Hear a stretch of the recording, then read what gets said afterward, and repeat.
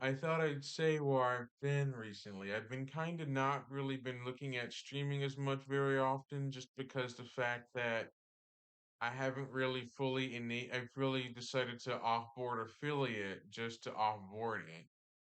I didn't feel like it was worth having affiliate on just because I just didn't feel like having it enabled in the first place.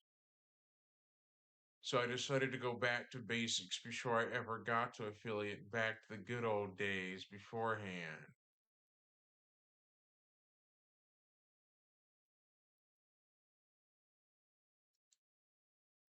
But anyway, I thought I'd explain what I thought about how my reactions to Twitch is that the platform's all right. It's just Twitch has to improve its game a bit by taking a look at streamers that are somewhat or mostly controversial. I'm not saying this to be any kind like any disrespect or anything like that. I've just seen a lot of streamers on Twitch lately go a bit in a way where they do things they shouldn't have done.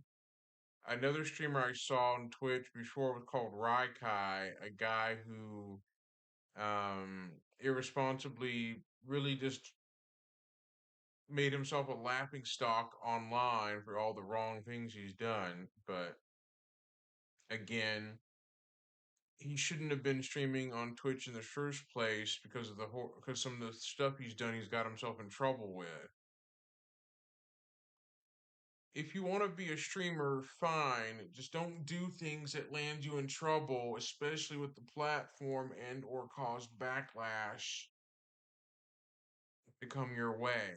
I've already saw a streamer in 2026 do the exact same thing, and he derailed his Twitch career uh, very heavily.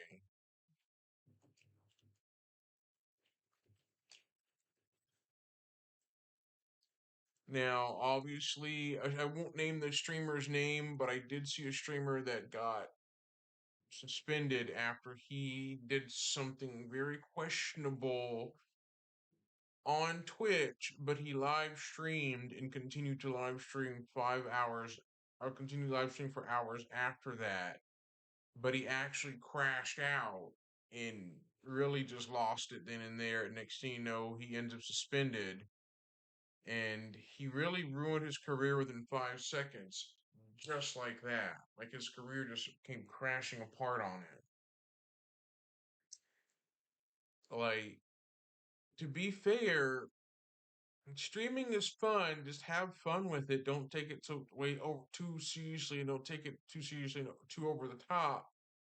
Because it because at any time your streaming career could either sustain itself going very very good, or could backfire. Cough cough. A certain Twitch streamer, I won't name the name, that did something very questionable while live on stream, and the next thing you know, it blew up in his face big time to the point where he crashed out and did not fess up to it. He just missed the way he went about it was terrible.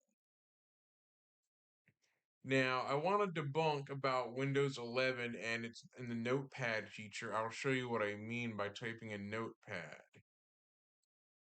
I won't name the streamer's name because the streamer got previously suspended, but I will show you what I'm talking about.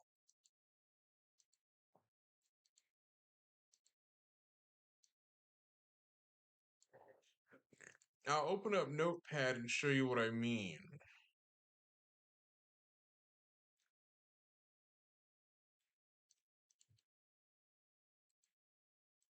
This is the Notepad in Windows 11 that I've got open right here. And now I'm going to show you that Windows 11 does not have a bug in it. So if I type in, let me just make the text larger.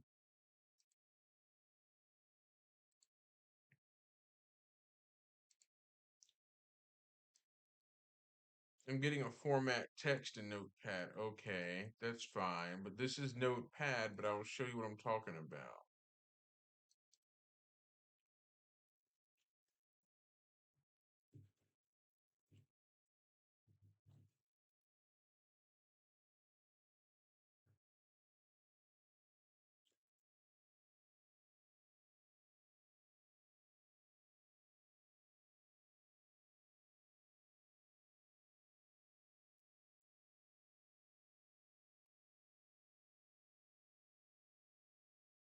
Let me just make the text larger. But this is what I say that, for example, I typed this in into the window here.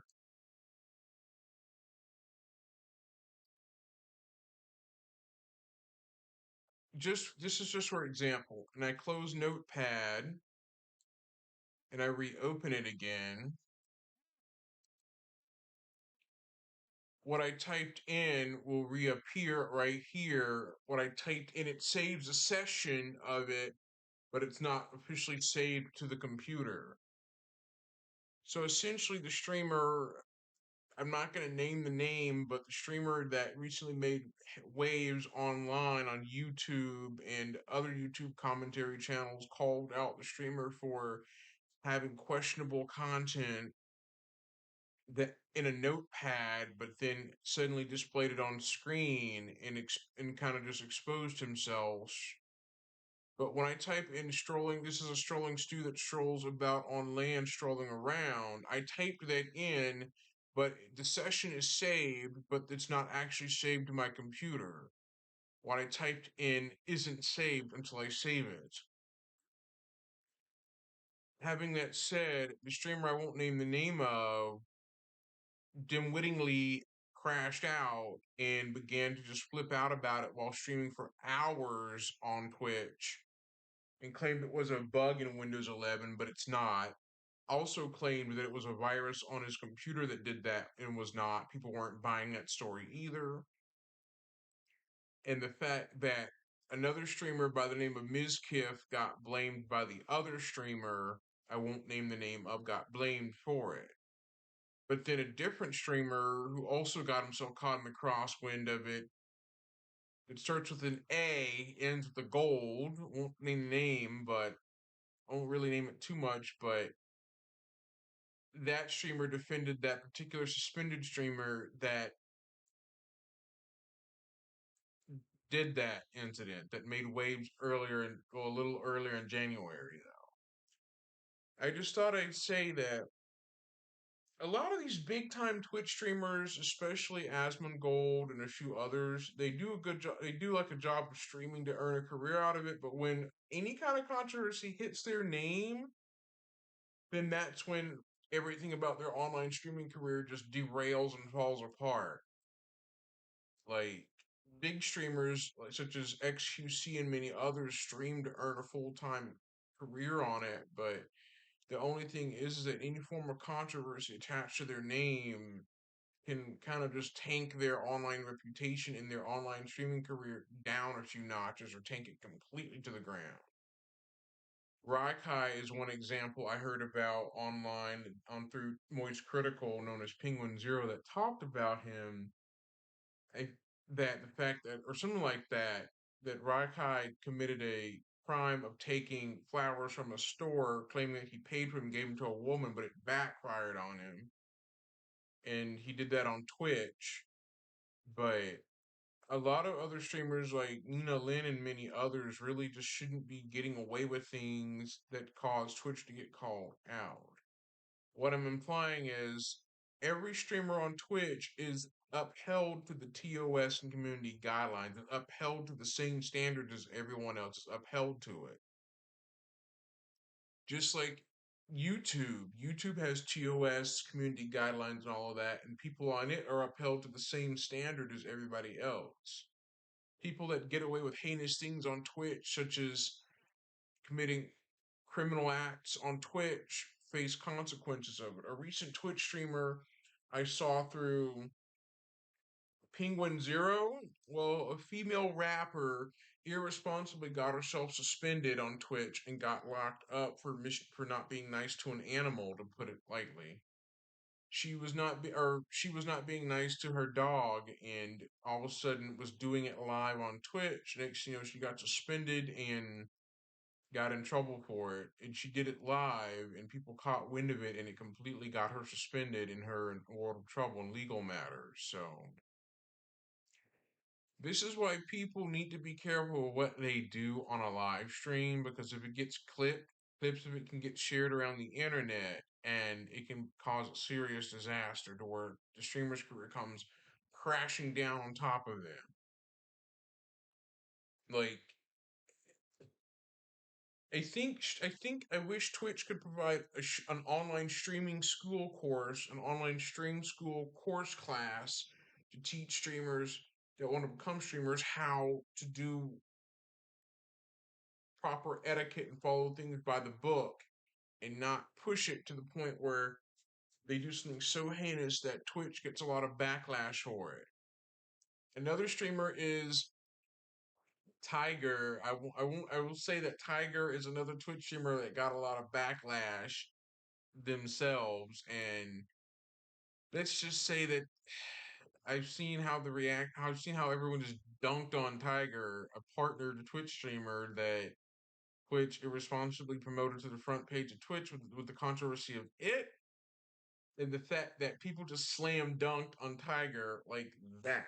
People just started slam dunking on Tiger and calling Tiger out and really just really giving criticism. And let's just say that my response to Tiger is if Tiger can't handle criticism, then if they can't take the heat, they need to stay out of the kitchen. Hi, Ann. All I am saying is streamers can have fun on Twitch, but you got to be careful what you're doing on the platform. One wrong move, and you'll just tank your entire career into the ground. You'll just mass tank your career. I'm showcasing the how a streamer, I won't name the name of the streamer that got suspended in 2026, but the streamer crashed out over a bit of a notepad bug, a supposed notepad bug, which is bullshit. Well, I put this is a strolling stew that strolls about on land and strolling around in Notepad. And when I open and reclose Notepad, it automatically saves the session, but nothing's actually saved to the computer, so watch. So when I open it, I had it open earlier, but when I close it and reopen it again, you'll see what I mean. See what I mean? The text I typed in is saved as a session, but it's not actually saved into the computer's hard drive. That's what essentially I'm getting at. What I'm getting at is that the streamer I won't name the name of, because I just won't, but starts with the letter L. L. I'll just leave it at that. But the streamer named L, won't say the full name, really messed himself up. Like, my big strike with him is he said some inappropriate slur words on Twitch live when people called him out on what he was doing very, very heinous. That's what fired back at him. Like, that's the fastest record of speed running your career into the ground within 5 seconds. Like, that's the fastest amount of time a streamer can easily self-destruct their own streaming adventure right into the ground. Like that quick, like that. Like some other streamers have faced controversy that starts small and it starts piling and piling and piling and piling and piling and piling until crash. It comes crashing down around them. I mentioned Tiger, partnered Twitch streamer that really caused people to turn heads, especially XQC turned his head to Tiger and many others that really slammed Tiger online, and Tiger didn't take kind to the criticism. It's TYGRE, but Tiger didn't take too kind to criticism.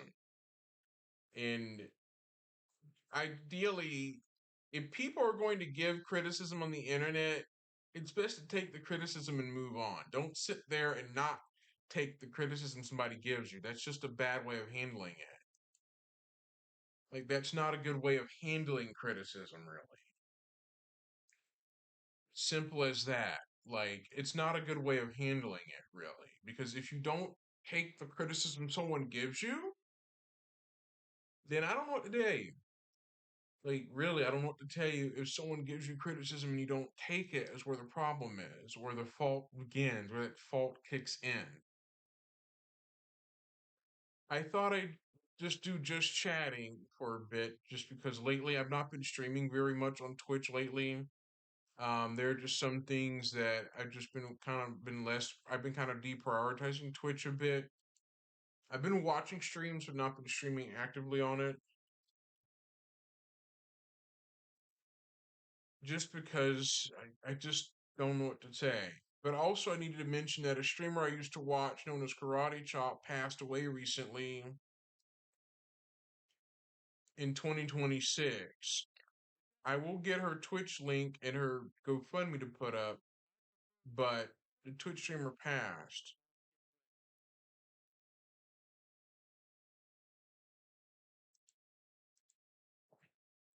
I'll explain.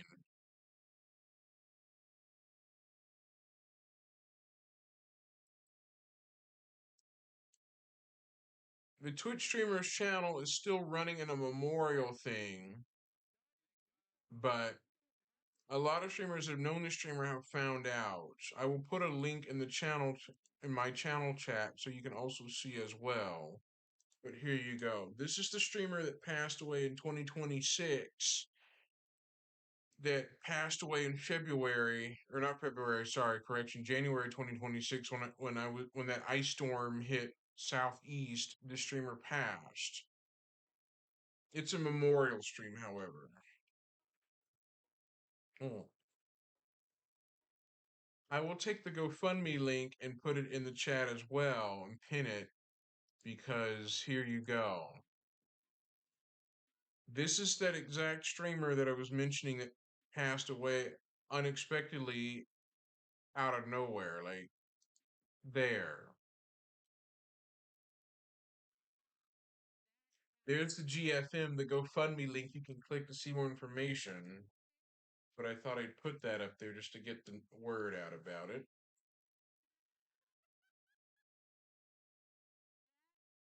Just to show that that's what I've also found out the hard way. Tuesday back in January, I forget what Tuesday it was, but it was toward the tail end of January that I woke up Tuesday evening and found out the news that was very unpleasant. Stuff like that. But other than that, another thing I also wanted to mention is video gaming to me is all right still, but I yet to see it be any different than what it is. Hang on. Oops, I'm showing the Twitch window. Whoops. Oh, oops. Oops. I didn't mean to do that. Oops. OBS focuses on a completely different window. Let me just not do that. Oops. Whoops.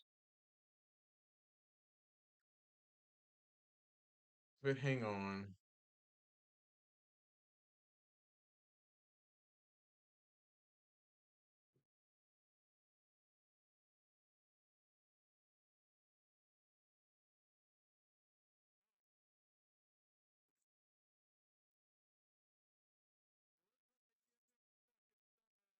But anyway, I'm going to show off The Sims 1.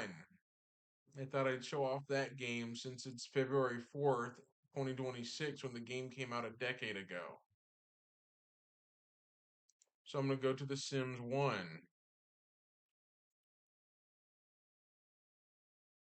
I thought I'd show off the main game that started it all 2 decades ago.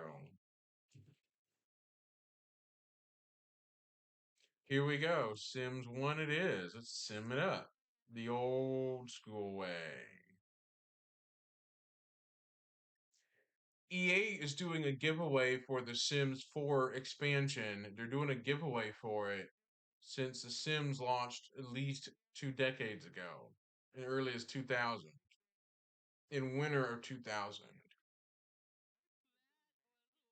The Sims 4 has a base game update now live for PC players. Xbox players don't have it yet.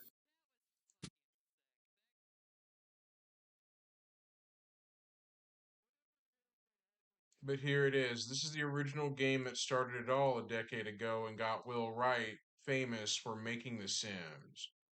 It got him to the top in the video game world, creating a simulation game that people love, and it sold more than 1 million copies and broke a Guinness Book of World Records of it, being the best selling game of all time.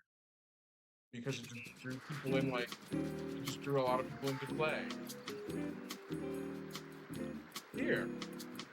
Oh, here. Let me just turn the sound down, but this is it.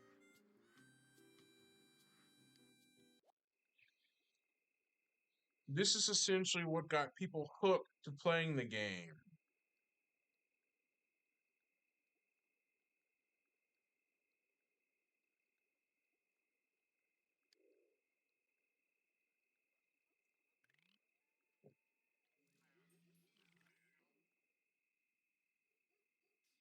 The original game that started it all.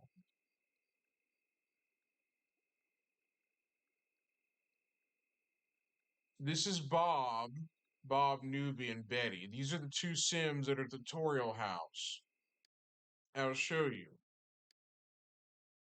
When you play Sims 1, right here, that's the tutorial house you'll get introduced to when you first start The Sims for the first time. Tutorial House 1, right there. That orange arrow that points at the top of the house would be the tutorial house, that. And it teaches you how to play the game through it.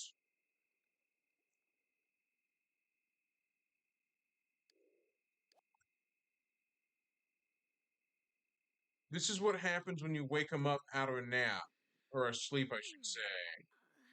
Yep. Betty will start throwing a temper fit. Watch.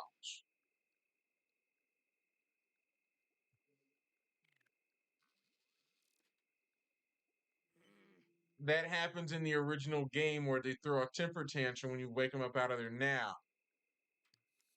In Sims 2, that doesn't happen. Not in Sims 3 or 4. They don't throw a temper tantrum.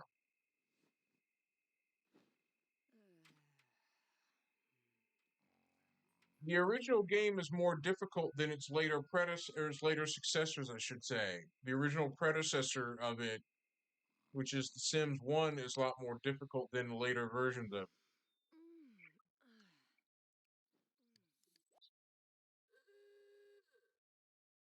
Time to go to work. Work. Let me just pause and resize that window.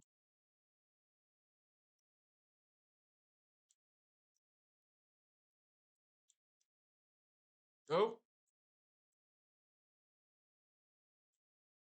now I never thought that The Sims 1 would actually hit popularity with people anywhere in the world. Like it hit popularity that it had so many language translations of it. From English to Spanish to French, like it had multiple language translations of the game.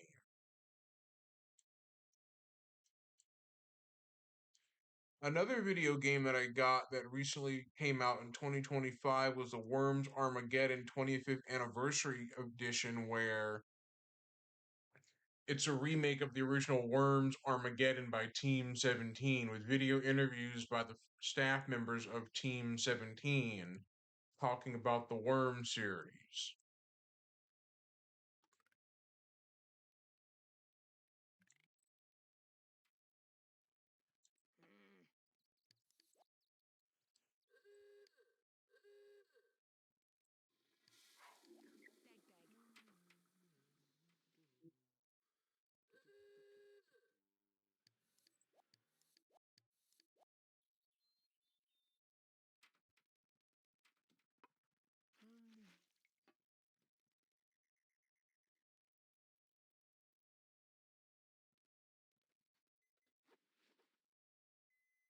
Ooh.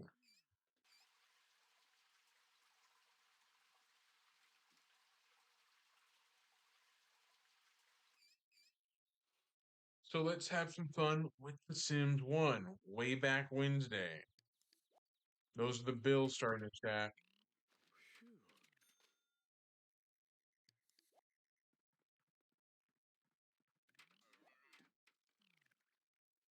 There is a robot named Servo.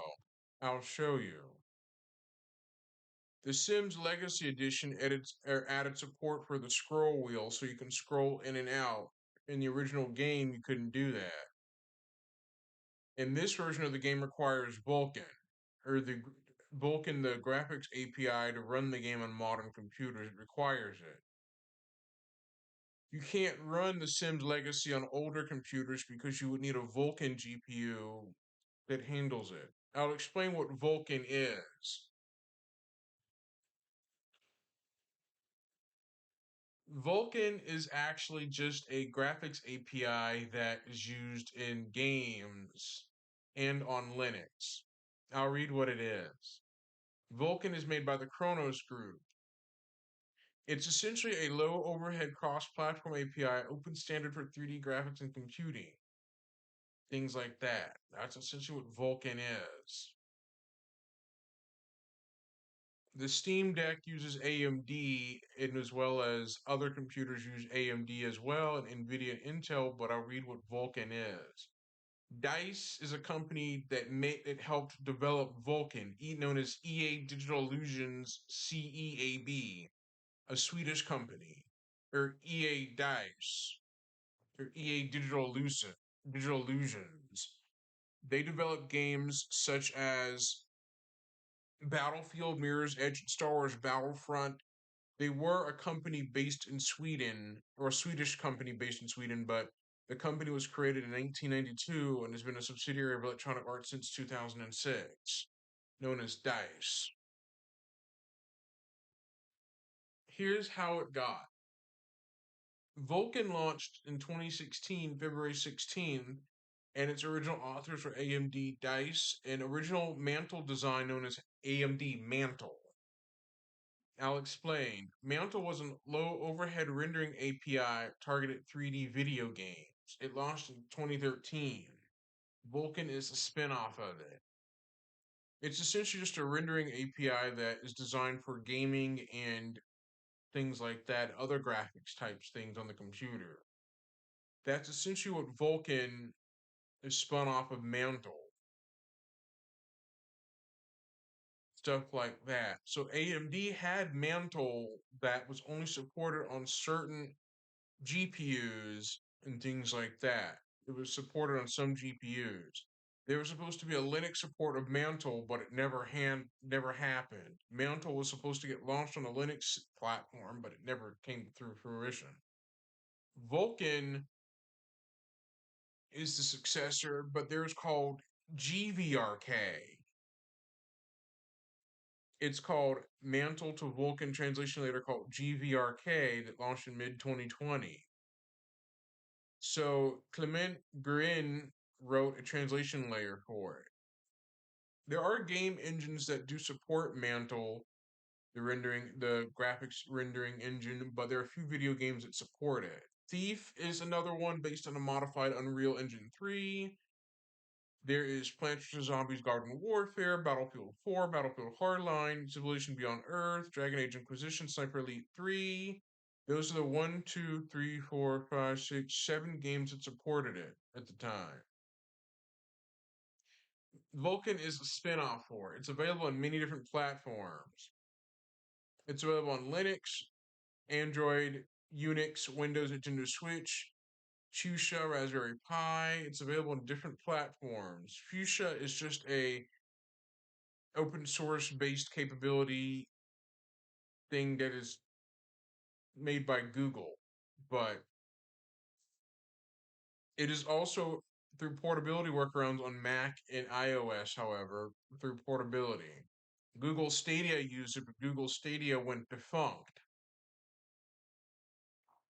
I'll give you a simple overview of it.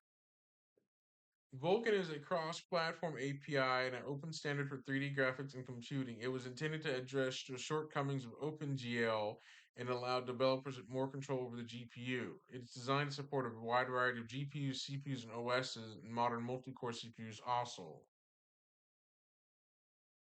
OpenGL is a programming interface for rendering 3D and 2D graphics as well.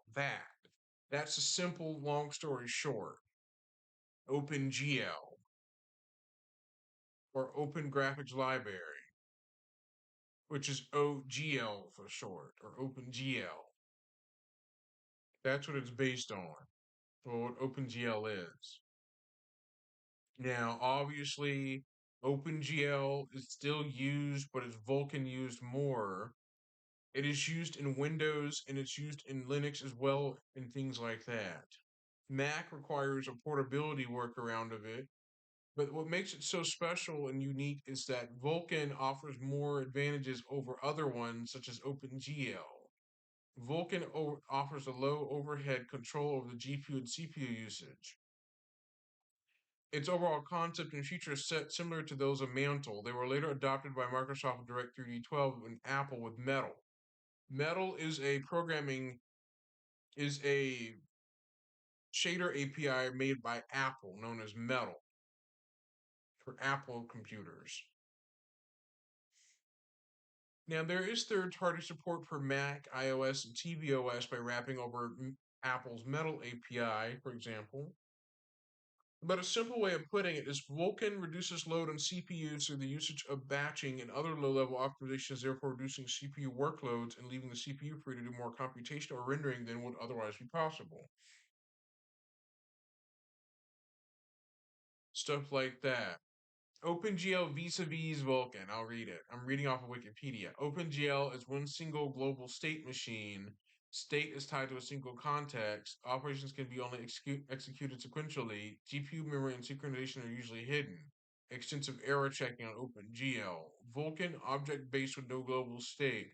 All state concepts are localized to command buffer. Multi-threaded programming is possible.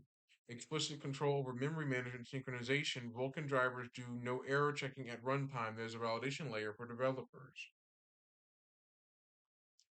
Vulkan launched at version 1.0 to 1.1, 1.2, 1.3, and 1.4. Vulkan 1.4 is the last version by the Kronos group that released it. That's essentially what it is. Now, the simple thing is Lunar G is an American software company that specializes in device driver development for video cards. Lunar G, things like that.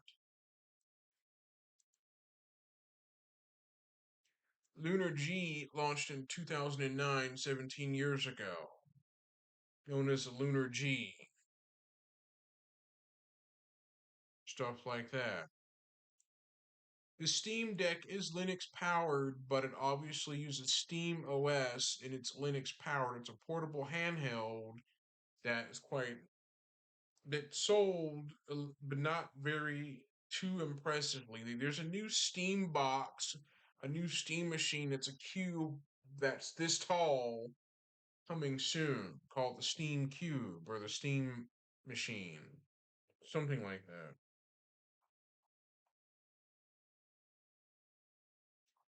In Linux systems, you can verify if your system is running Vulkan or using Vulkan support or not using Vulkan info in a terminal, and it will show information about supported Vulkan instances in VKCube, a program to test Vulkan implementation on a system. It's essentially a spinning cube that spins with the Lunar G logo rapidly. Test that. That's just a simple explanation of it. Now, another gaming service that went was Google Stadia. It vanished in January 18th, 2023. I remember seeing Google Stadia launch in November 2019, right around November 19th, right before Christmas 2019. It launched then, but it eventually went into 2023. It completely vaporized by then. I actually enjoyed Google Stadia up until its closure, until it shut down. Yes, I did, but I missed Studia, or not missed Studia. I meant to say I missed Stadia because it was cloud streaming. This is before I ever tried out um, NVIDIA GeForce Now, the free version of it, but Stadia went into thin air. Basically, I'll read it.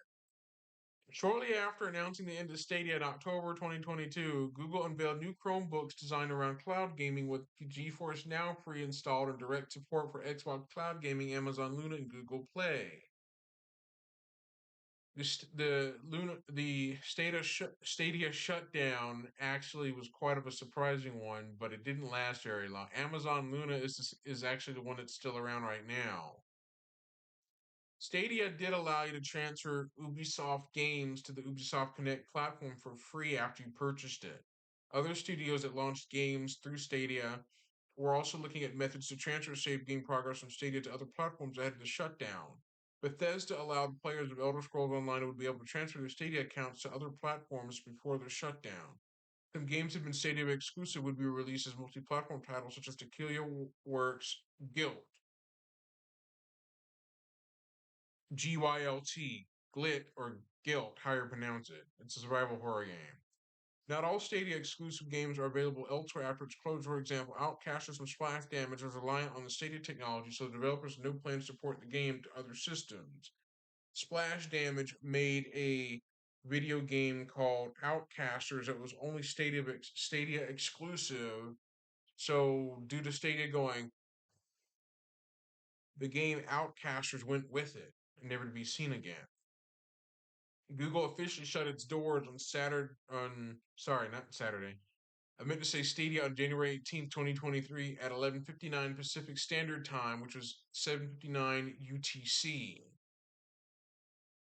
UTC is Coordinate Universal Time, but at 11:59 Pacific Standard Time, which would be a lot later Eastern Standard Time, is where Stadia went completely defunct. So it's 11 California, so 10 Mountain, 9 Central, 8 Pacific. Or no, not 8 Pacific, hold on. It's 11 p.m. California time. No, 11 p.m. California, 12 Mountain, 1 Central, 2 a.m. Eastern time is when Stadia shut down right around 2 a.m. Eastern time. A little after 2 in the morning Eastern. Stuff like that. The Stadia controller was a controller released by Google called the Stadia controller. The Chromecast Ultra and the Stadia controller were released with the Founders Edition and Premier Edition bundles. Google did actually unlock the Stadia controller through an update after the shutdown. The thing is, Stadia also went free temporarily during the COVID lockdown. In March 2020, Google sent promotional emails to owners of Chromecast Ultra devices offering 3 months of Stadia Pro at no cost for redemption. The following month, while many people were quarantining at home during the pandemic, Google launched a free version of Stadia, making it available to anyone in eligible countries with a valid Google account. 2-month Pro subscriptions were given at no cost to all new and existing platform users. Stadia was nice and all, but it flopped. It just backfired. It completely just came. It just flopped on itself. There was supposed to be Avatar: Frontiers of Pandora, Baldur's Gate 3, Cyberpunk 2077, Phantom Liberty, Skull and Bones, and X Giant were all released on other platforms due to because Stadia shut down. The games I just mentioned that were canceled never got a Stadia release, but were ported to other platforms as a result. That's essentially what it is. But back to The Sims. I just thought I'd explain a little bit about that. But here we are. There's the news Nancy the Paper Girl. Nancy cannot be interacted with. She's an NPC that's non playable.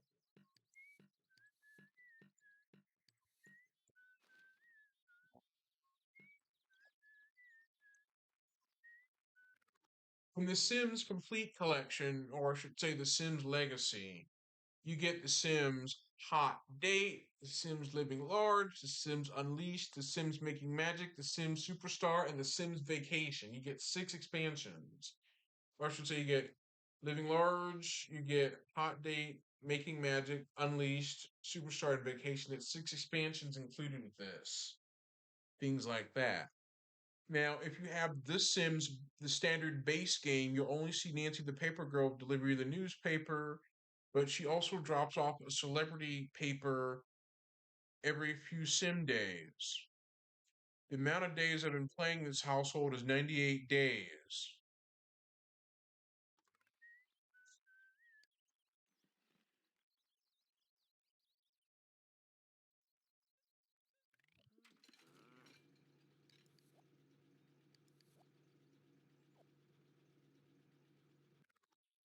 There's Alfred the Butler that is featured in the game when you have the other expansions of The Sims installed. You'll get Alfred the Butler.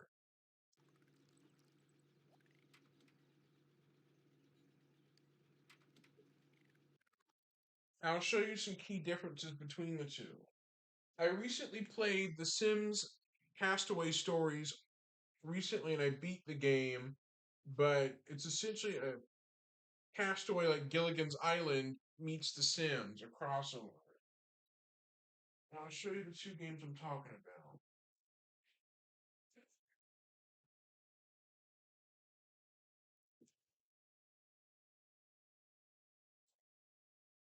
Let me find The Sims base game.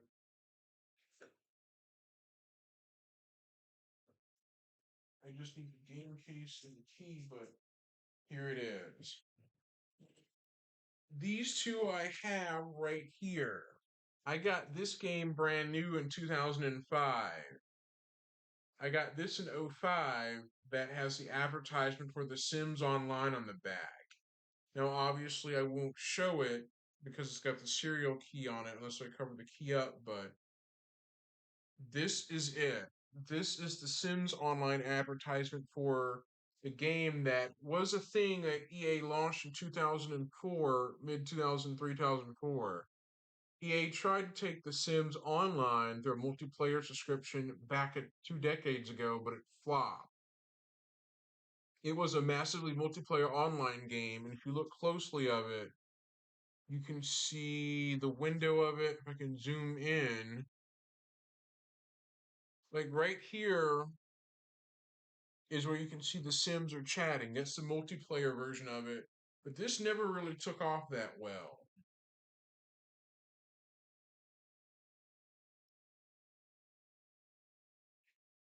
I'll show you what it looks like. This is the deluxe edition that is on two CDs, CDs 1 and 2. CD 1 is on the back, CD 2 is on the other side. This is also going to show promo for The Sims Vacation.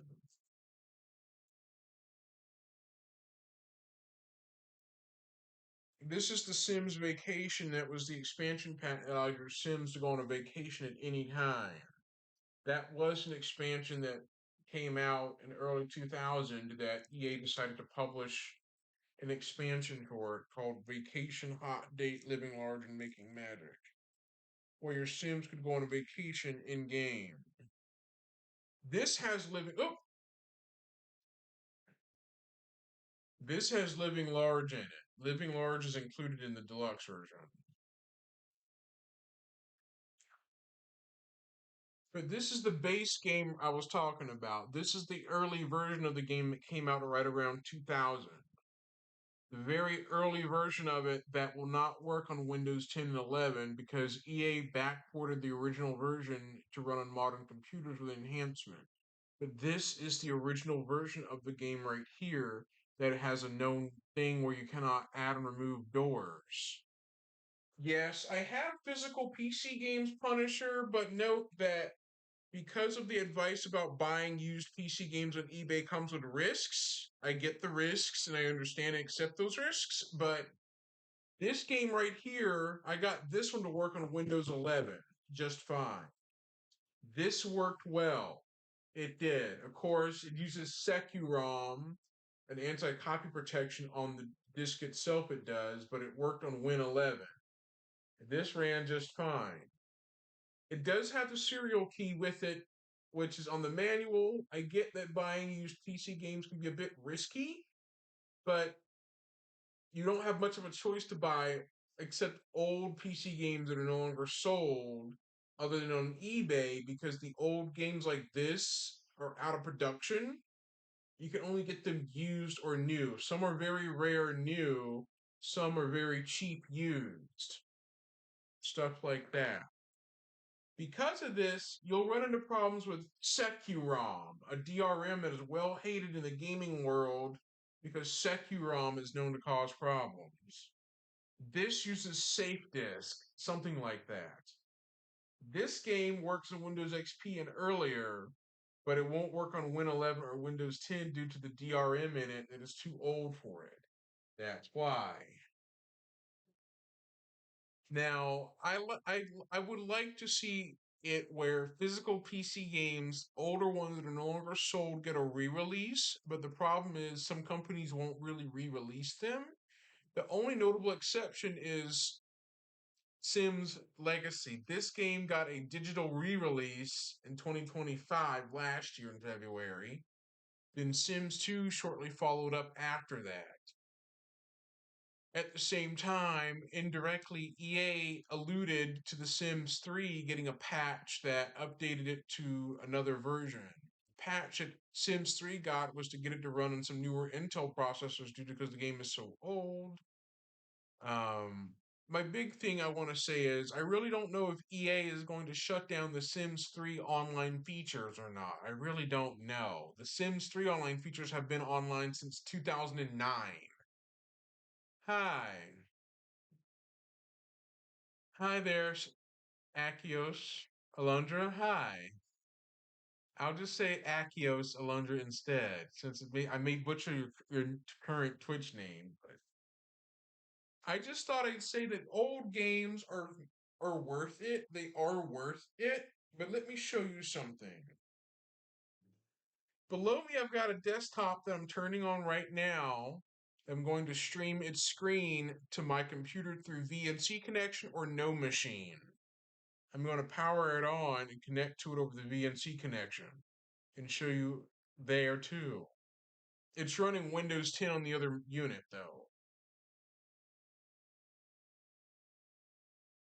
The reason why I haven't really been streaming a whole lot just because I find it fun. It's just I haven't really seen what else I can do to make it more entertaining other than what I can already do now. But anyway, we'll stick with Sims 1, the classic Sims game that made it all happen.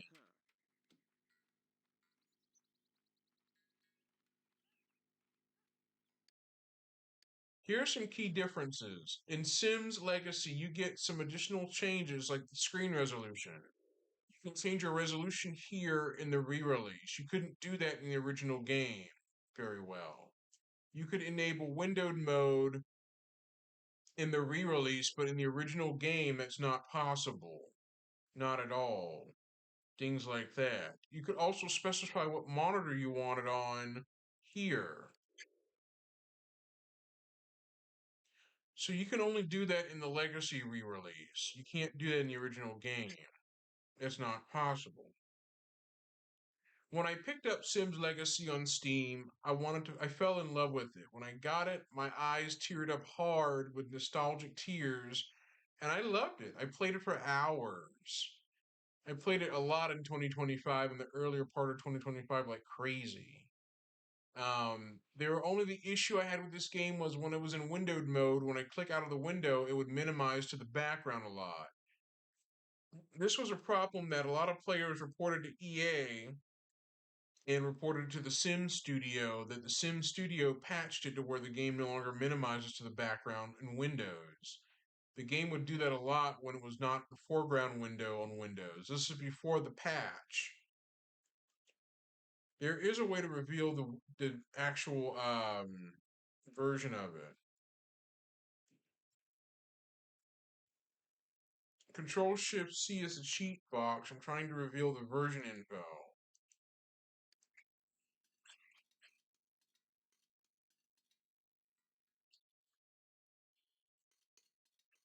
I guess not. This is the 2025 relaunch, though.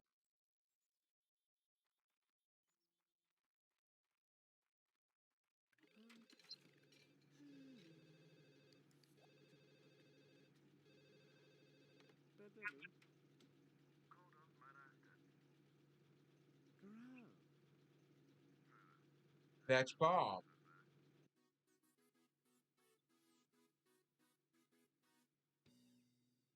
You'll get random pop-up boxes and phone calls. It says a computer bug has deposited 250 in your bank account. Bob's got work to do. Work. Now.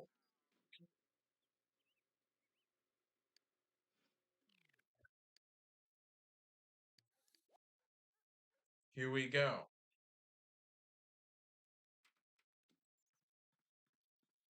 This is it. This is the favorite game that I actually like playing because it has all the expansions, no stuff packs in it. Sims 4 has over $1,500 worth of DLC. Literally over like 13 to $1,500 worth of DLC for it. Literally that.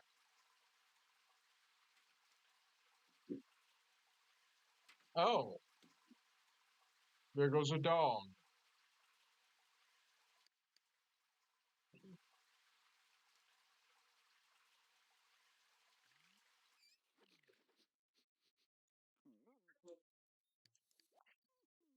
The game is very simple, but it seems difficult to new people, but it's simple. You just point and click at objects that highlight them. When you highlight it, it lights up. When you hover over them, to click on and select the appropriate action like this. Simple as that. You just click and select the action you want them to do. That's essentially what The Sims is all about. It's just a simulation of real lives.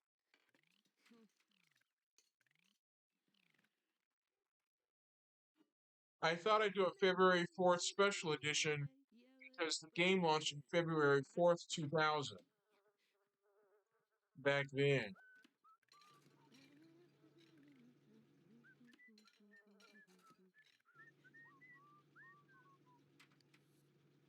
The game that really kicked off a generation of it.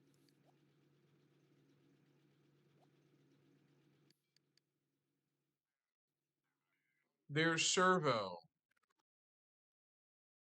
That Servo is a bot that can't really be interacted with in Sims 1, but that is Servo. This is him. Or this, I shouldn't say him, but this is it. I can't really say the gender of Servo because Servo does not have a gender until Sims 2, but this is what Servo looks like.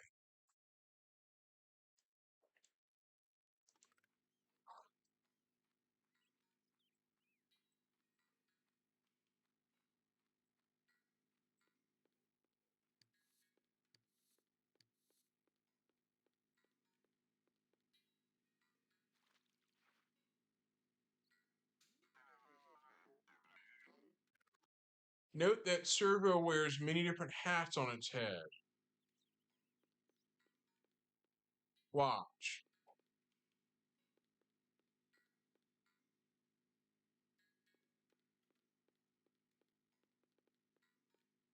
Servos can teleport back in their charging chamber if there's no pathway for them to walk back to it.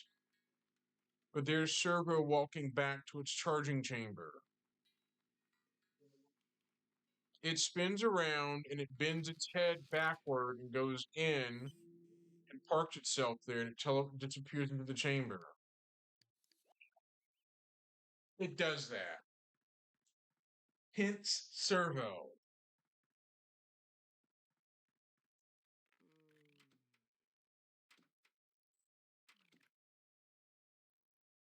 Servo was its name. Oh, pun intended. I had to put a pun in there.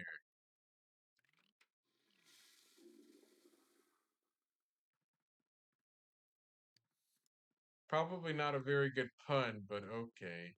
There's Alfred the butler.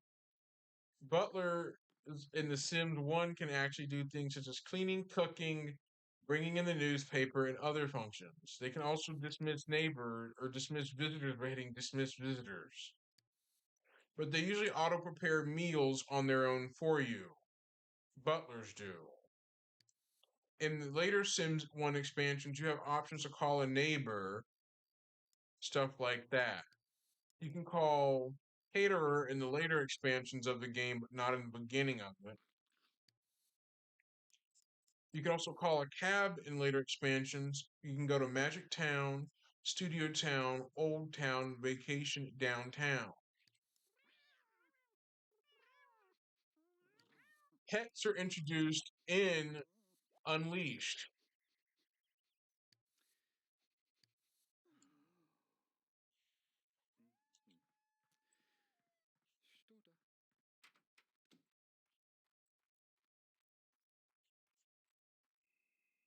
Bob, home.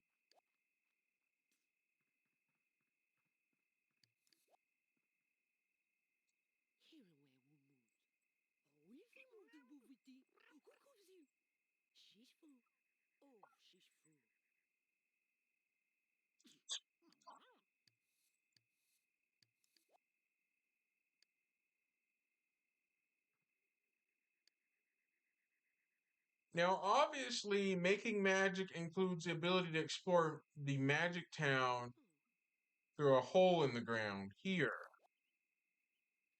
To get to the magic town, you just go to the hole in the ground. This black spot. Sims jump into it and appear into the magic world.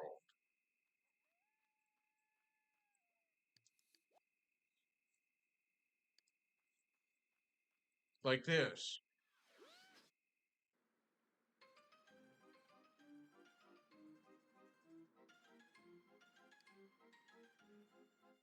That's part of Making Magic, the last expansion pack for Sims 1, right around the Sims 2 era, the very last expansion. The fact is, EA decided to promote Sims, a pre release sneak preview of Sims 2 through it. They did through the Making Magic expansion pack. They actually did.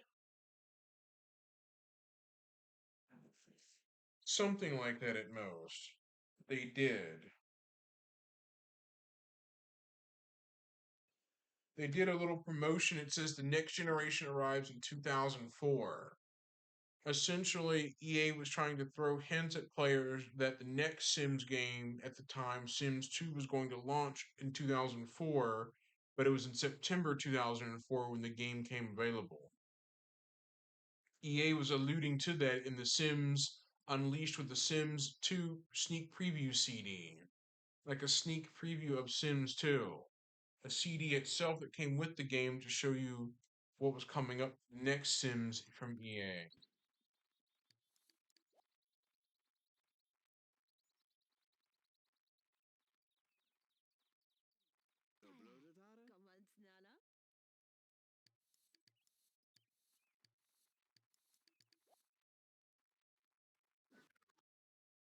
Here's a bit of a TCRF, the cutting room floor.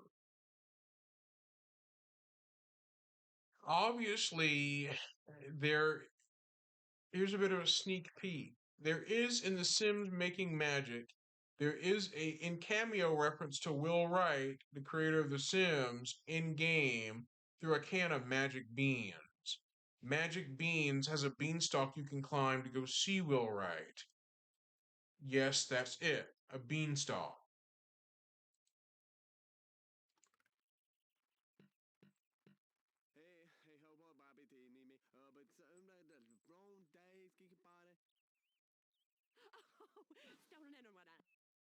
Let me turn up the desktop audio a bit.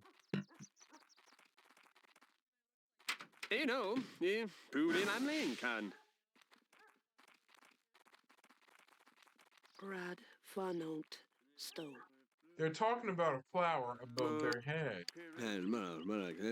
They're talking about stuff above their head. It's a balloon. Is het wat leven sneeuw? Ik ken kolen. Obviously, the magic beans is difficult to spot.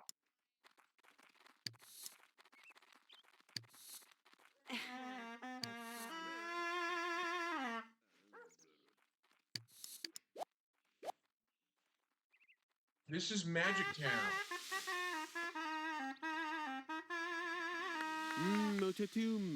Mày có trời. Nè. The magic world. Saan? Kapalalamlame, apole pete prepobo. Ah, lavatalamdu. Something sweet and sticky. That must mean honey. Gì đó với thầy.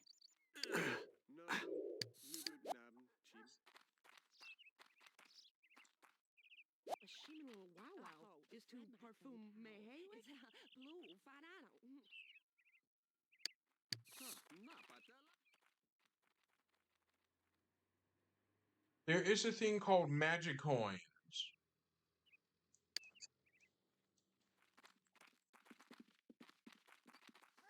So let's go back home.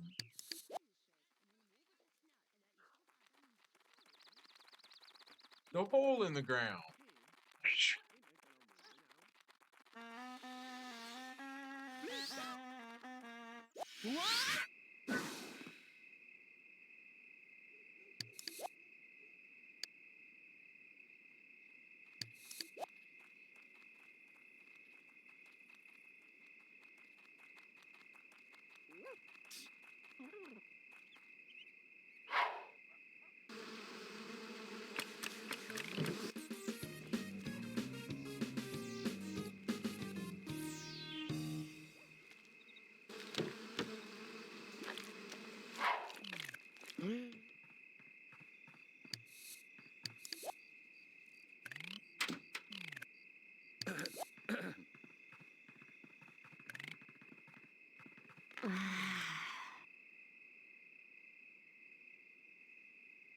Oh, fanna twaraста. Ikubada. Collecto baka. He dao. He morao titi. Mea hukukumalau hukumi. They're talking about peace above their head.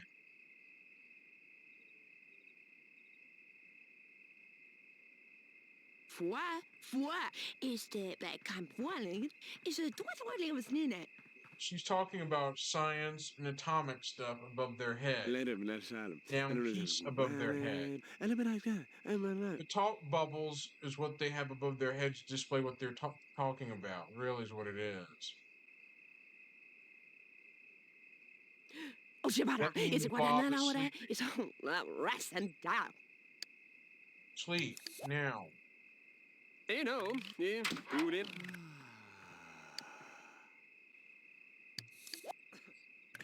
Ah.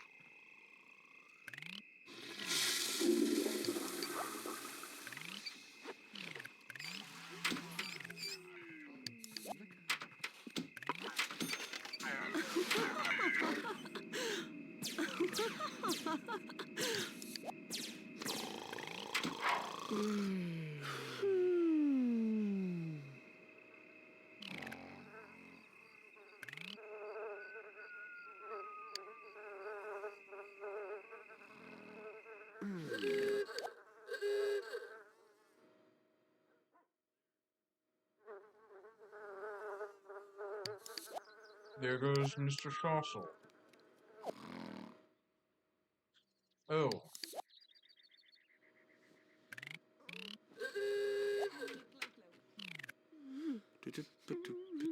Bob, bathroom. Now.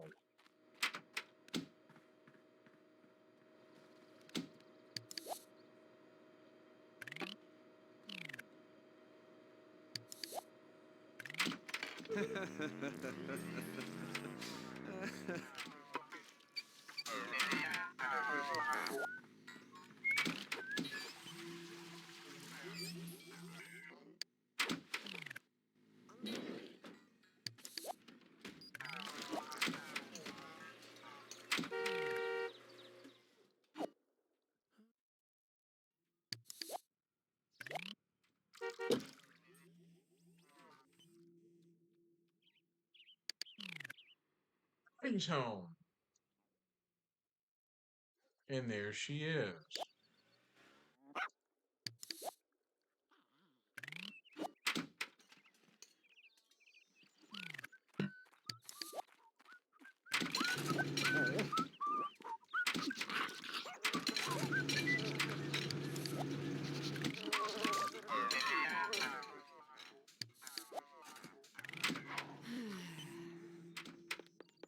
There goes Claire the bear. Oh.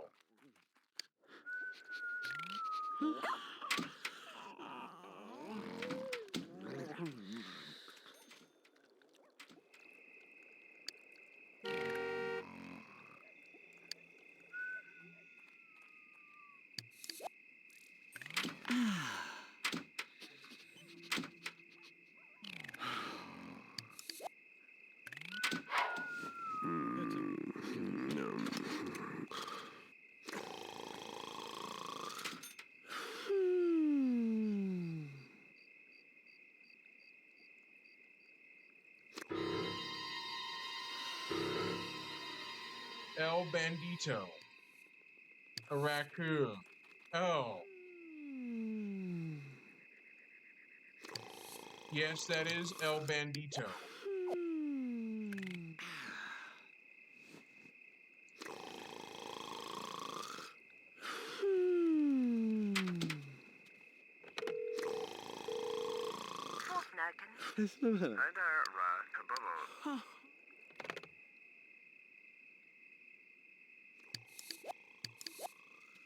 El Bandito is a skunk, or not a skunk, I should say, like a raccoon. Something like that. Let me look it up and I'll tell you what it is. El Bandito, the raccoon. I'll read it. The Sims Wiki is a fandom wiki that explains everything. The raccoons only appear in The Sims Unleashed, The Sims 3 Pets, and The Sims 4 Cats and Dogs. It won't appear in The Sims 4 Business and Hobbies, not fully. I'll explain.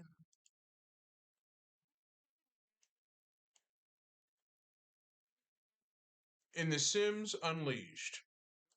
The Sims Unleashed includes an NPC raccoon known as El Bandito. That's Spanish for the bandit, something like that. This raccoon will appear randomly at night and will raid the garbage can, creating a mess and waking up any Sims and pets who are sleeping. He will often wander around the lot before deciding to head for the garbage can.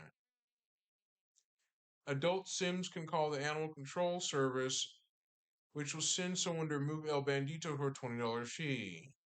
A dog may autonomously choose to shite El Bandito. The dog wins, the raccoon will leave. Adults and children can try to shoo him away, though they won't do so anonymously, and he won't always leave if they do. When a child tries to shoo El Bandito, a missing animation thought bubble will appear. This is like an oversight made by Maxis where they forgot to include the shoo animation for the interaction. The raccoon will still leave for the lot sometimes. Will still leave the lot sometimes, however.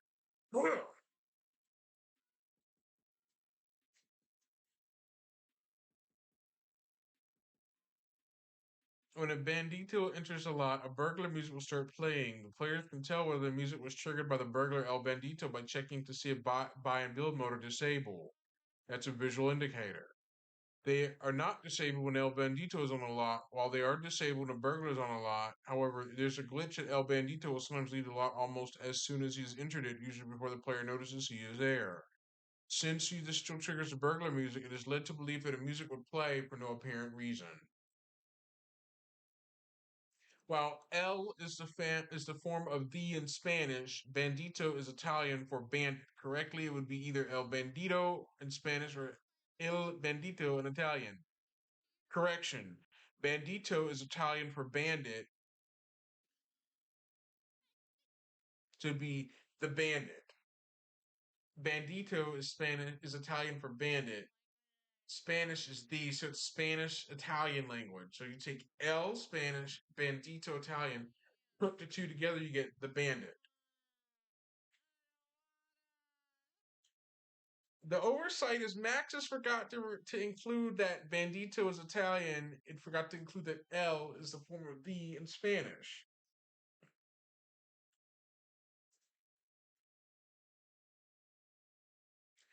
The Sims 3 Pets. Raccoons return in The Sims 3 Pets where they wander in the player's home world following the selection of the expansion pack. Internally, the male raccoons are always named Miko, while female raccoons are always Mika. The Ko is male, Ko, Ko, and Ka is female. Mika is female, Miko is male. However, on Mouser, where they simply say raccoon, they can often be seen tipping over garbage cans on residential lots. Raccoons don't have any trades. Sims can either watch or chew the raccoons, although some may be able to pet them.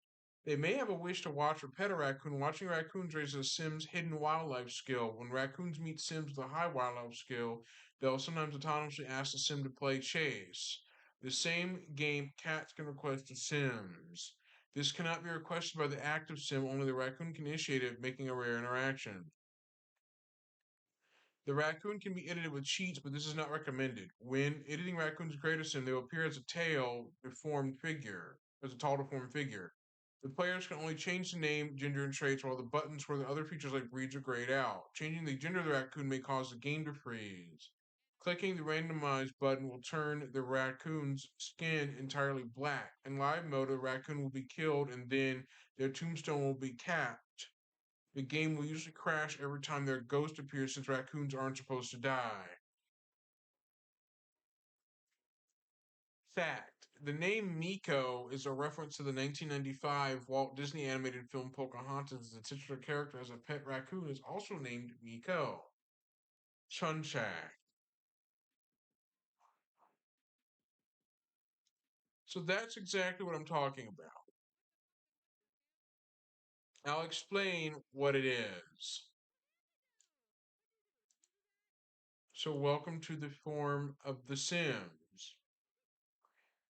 I'll explain here.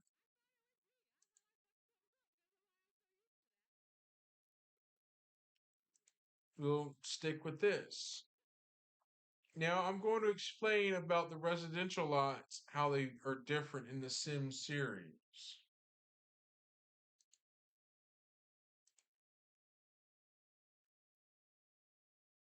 It says here, The Sims. When a family buys a lot and moves into it, it becomes their home. If the family moves from one residential lot to another, all their belongings are sold. However, build mode items such as doors, windows, and stairs remain. Unless the vacation expansion pack is installed, Sims are only able to sleep on residential lots as vacation allows Sims to sleep on vacation lots.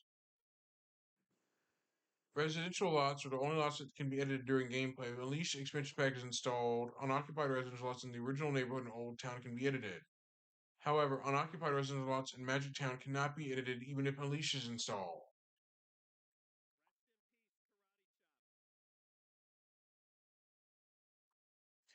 That's essentially a definition of what the residential lots in the game do. So back to here. Ignore that subprime sub thing. Disregard that. I forgot to take that out. I forgot to edit that. Delete. There. I took that out.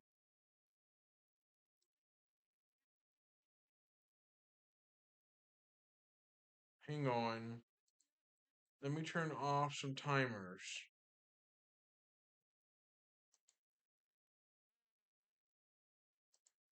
Let me test something.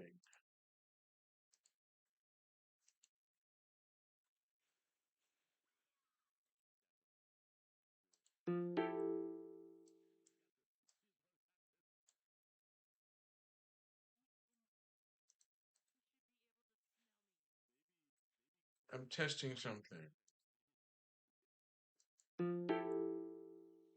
Okay, my overlay is hosed.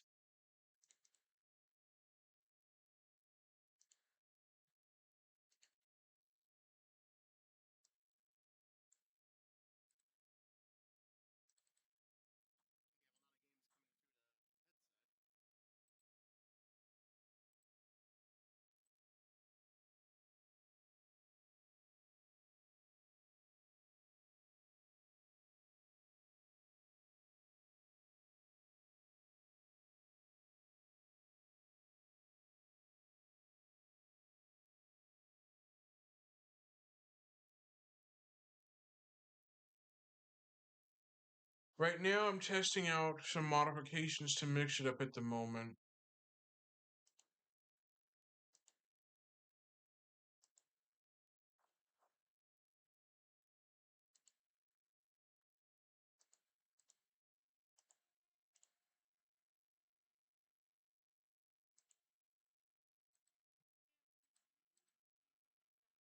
Hang on.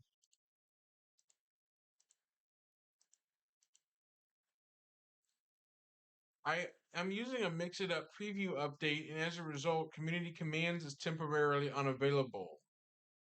Community Commands is temporarily unavailable while we work on the switching and improving our backend infrastructure. So community commands is temporarily disabled.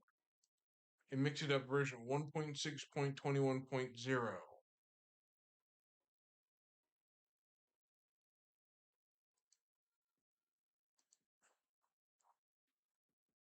Hang on.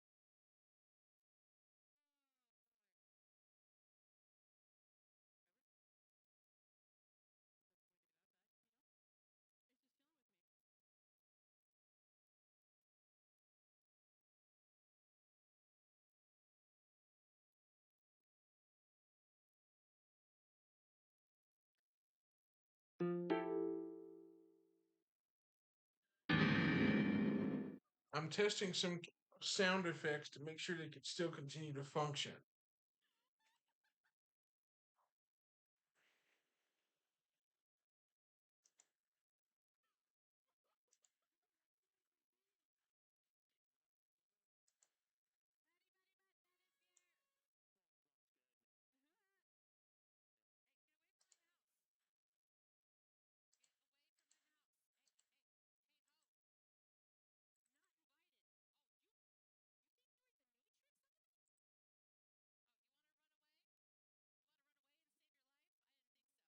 Hmm.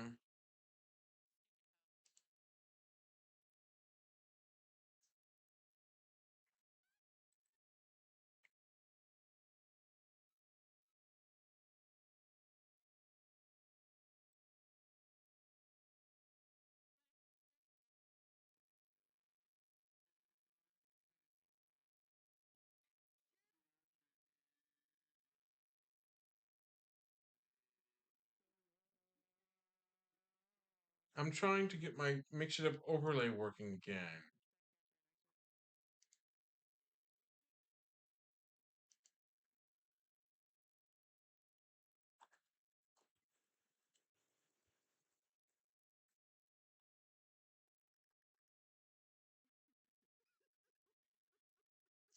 Oops, I started OBS first, then Mixitup second.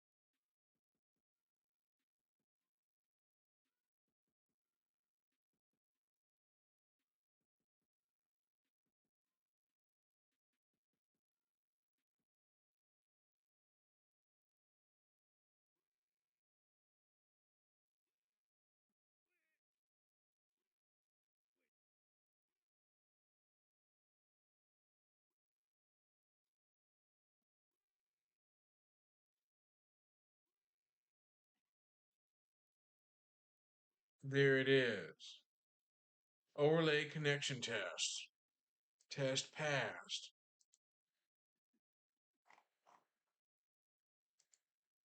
Mixitup uses overlays. No, I'm just doing tests. overlay tests. Testing some overlays.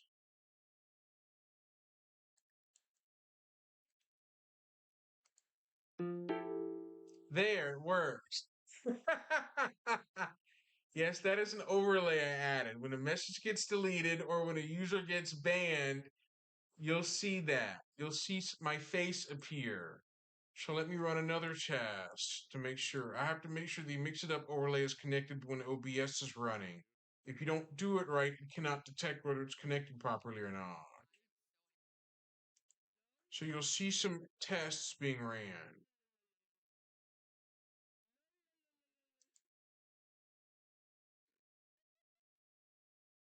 Hang on, please wait.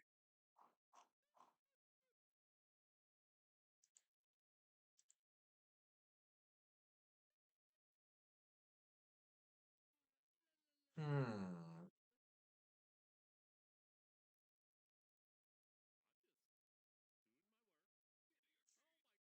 While I test this.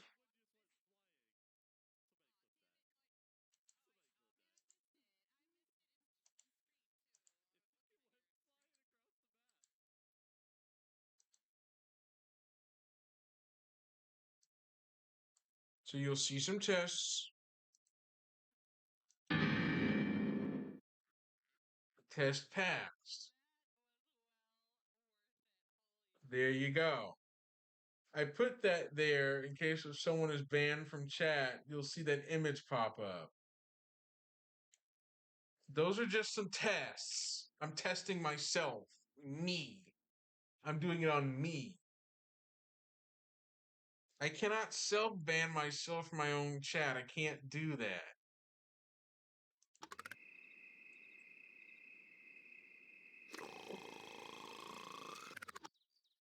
Hang on, please wait.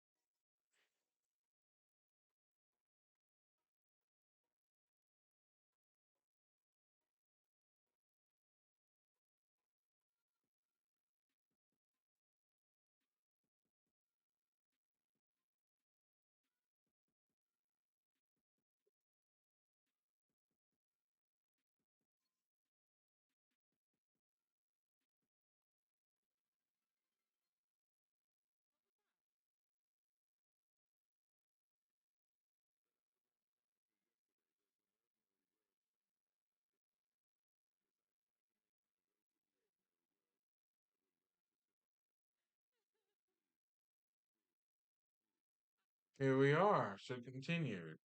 I just thought I'd do some little bitty mix it up tests.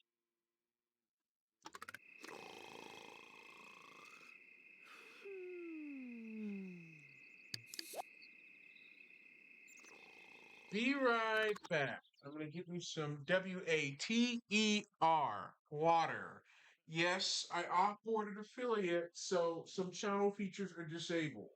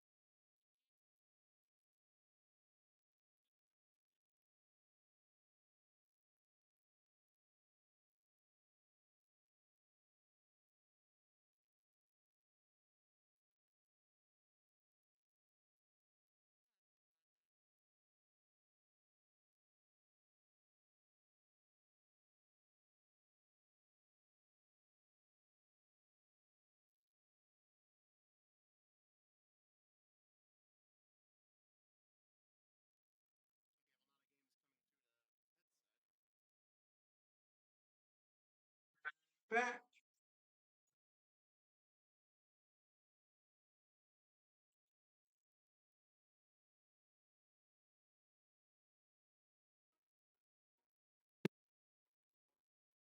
Sorry, there's no hydrate command for that. Eh.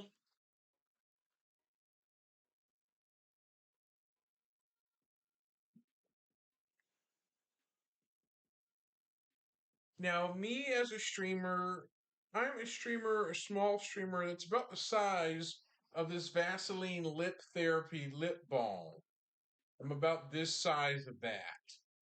That's how small I am as a small streamer. So I'm pretty much a small streamer about the size of this.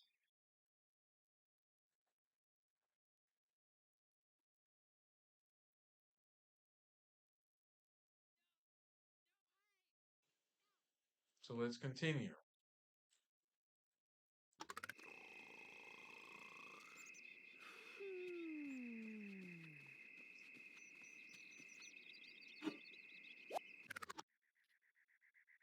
Twitch had Dan Clancy live on the front page of Twitch talking about partner and affiliate, the difference between partner versus affiliate.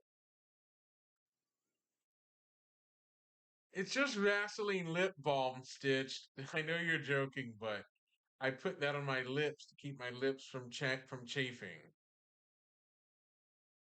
What I should say is Dan Clancy mentioned that affiliate you earn your monetization through affiliate, but partner is just a way to recognize your hard-earned work on Twitch is really what partner is. He mentioned that when someone asked him what's the difference between partner and affiliate, well, he said that affiliate is where you earn your monetization through affiliate, but partner is a step up where you just get recognized for your hard-earned work on the platform is really what partner is, and it has a few additional perks to being partnered than what affiliate doesn't.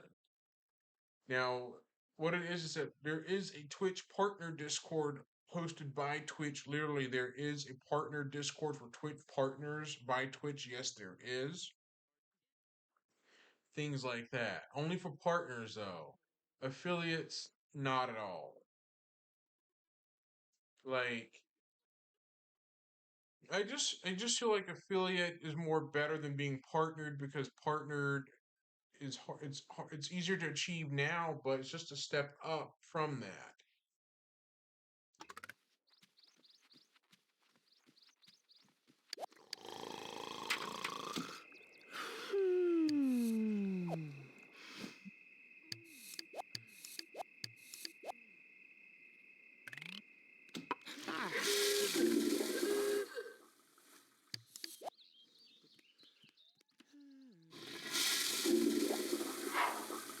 Oh, so. Hi, Mythic. If it isn't Mythic,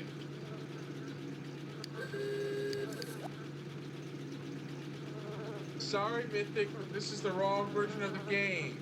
This is Sims 1 PC version.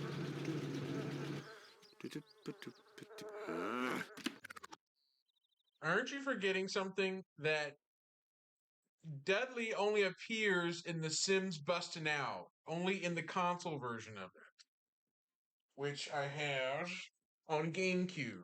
I have it on GC. I'll show you. I've got TSBO, The Sims Bustin' Out. This game right here, I've got it on GameCube, but that's about it. I've got the GameCube port. I got it disc only off of Lukey Games, the disc only version. This version of the game requires a memory card in the GameCube version to run because without it, you'd be out of luck. This is busting out. It is scratched to heck and back on the back. It's got light scratches. I think it's been rebuffed, but it's not too scratched, but here it is. This is the disc that I have played on GameCube, but this version is very, very memory card heavy. If you take the memory card out of the GameCube while playing this version of the game will pause indefinitely till the memory card is reinserted. The game will also won't work if the memory card is full or absent. So if you don't have a memory card, the game won't work. If the memory card is full, it won't work. If the memory card is removed, it won't work. The same is said for the PS2 version. So the PS2 versions of The Sims Busting Out and GameCube versions require the memory card to be present at all times. The original Xbox version doesn't do that. So I've got Busting Out. This is one of the games I saw back in 2004, right around 2003 to 2004. I saw this one. The PS2 version has online support. The PS2 version did at the time. That was long gone, long discontinued in 2008. Known as known as Busting Out Online, the online version for PS2. I've got a few other GameCube games in here I got back in 2022, such as Spider-Man 2, Lego Star Wars 2, Call of Duty, the red one, Call of Duty 2, Burnout 2 I got a long time ago, Tom Clancy's Rainbow Six 3, and X-Men Legends. For X-Men Legends 2. So those are the GameCube games I've got that I just have as a relic. As a bit of a collection, a bit of a mini collection of GameCube. Stuff like that. Another throwback I also have that might shock some of y'all is ta-da! CDRW, the old blank physical media that was sold in stores back in like 2012 and earlier. These. This is it. This is CDRW media I had to buy on eBay just because I wanted to show that physical blank media like this brand new can still be found on eBay and Amazon still sold on there. You just can't find it in stores. So I've got blank media. This is the Ultra Speed CDRW. The Ultra Speed version can go from 4x to 12x. That's the multi-speed version. I have another version of it that is it's like a low speed version. It doesn't go that fast, but it is the same speed. I've got another one that is 4x only. This is a Memorex one from 2002.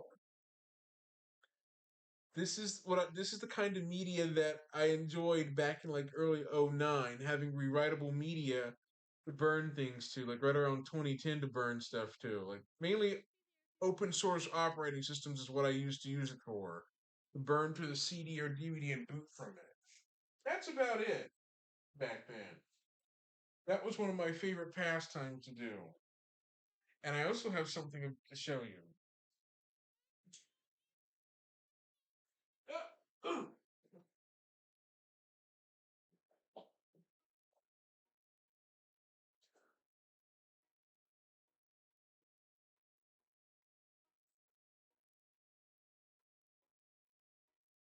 I also have some physical blank DVD RW discs I brought back in 2025 directly off eBay, brand new in packaging. I brought these brand new. Whoops! Butterfingers.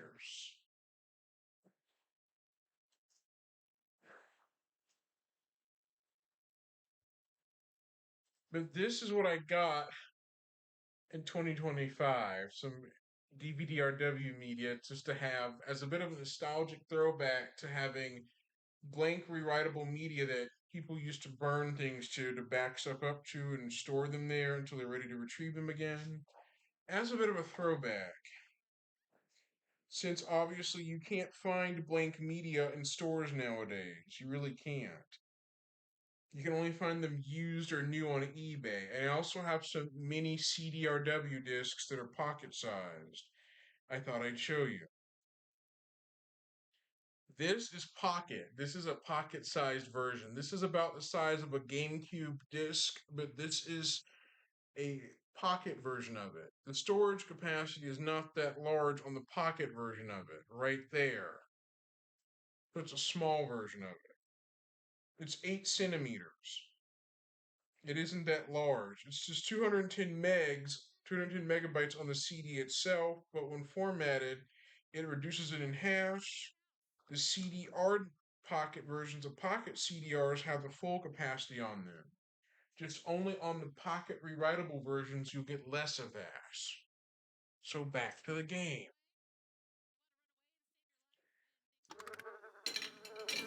Not 10 to tuna, Mythic. Not quite.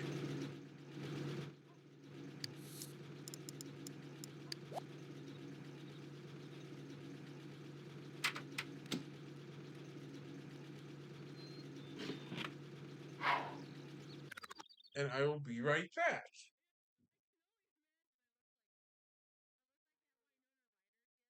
Hmm.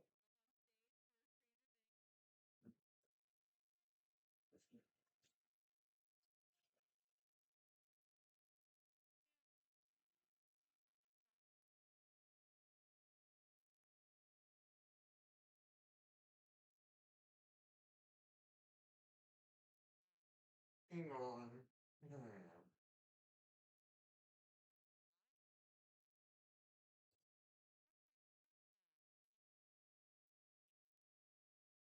Hmm.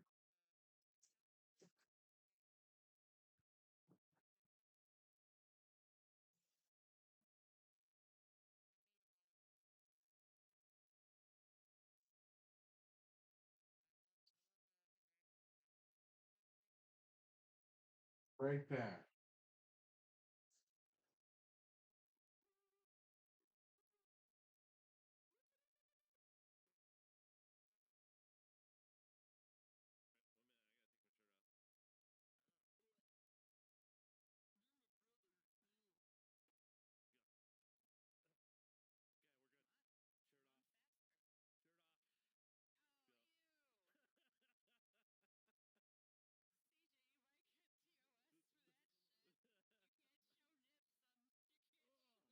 I'm looking for something, but I should say what I should look for. Hang on. Or I should, but I'm finding something. I'm trying to find something. I'm just looking for something, but this shouldn't take too long.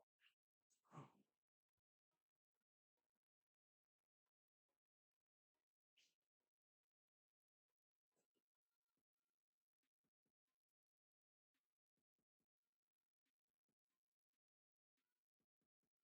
right back.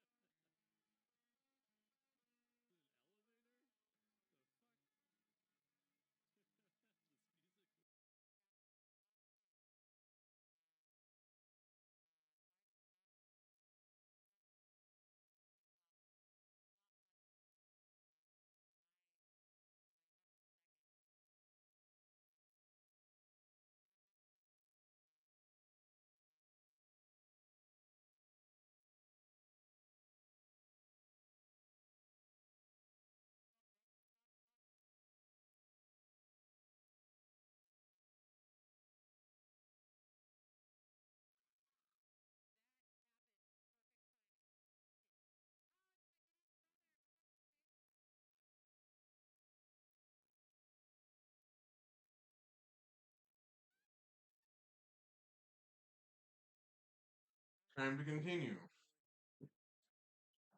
I have some interesting news. It turns out that YouTube decided to do something right for once. What they decided to do was to remove 16 AI slop powered channels. That YouTube pulled down nearly 16 channels. I'll explain what YouTube decided to do. Even though YouTube implemented AI, they decided to do that. So let me just read.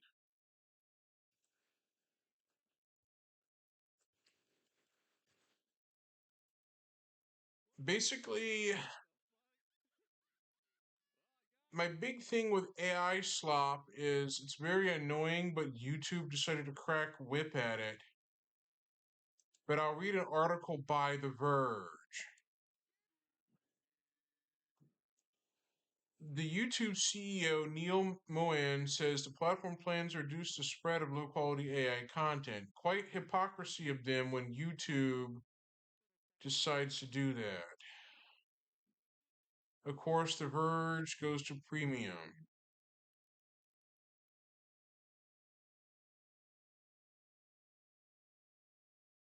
It's paywalled. Ah, The Verge. Really? The Verge made itself paid. Oh. I guess I can forget about The Verge then, since it now goes to a paid subscription to read the content on The Verge. Since it went to a paid wall subscription. I miss The Verge. The Verge is actually is just a blog website. It's a tech news website known as The Verge. I used to read a long time ago. It's operated by Vox Media. It launched back in 2011.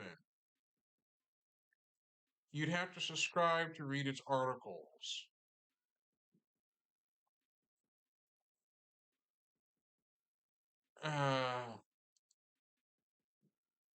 Stuff like that.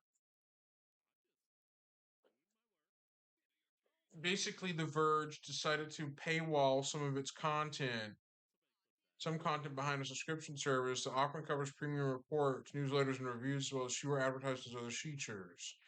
Patel announced the initial subscription rate of $7 per month or $50 per year.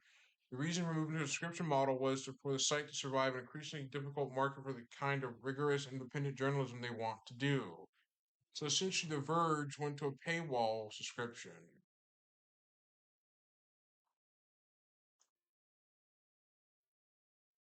Vox Media. The editor is Nilay Patel, that is the editor for The Verge, but you have to pay to read it now, so it's not free anymore. Let me find a different article that's free.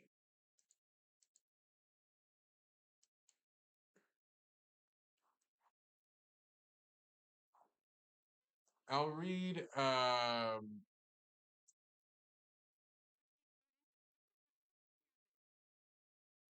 Dexterdo, that's easiest. YouTube deletes major AI slop channels with billions of views. This one was published back on January 30th, a few days ago. It says YouTube has cracked down on a major set of AI slop channels, deleting some of the most popular ones around. AI generated content has started to seep into different corners of the internet, including Spotify, TikTok, Instagram, and YouTube. It's been the source of much frustration on YouTube, especially as uploaders can bypass this content is AI warning by not flagging it themselves. Users have demanded that YouTube start cracking down on this AI slop, which prompted YouTube CEO Neil Mohan to reveal that he start tackling it in a big way in 2026. To reduce the spread of low quality AI content, we are actively building on our established systems that have been very successful at combating spam and clickbait and reducing the spread of low quality repetitive content, Mohan explained.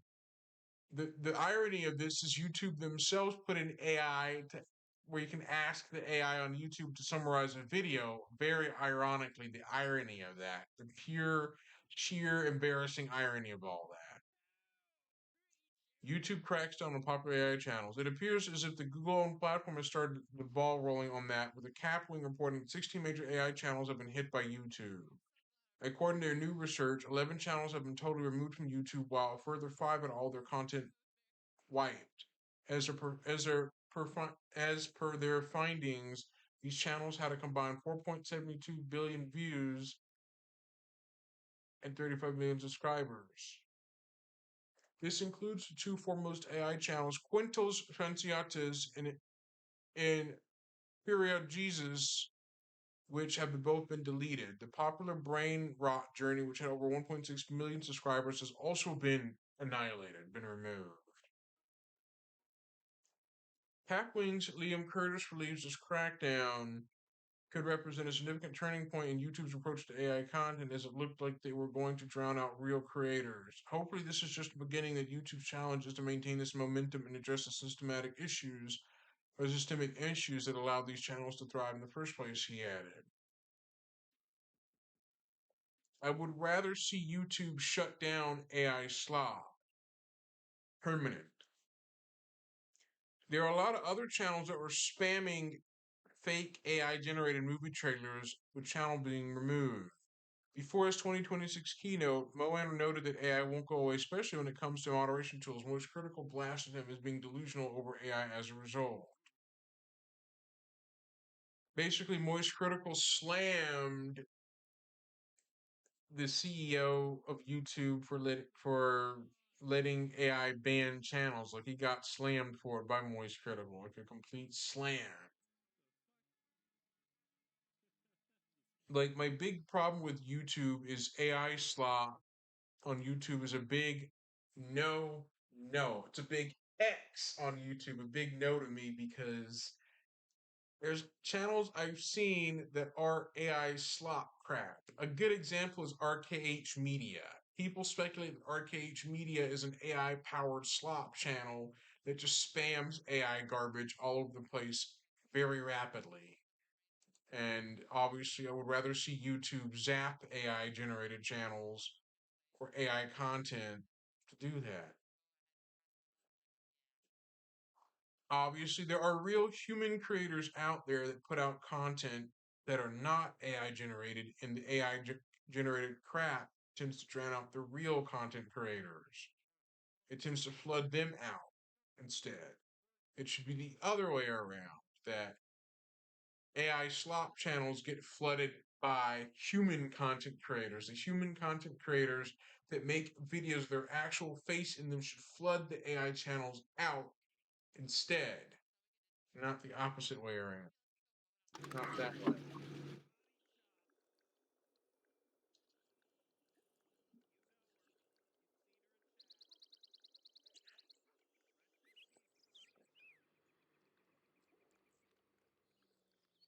Let's just have Bob socialize.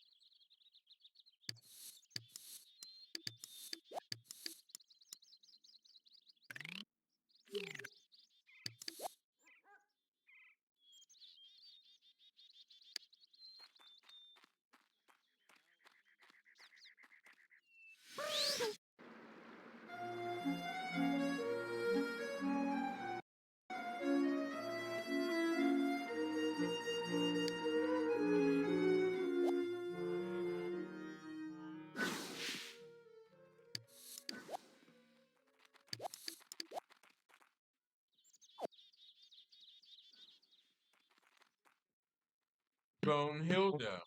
Bone Hilda cannot be interacted with. She's an NPC you can't really talk to. Come on, Nana.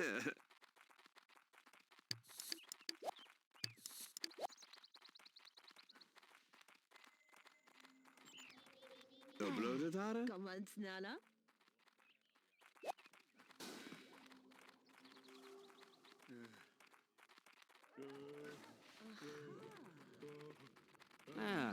Pepperoni. So, but then.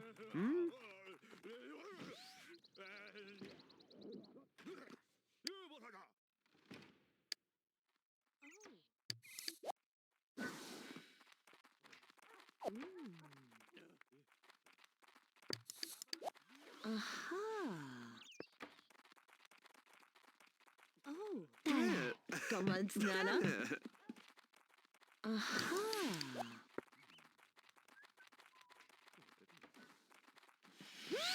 Tell ma! Oh, my man, hey, wall, ni met vina.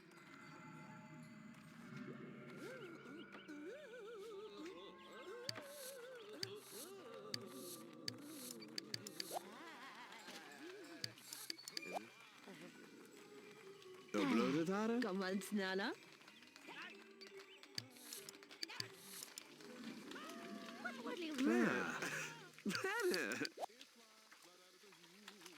Let's have them talk. Punta pana la have.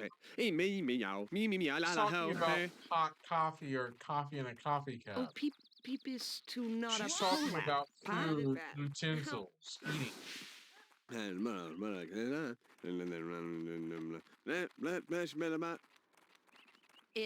Kan ta was not. Hmm?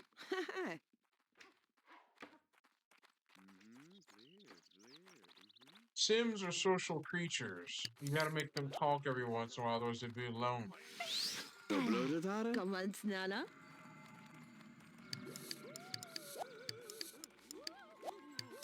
Oh, fanat kvarasta. Ik hoor bad up. This girl is fresh, and then whoop it that's not. And you stop I can tell on it. They're talking. Rotun. Calantina? Sto while tune. Imu. Oh, it's down like what ik go down to one thing down on stand. Who do? Is gonna love underwasted. Dit is de man. Dit is de Oh, man. Fred blauw? is a blue fanal. Blue for pluck. Oh, stolen and one eye. It's a crowned the bottom on foot. La la la la la Ooh, she doesn't like Bob juggling. Failure. Come on, Nana. De blöde Tare? Let's head home. Oh,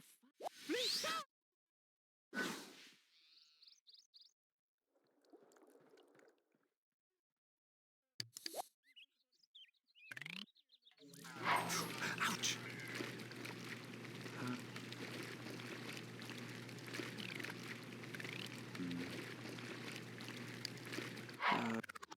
Oh, look! Ta-da! If you play up to 100 days, you'll get a Did You Know box. Here. Congratulations. This house has been running for 100 days. You must really like this game. We are glad since we do too. If you like the game this much, then you must be interested in knowing how it was made. Each day you'll continue to keep this family going. A new Did You Know box will appear until you know all about us. If you're not interested in it, click Don't Show This again, but come on, you want to know. You know you do. There. As soon as you play the family for at least 100 days or more, you'll get a Did You Know box pop up at the top right corner of the screen with a question mark that'll fly up there as soon as you play the family for 100 sim days in game.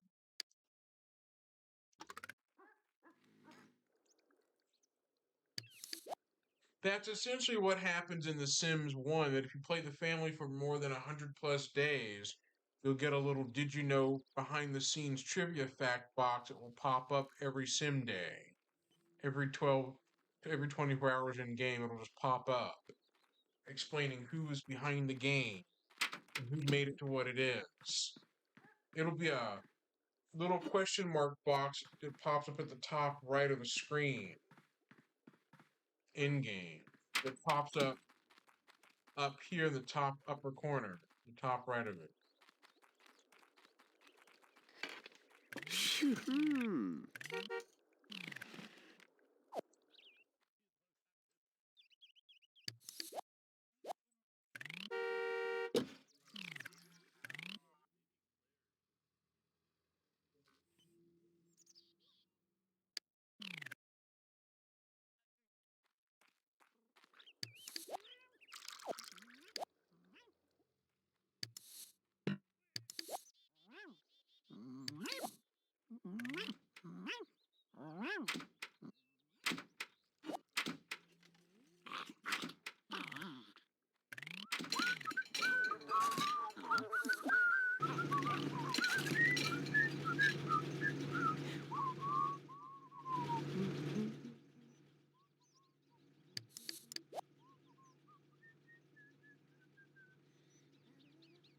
The fun fact is Sims 1 will give you a bit of a trivia pop up if you play the family for at least 100 sim days.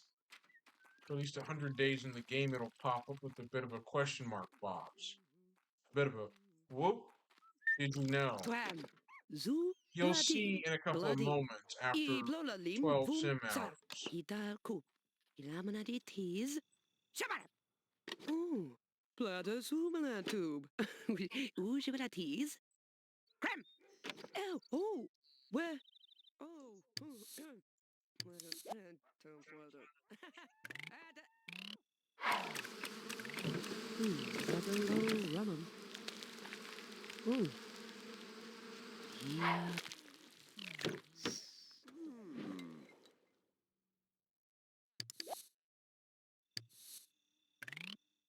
Ow, ow.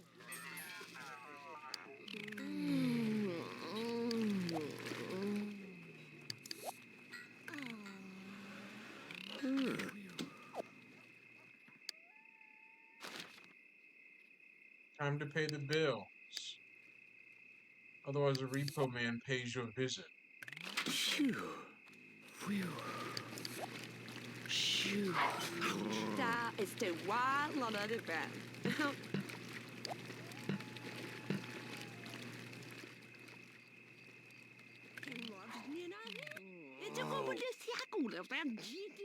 Bob is sleeping. Bathroom.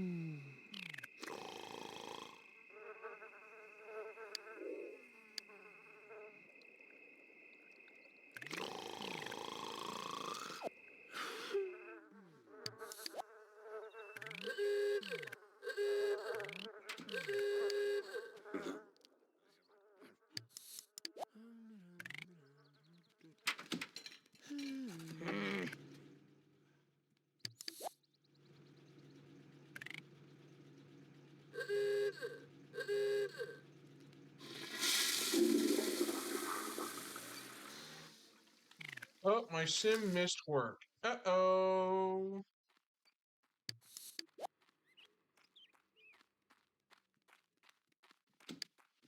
Uh-oh. Not good.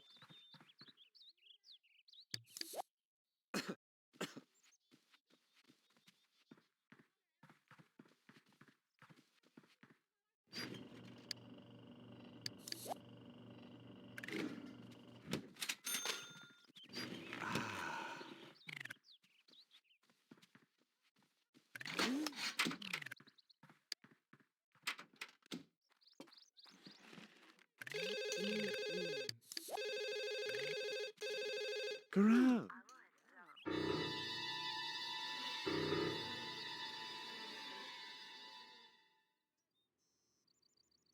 Yeah, in Sims 1, 2, and 3, if your sim misses work too many times, they will be fired. It says, Warning!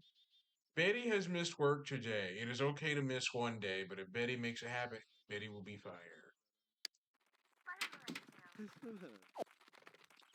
I've got a command for that.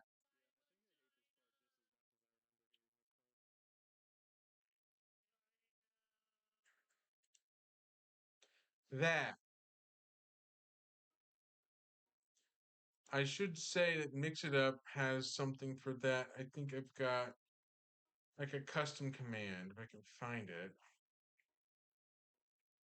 Like an oops command.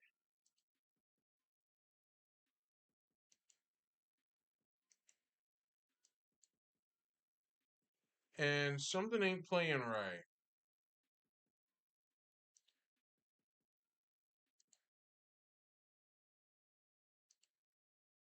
Oh, I forgot. I deleted the cliff. Oops.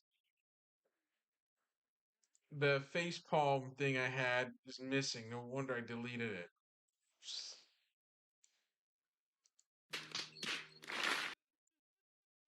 That's right. I deleted that. No wonder it isn't playing correctly.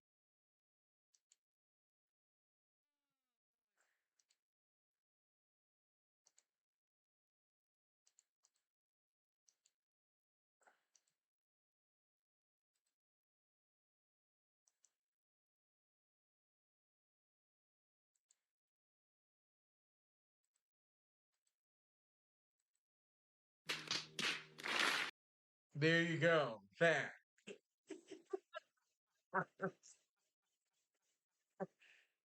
The face palm.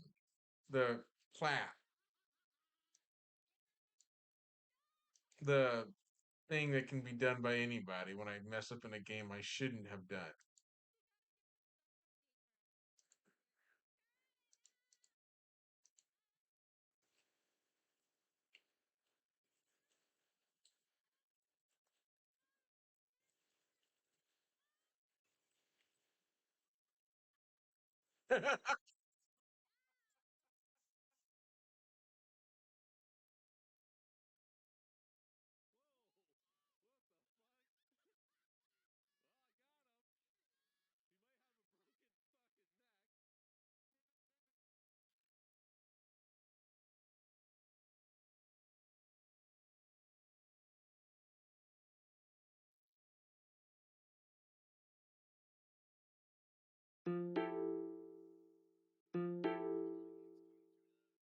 Yes, it's me deleting the duplicate messages. Disregarded that. Hi, Carly. If it isn't Carly, Carly.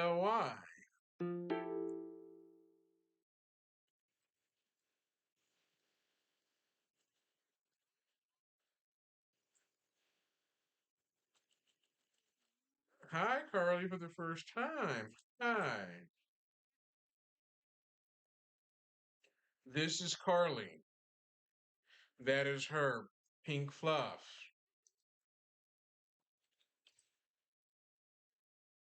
Okay, I should do exclamation point oops for what I did earlier in the game. There you go.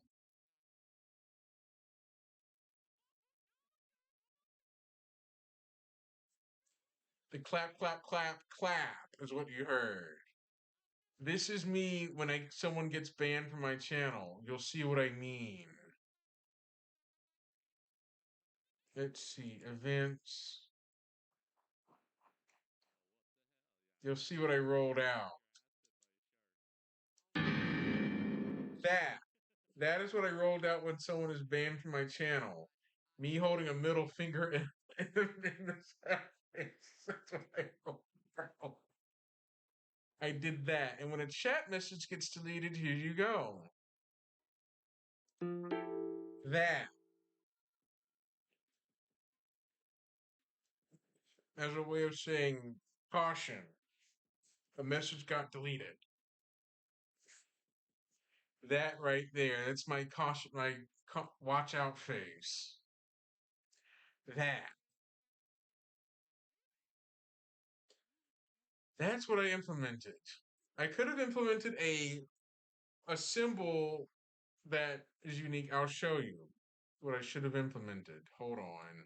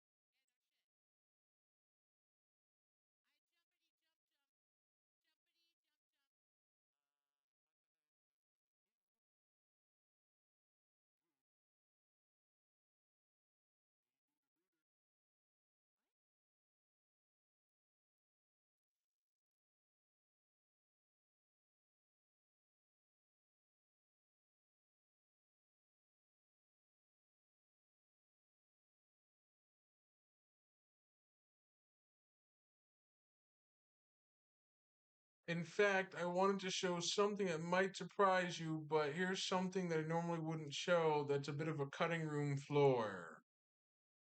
A bit of a cutting room floor preview.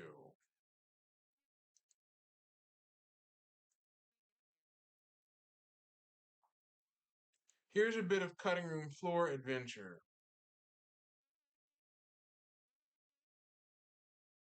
Yeah, that. Let me just show you a little bit of something I normally don't show otherwise. there is a thing called Watt Web of Trust that the little icon symbols that I have in my channel, I took those from a bit of a browser extension. I'll show you what I mean. This is what I meant. This is what I was borrowing it from.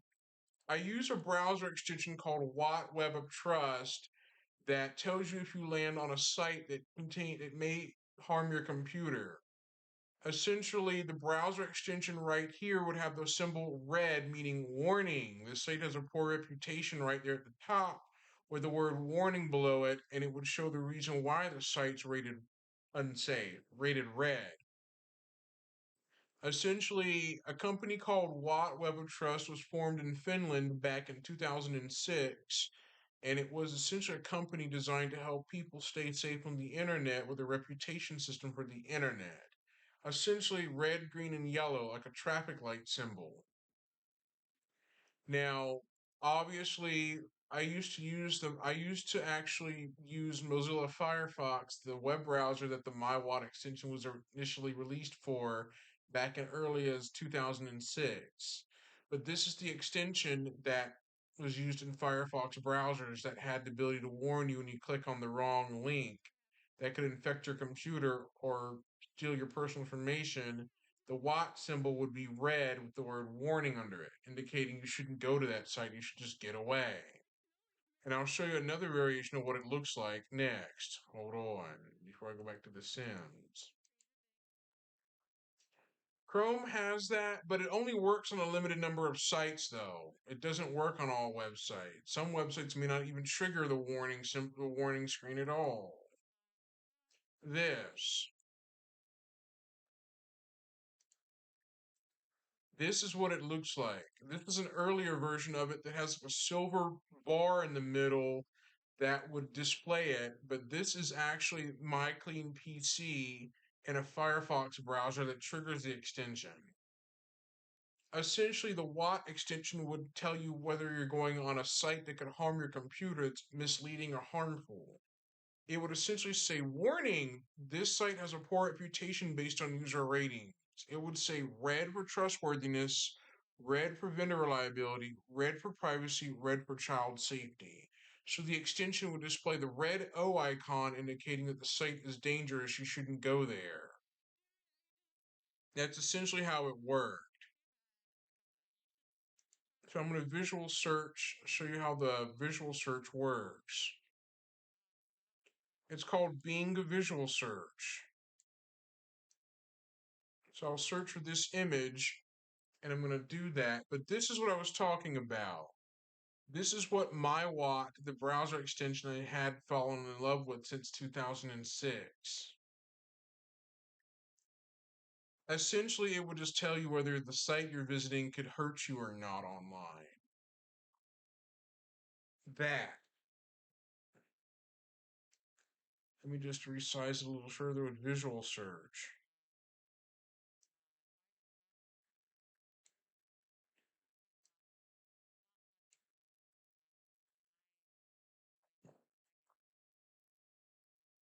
So obviously, there's that example image right there.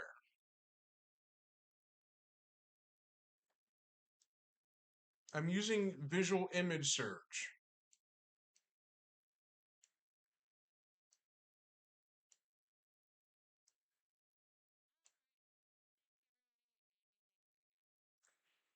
Now, obviously, I'll read a little bit about the extension, why I used to use it in 2010 and early 2006.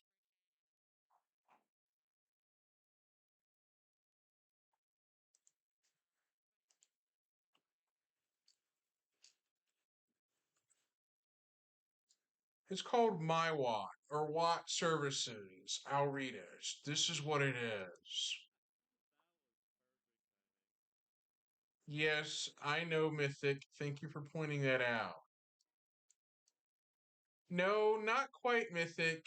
Well, the TLDR is if you visit a website that has like websites that are like fraudulent, like websites that steal your personal information. That's what it was designed to do. I'll read it.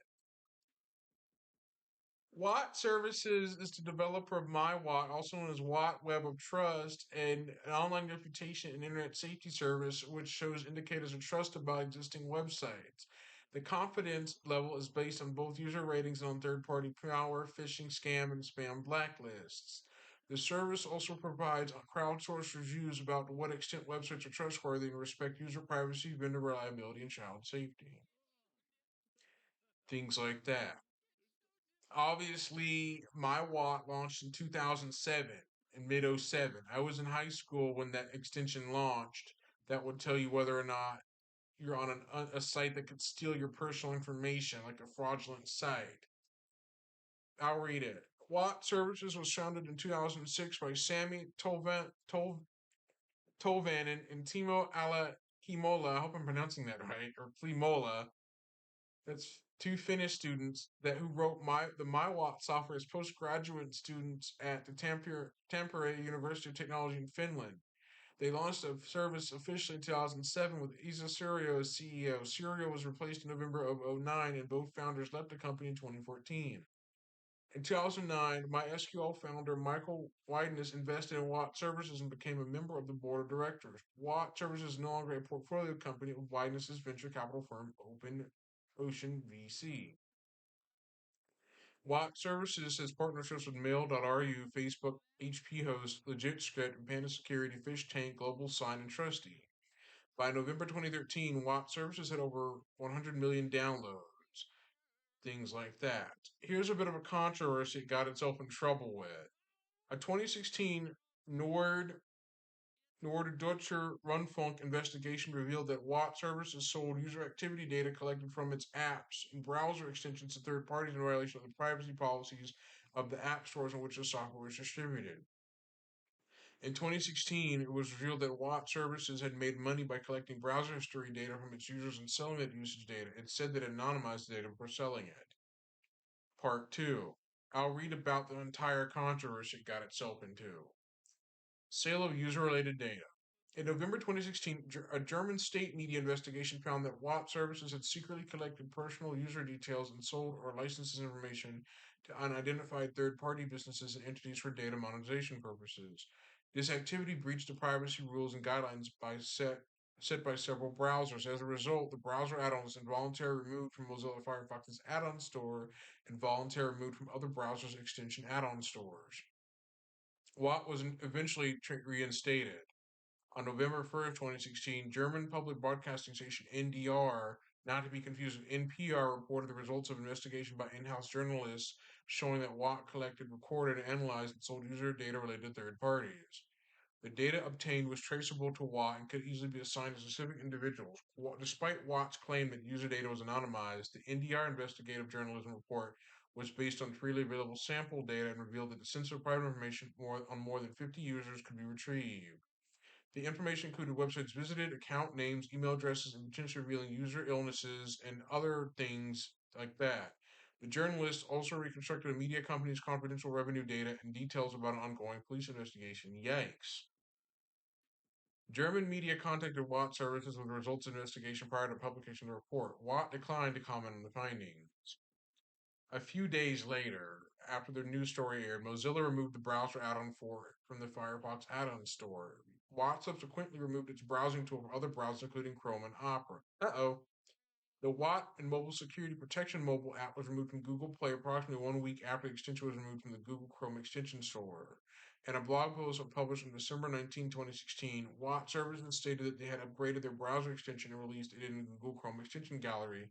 The upgraded version included several major code updates in order to protect our users' privacy and an opt-out option from the user settings for users who do not wish to share data with us but still want to have an easy access to Watt.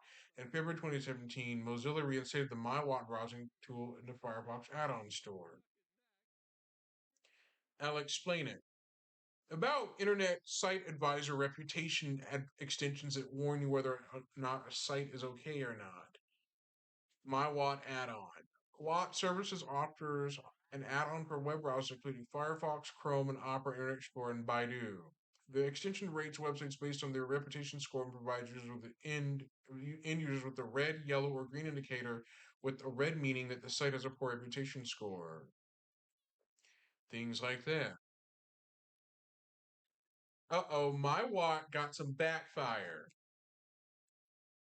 involving a lawsuit. In February 2011, a lawsuit in Florida, the United States, was filed against Watt and some of its forum members, demanding that Watt remove certain website ratings and associated comments cautioning about phishing scams. Uh-oh. The court dismissed the case with prejudice. In Germany, some preliminary injunctions were issued by courts to delete feedback. Another example is called McAfee Site Advisor. McAfee Site Advisor was a browser extension that was around, developed by Site Advisor Inc., an MIT startup first introduced at CodeCon on February 10, 2006, acquired by McAfee on April 5, 2006. The extension would tell you whether or not a site is safe, whether a green tick, suspicious yellow exclamation mark, and unsafe red X, whether or not the website is safe to visit. Called McAfee Site Advisor. It's essentially just a way that taught about online safety at the time, but the McAfee Site Advisor didn't really do its job at all. It really didn't. It had some false negatives. I'll show you an example of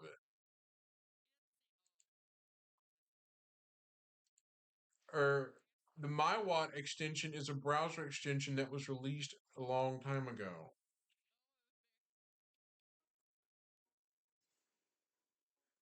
This is it.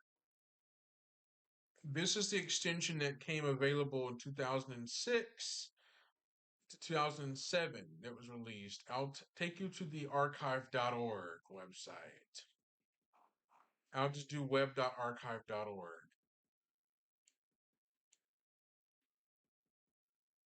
I'll show you what it looked like a decade ago. Thanks to the archive Wayback Machine.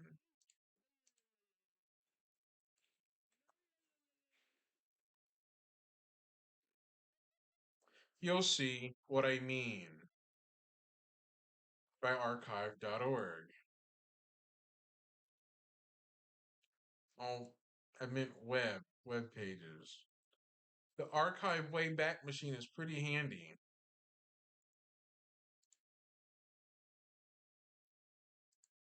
Wayback Machine is pretty neat. It archives web pages, software, everything you can name it. It archives everything.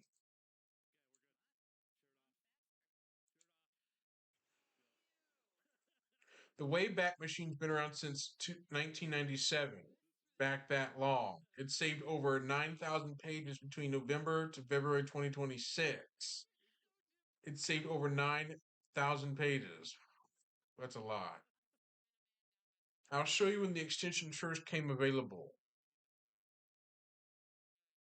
I'll take you back to October 2007 when the extension first came available. This is what it looked like in 2007. This is it. This is an archived snapshot, but this is what MyWatt looked like for Watt in its early heydays, the Web of Trust extension.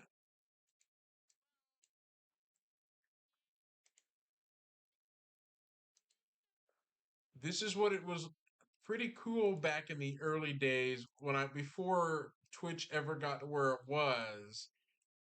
This is what the Watt extension looks like. It tells you whether a site you're visiting is okay or not. They're the icons.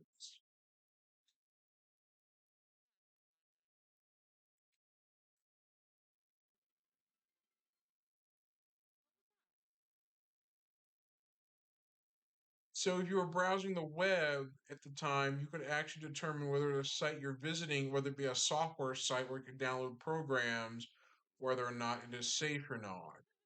You have icons such as red, meaning caution, or red meaning warning.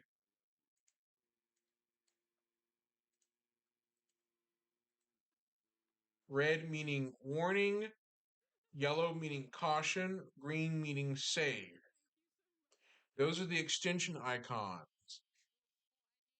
Basically, the extension in the top left with a yellow O symbol is caution or watch out. That has a exclamation point above it. The one at the bottom right has an X icon over the O, indicating that you don't have an internet connection, something like that. The green icon with the little starburst over indicates safe. Basically, the WAT web service, the browser extension would tell you whether or not you're visiting a site that's disingenuous. That's just simply what it is. That's essentially what this whole MyWatt thing does. I'll do a little bit of a cutting room floor of how I got to it. I'm going to download it from the Firefox extension store. Fine. I'm taking an intermission from The Sims, things like that. An intermission, but I'll go back to it. This is what the extension looked like from the Firefox add-on store back in 2009.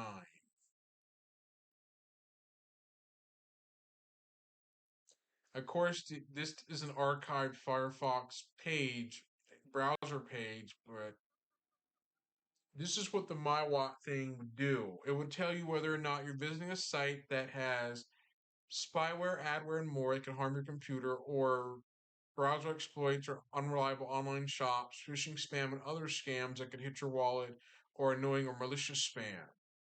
If you're about to enter a risky website, Watt will warn you and save your computer before you interact with the harmful site. With safety ratings on 21 million websites, Watt combines evidence collected from multiple trusted sources like phishing and spam blacklists with the ratings provided by Watt users. The system uses sophisticated algorithms to produce reliable and up-to-date ratings.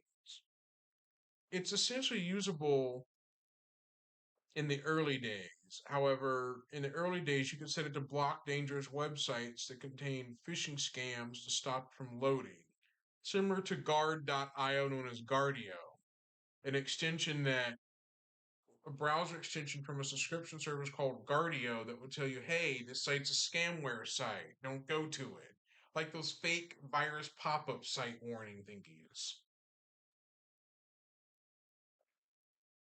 Now I'm going to find an old extension file to download to dissect and rip it apart. An early version. I'm going to find an extension file to do a cutting room floor, a TCRF, if you will.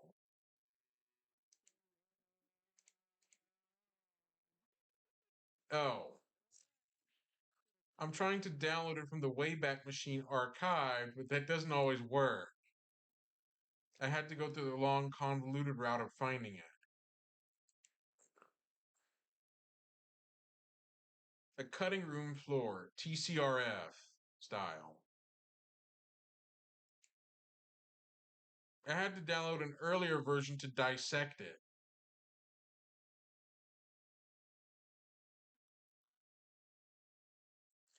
Enough of that, that won't work. Let me just black out the screen a little bit. But in fact, you'll see what I mean. Hang on while I go get the extension.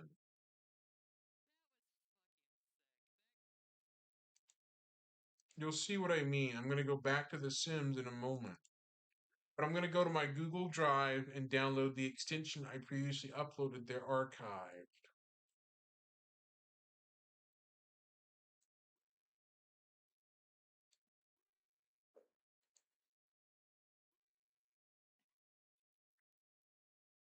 I archived two versions of it that I will automatically do a bit of a dissection of. I'll dissect it, just ripping it apart. One from 2012 and one from an earlier revision.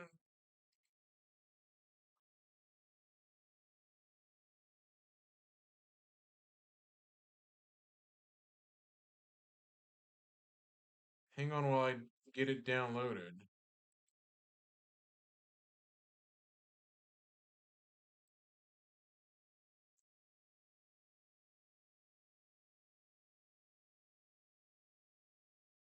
And I'll take you inside of it. I'll unzip the extension and show you the innards of it, what it looked like back then. I've got it archived on a Google Drive because it was difficult to get from the Firefox add-on store.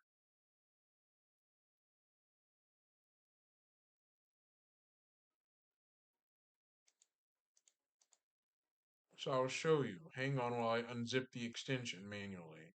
The extension is used in Mozilla Firefox known with a .xpi format or a zippy format that is used in Firefox.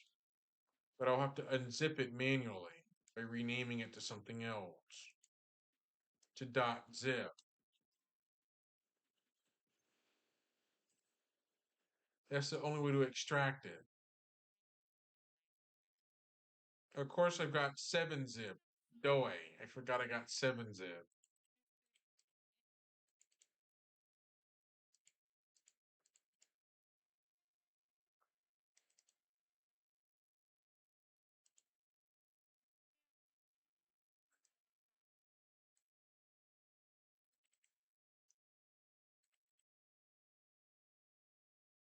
It's a PNG file, but I will show you what I'm talking about. The extension in early 2010, what it used to do.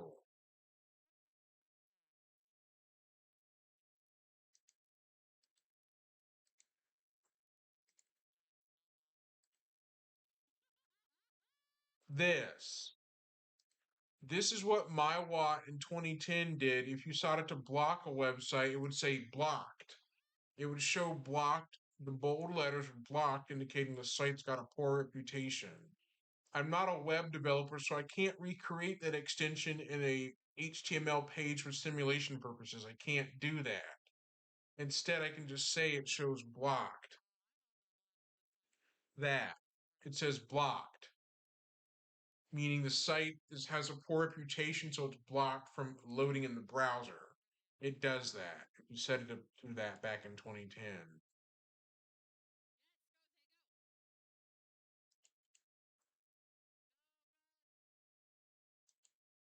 Now, what I can show you a little bit of, whoops.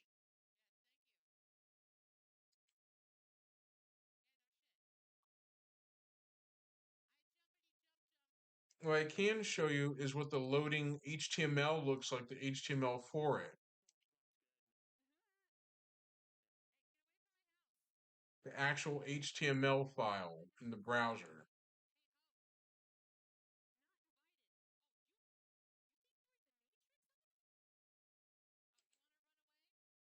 There.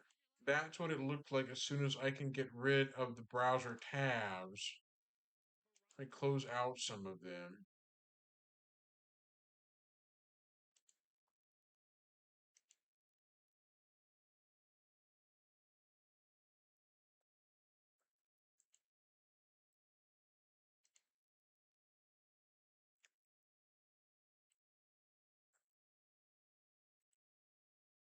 But I'll show you. Here we go. This is it. This is what the actual HTML for it. I can simulate the HTML, but it would say loading website right there. So the extension in 2010 would display loading website while it checks the reputation.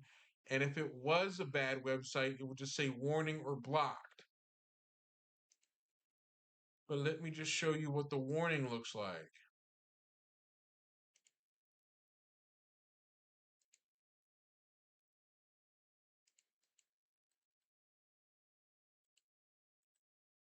Here, this is what it means. Warning. That's what it says with the red O behind it, indicating that the site's got a poor reputation. That's what it essentially means. There's also additional languages of it. The cutting room floor.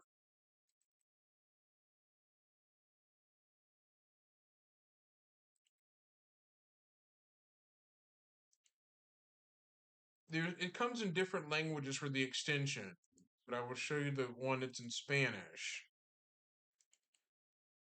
In Spanish, it says bloqueado, meaning block. That's what it means in Spanish, the extension in multiple languages.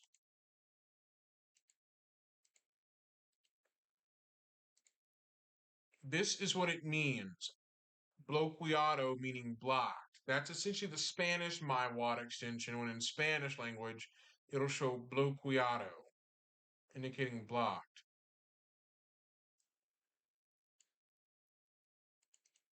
The warning one is advertencia, meaning warning. That's what it means in the Spanish language. Advertencia is the word for warning.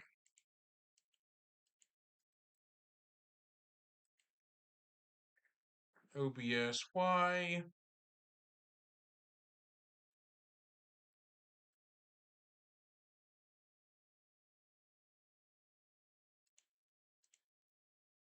Why must OBS freeze?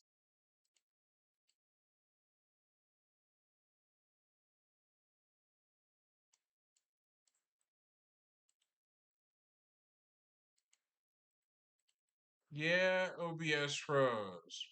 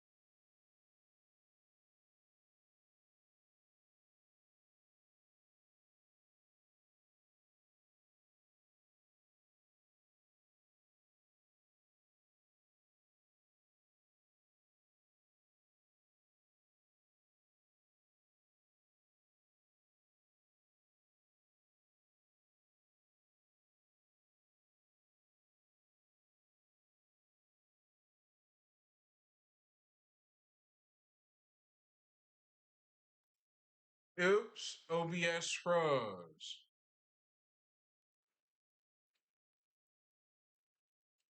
Yeah, about that, OBS manages to freeze outright, screwing things up. Let me just refresh.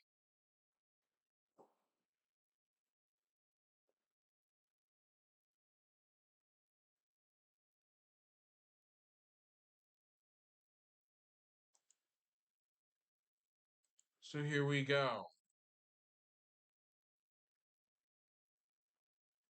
As I was saying before OBS took a crap on me, I was demonstrating MyWatt, the browser extension that was pretty interesting in 2010.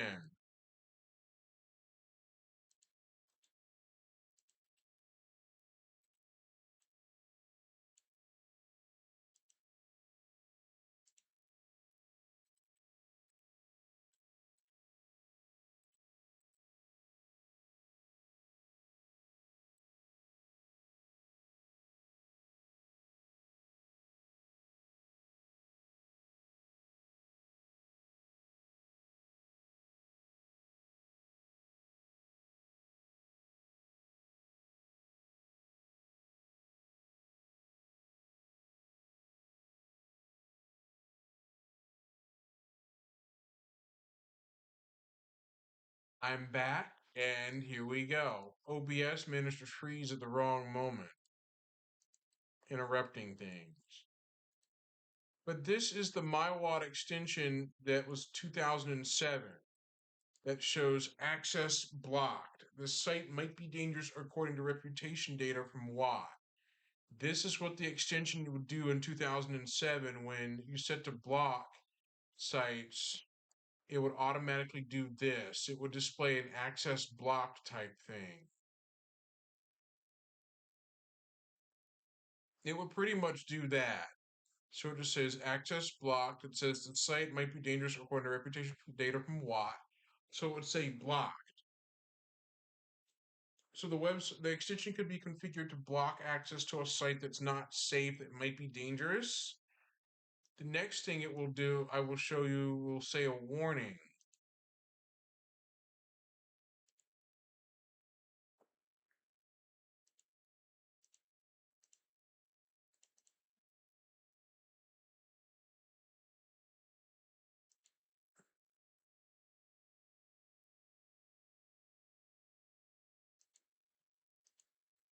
So hang on.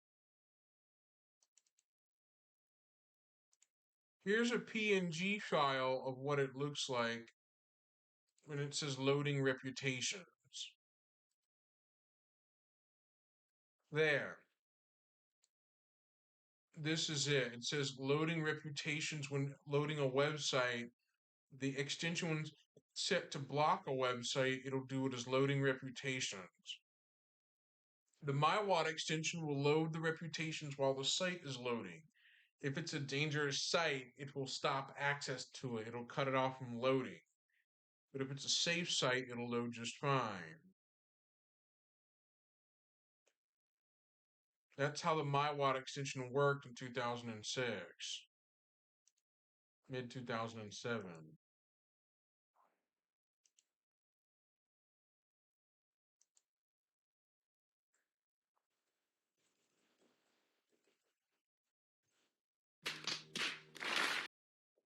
Yeah, the OBS thing crashed, disrupting stuff a bit.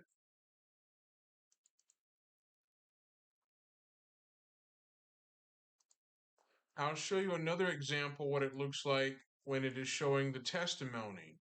When a user sets a testimony by Watt, or the Watt extension, it'll say access blocked. The site is dangerous according to your testimony on Watt. This. It does that. Let me just change the settings of it so that way I can see, so we can see it better.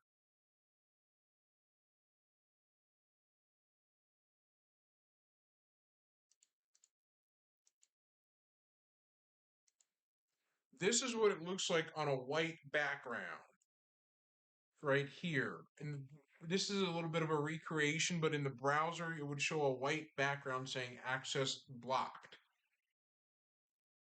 The red O on the left right here, followed by this. So that would, the extension would do that. Let me show you something, what it would look like when it was set to warning the user first.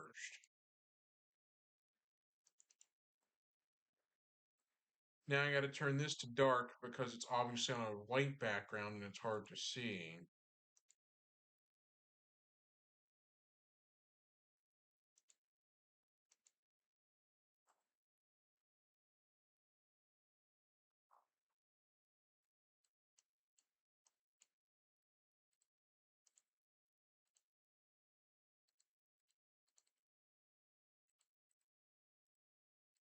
Here, on a dark background, it'll say, it'll on the default warning screen, the curtain for it, which would be like a dark overlay, would say, warning, this site might be dangerous. This is what I saw as early as 2007.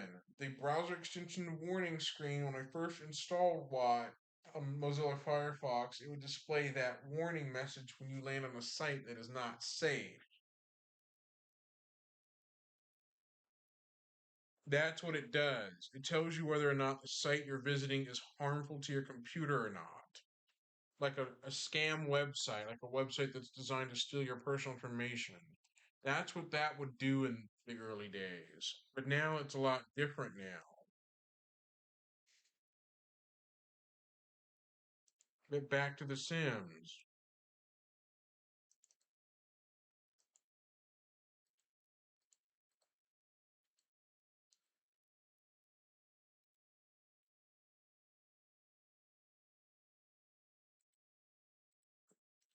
I just thought I'd show you for a brief moment what that was before OBS crashed.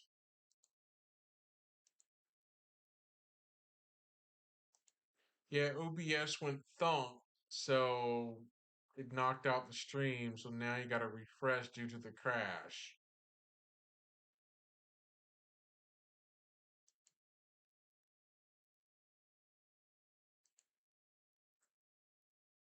Hang on, please wait.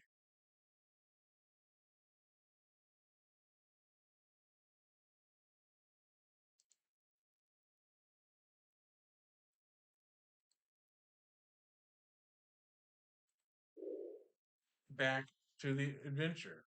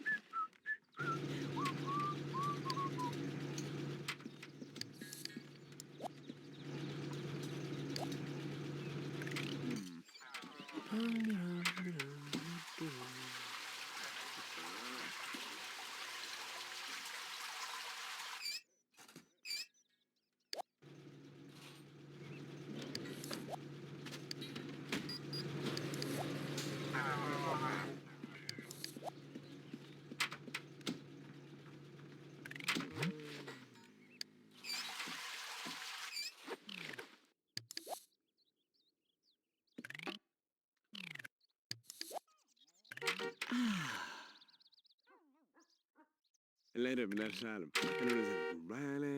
And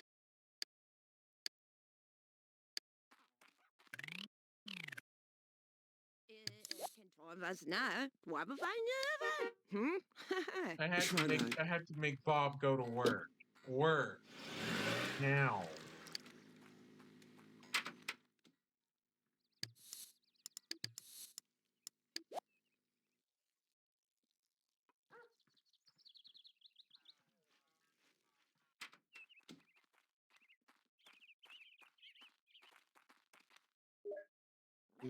Marak, Fraplon, Tumbadad. Oh, yeah.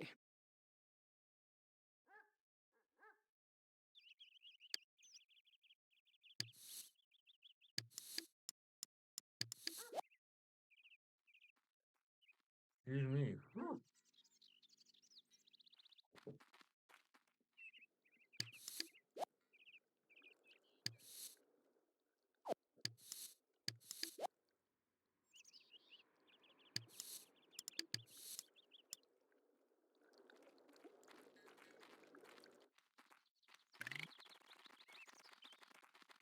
Florist.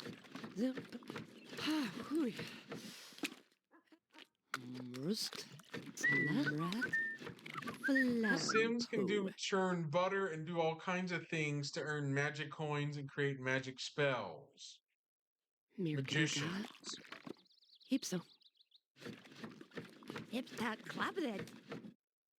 Hi, so I see. Breptome. Lama Trabin.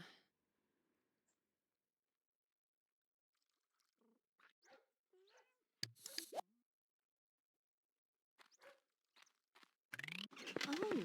Mm. Aha. Mm. Aha. Mm.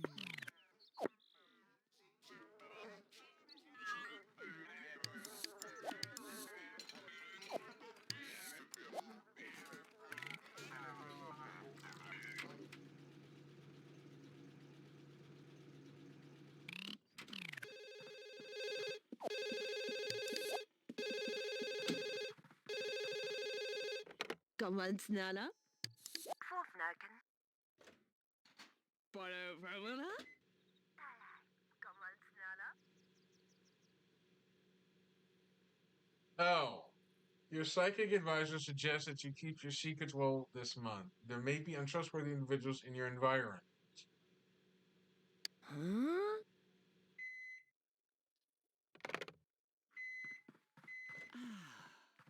Yeah, random phone calls and Sims 1 will come in like that from time to time. Ah.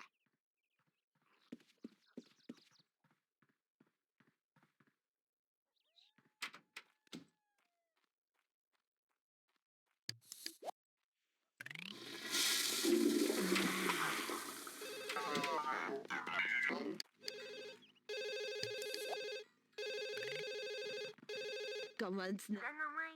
Comment What?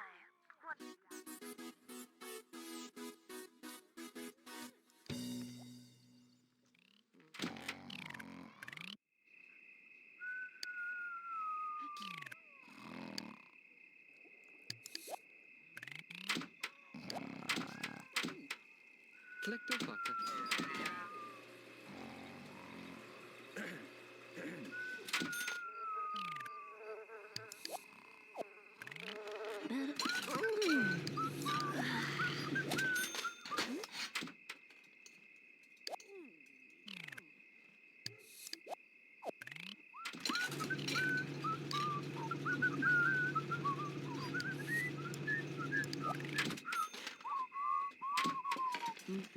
Huh.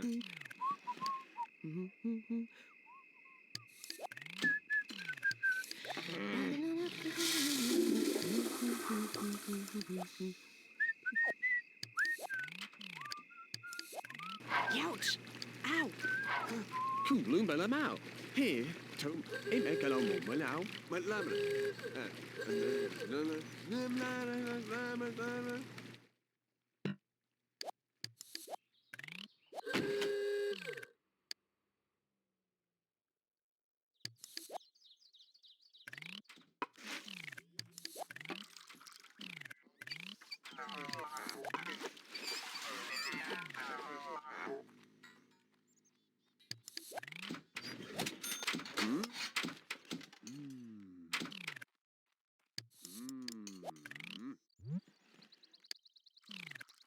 Here's your first fact.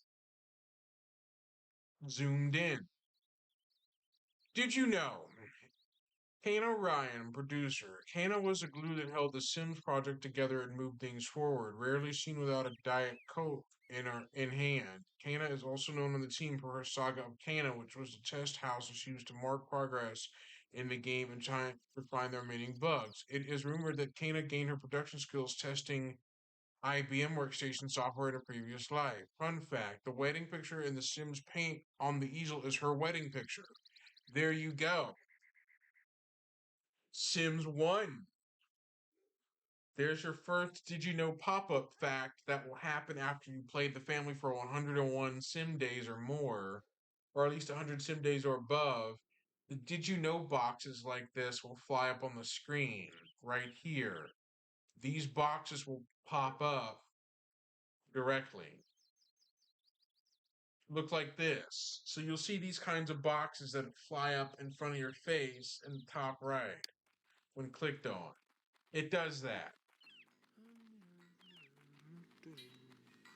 It only does it if you play a family for up to 100 days in game. Hi, Sword333. Earlier, you missed a lot. I talked about the MyWatt browser extension with Mythic and many others. I talked about MyWatt, a browser extension that would display if a site's dangerous. I'll show you. From the 2012 version of it. Called like the cutting room floor.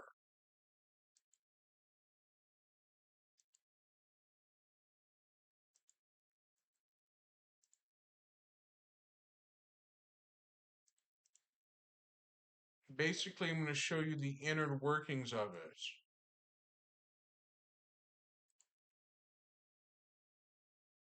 Similar to that of the cutting room floor, TCRF.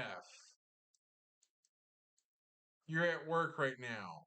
Well, in Spanish, or I say la tarea, ahora, meaning work, or meaning task. Now, la tarea, task. That you need to finish first before you can do anything else.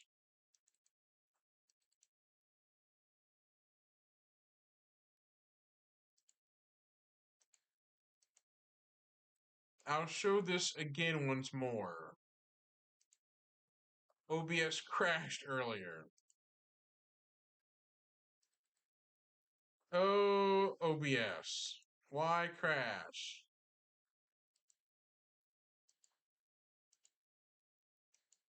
But this is the MyWatt browser extension from 2007 that would automatically warn you when you land on a dangerous website that would say access blocked. If you set it to block the website from loading in your browser, it would say blocked, access blocked from the earlier version of it. Let me show you a different revision of it. That's one example of it. That's a different revision. Well, that's the revision I showed earlier. But let me show a different revision.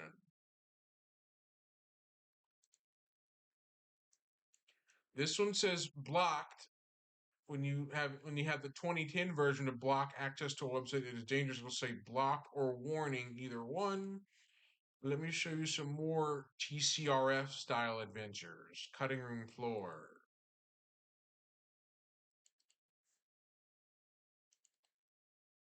There are a couple of icons hidden within the extension.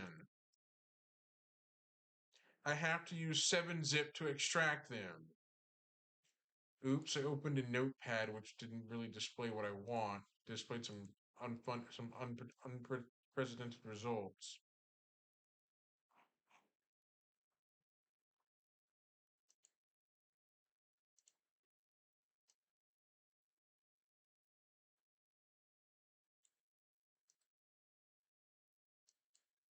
but I'll show you the innards of the .jar file.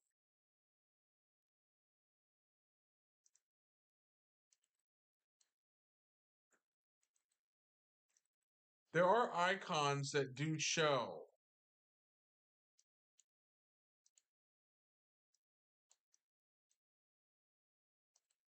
I'll have to manually extract these to show you.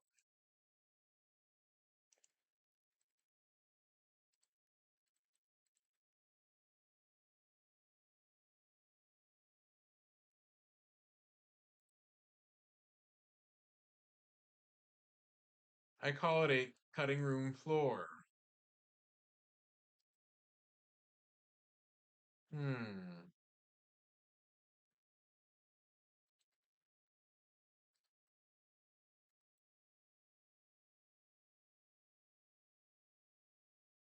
This is what it looks like. Let me just minimize that. But let me just show the window of what I'm talking about.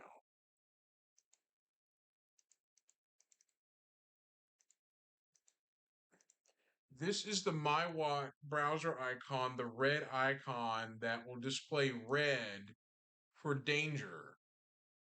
This is the red O that just turns red on a dangerous website. This is one for green when the site is trusted.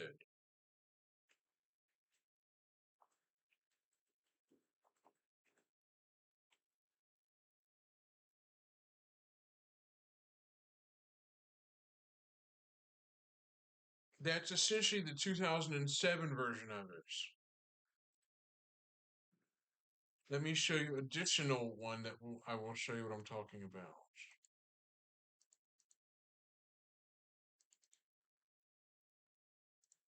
Here. This is the MyWatt extension that would be in Mozilla Firefox browser only at first, but here we go. I'm going to show through it all. Red for danger, green for trusted. Problem with the service has an X icon over it. No reputation calculated is a gray colored icon. Not safe is a yellow icon. New trusted with a starburst icon, but not safe is yellow icon. There you go. And new danger is with the starburst with the yellow or the red icon. New caution is yellow icon with the yellow caution symbol. Stuff like that. So these are all the different ones I'm showing. The pause icon means it's not in use. Offline is the disconnected icon at the top left. No rep available is the question mark. Getting info is the spinning icon with the two arrows. Things like that. There is another variant with colorblind support. I'll show you what I mean.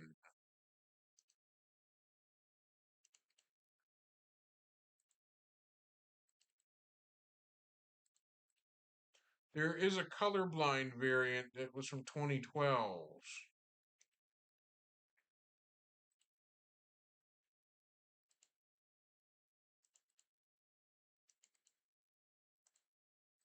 It has a colorblind icon that for colorblind for people that can't see color. The way the MyWatt company made was a colorblind variant of it. I'm going to find it.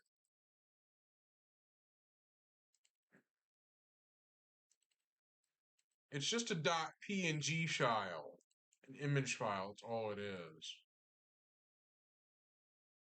Well, that's the 2012 variant of it, like an older variant of it. I'm trying to find the one that is from like 2010, I should say.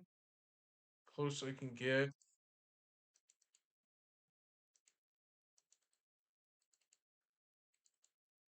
The color version of it would have like or the colorblind version would have like a camera shutter design, a camera shutter icon. Essentially a camera shutter design, the accessible one. I'll show you, that's it.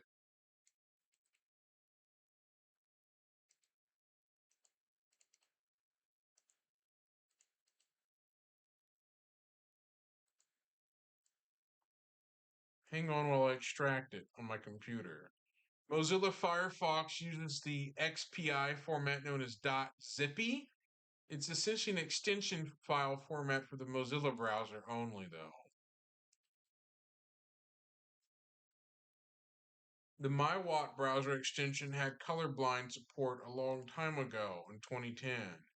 That had colorblind support. I'll show you what it looks like. Okay.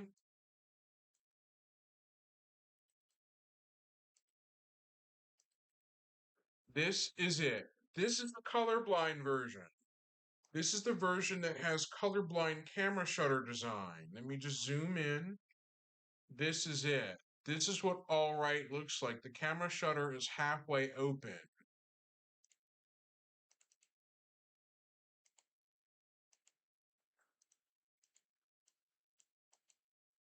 This is the camera shutter partially open.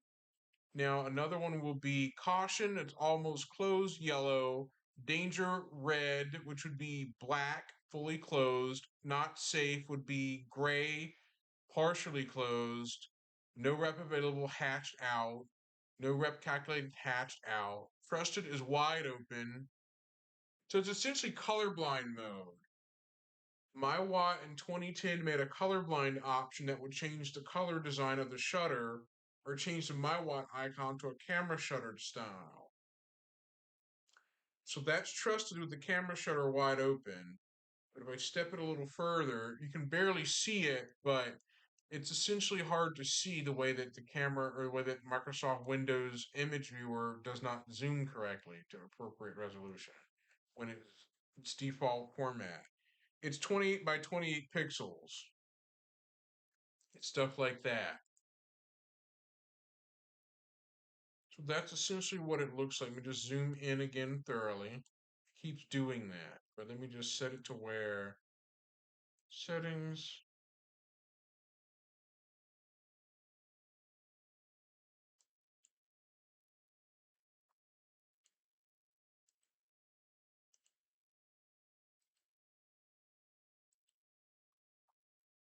So this is what I meant.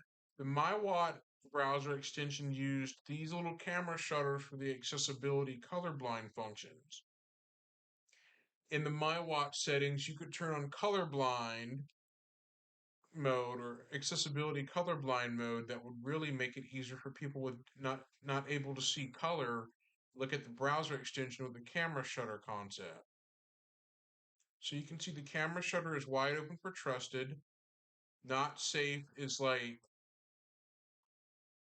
a gray color with the camera shutter nearly closed. Danger is where the camera shutter is fully closed. Black, fully closed. Caution is like a yellow color. All right is like partially open, things like that. So that's what that extension does in colorblind mode. That's what it was useful for people that couldn't see color then.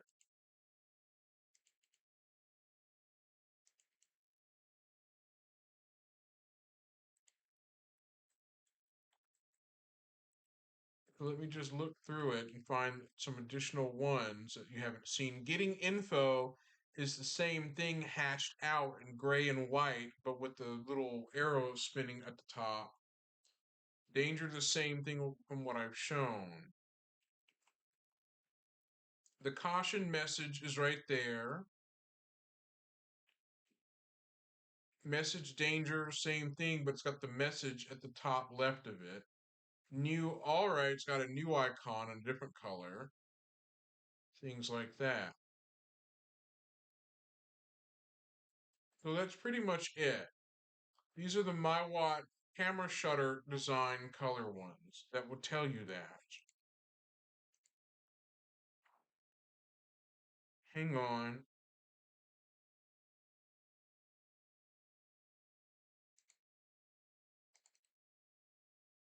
That's pretty much it. The MyWatt extension was something that I used to just use. I still use it to this day to warn when you land on an unsafe website, but I will show you what it looks like.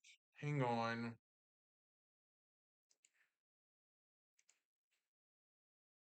Okay. Let's do this.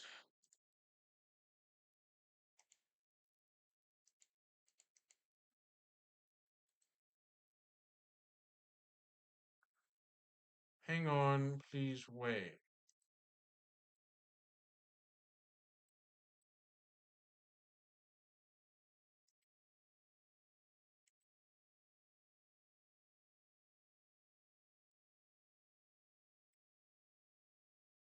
I'm going to show you something how it would work.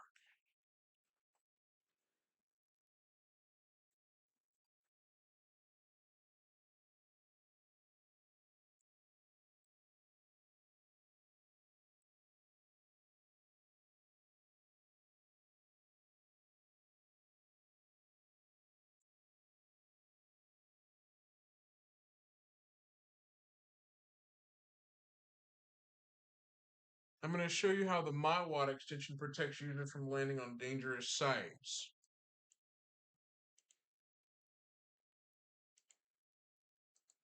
Of course, the extension doesn't display its warning thing saying like site blocked or something like that.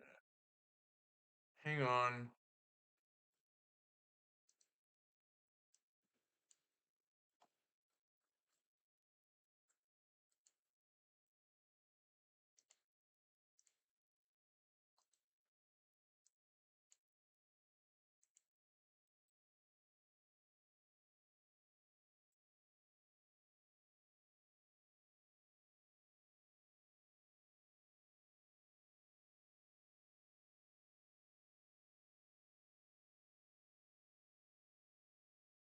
Hmm.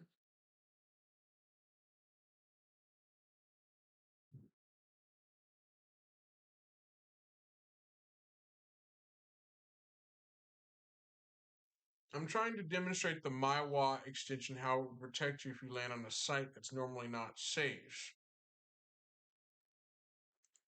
Of how it would protect you from visiting a website that could steal your personal information.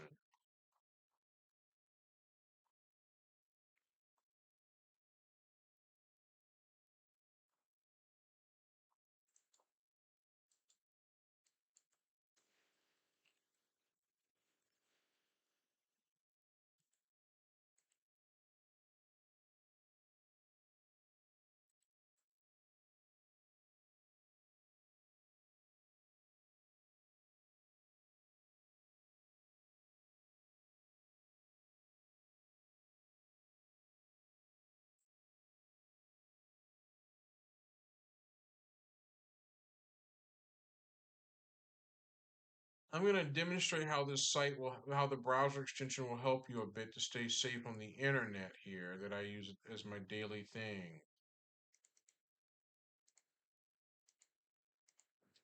Okay, let me unhide the window, but this is what the website I'm going to use, for example, mycleanpc.com. Let me just drag it downward. But you can see that Watt at the top on a site that is suspicious, that is considered not safe, it'll display warning. This site has some trust issues. Tread carefully. Simple. So let me just drag the window down, but at the top up here, you can see that the extension turns yellow, like a bright yellow color. I have Windows 11 night mode turned on, so the extension will automatically look it'll look a little odd, but it's yellow, indicating the site's got some trust issues. Tread carefully. That's essentially the extension warning you that the site has some trust issues at the top. Right here. Like this. So if you visit a website that's got trust issues, it'll display a bit of a red bar with the word "Watt" warning at the top of it. It'll just pop up at the top like that. So you'll see that little bar up there, only when the extension's installed. Let me just show you something else.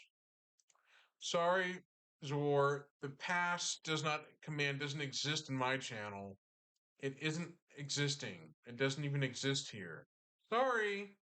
Wah wah. Nice try. But let me give you this. I'm going to give you a command that I might find funny.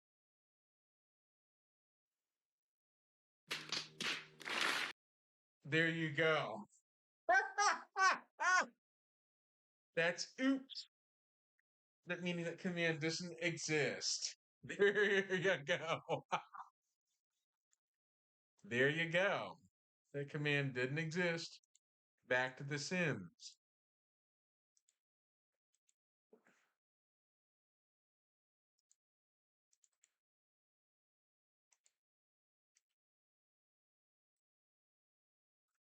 The MyWatt app is also available on iPhone and Android.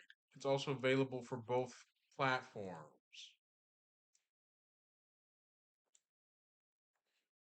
I had my Galaxy Tab 3 I laid around here somewhere I got off eBay. It's an old tablet that no longer is useful nowadays too much.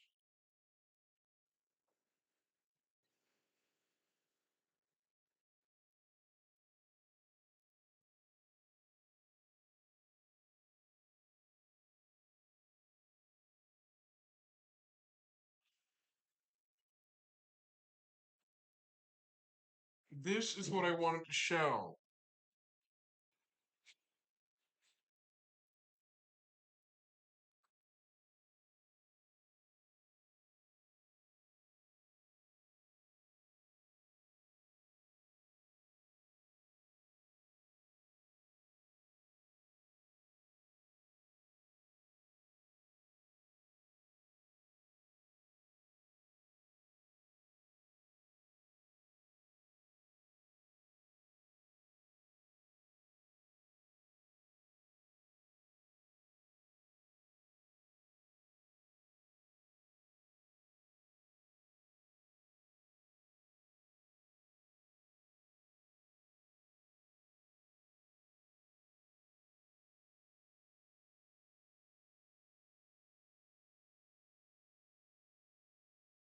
This is the Galaxy Tab 3 that I got off eBay. That is an older Android device that was released in 2013 through Sprint that you could buy out of the Sprint store from the Sprint carrier back then. This is it.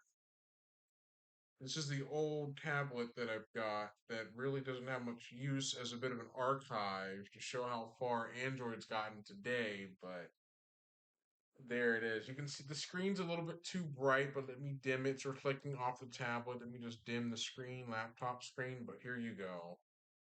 That's it. Let me just lower the brightness back a bit. But this is it. This is the tablet that has an IR infrared blaster on the side that is not so much useful. I'll show you what I mean. That little black window right there, the little black dot on the side, is the IR blaster that's integrated into the tablet.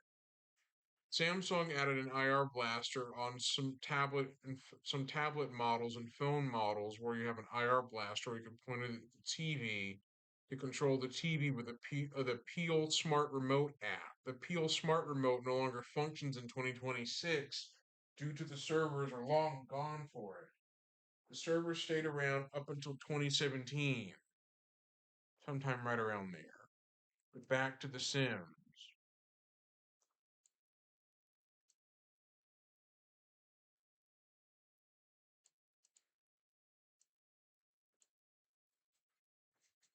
Hang on while I continue.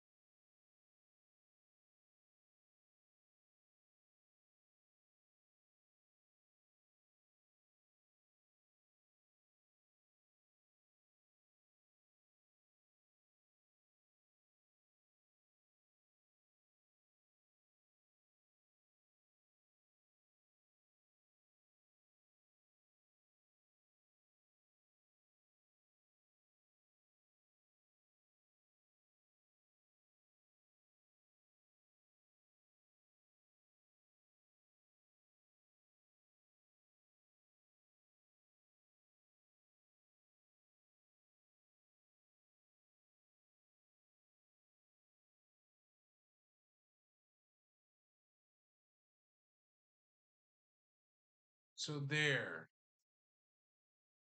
That's back to The Sims.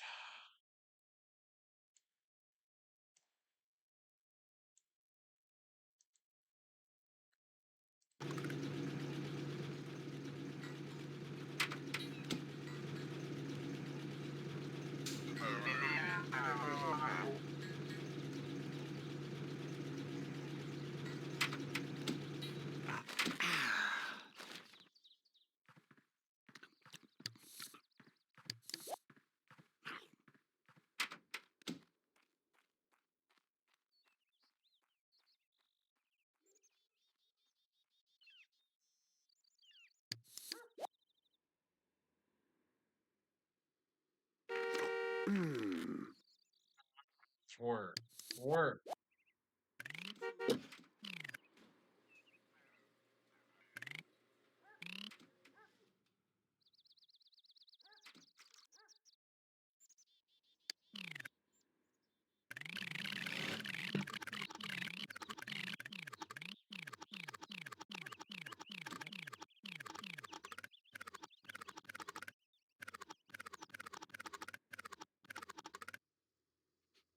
That is a bit of slow motion that way to simulate it like that, but that can get quite annoying holding down the tilde key, the key that's known as tilde to pause the game.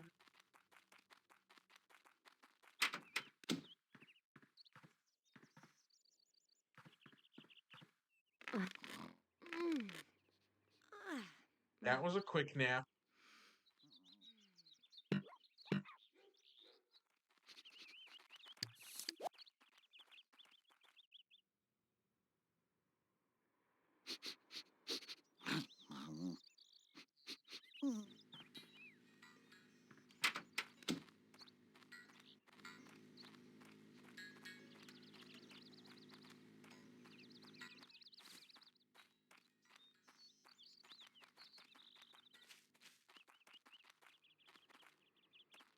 Ah. Oh, voila.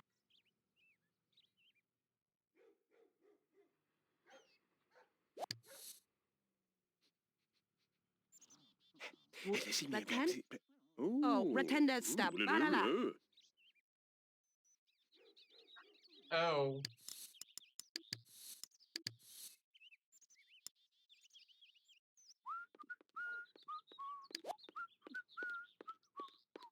Da.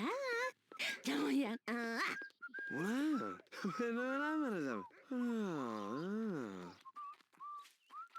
there is the Sims product box right there.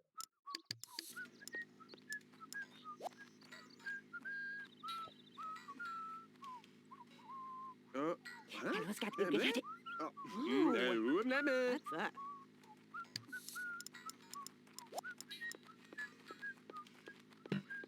Huh? Repeat that? Oh, pan nuts that.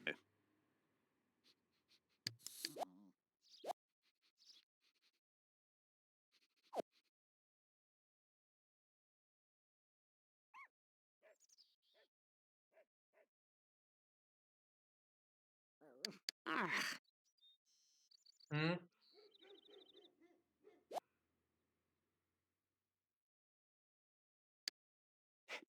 See me Så för det? Oh. Ja, så för det man kan... He keeps trying to do gossip, which backfires. Annerledes.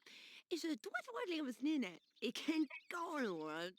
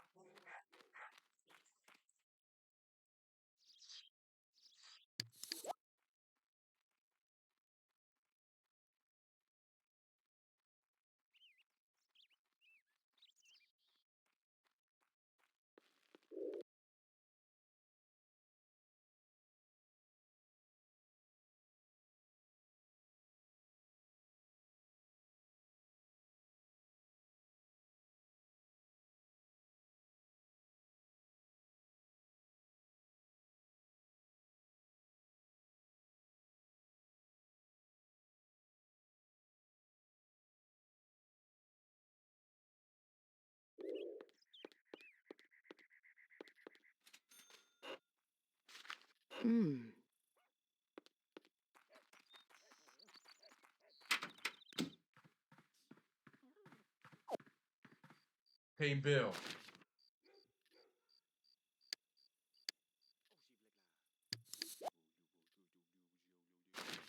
Phew. Bill pay. There. Bill pay.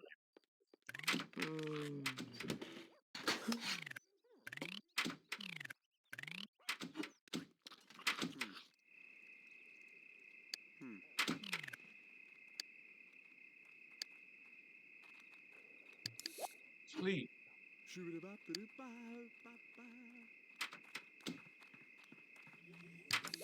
Sleep.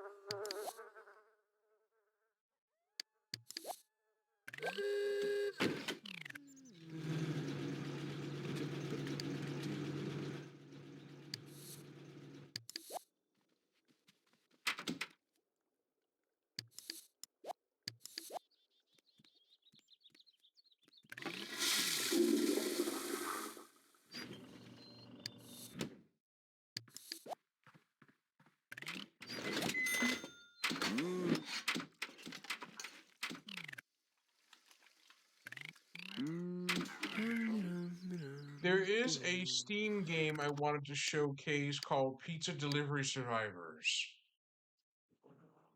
It is by Mike D, the developer, I should say, not Twitch streamer, but Mike D, the developer, made it. So I'm about to do Pizza Delivery Survivors.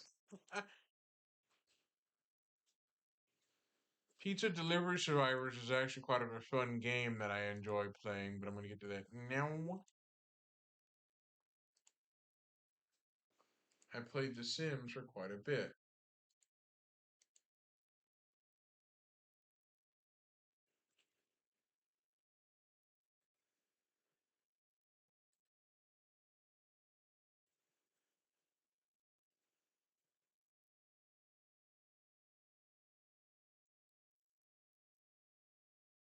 And the game is actually interesting that I decided that I got key from the developer for it because I wanted to showcase it on stream. So I'm gonna hop in and play some of that. Pizza Delivery Survivors.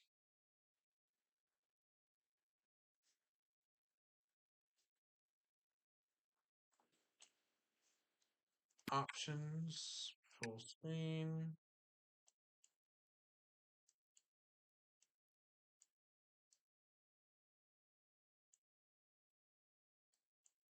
I'm going to do that instead. Play the Pizza Delivery Survivors game. In fact, I do like the game Pizza Delivery Survivors. I love it.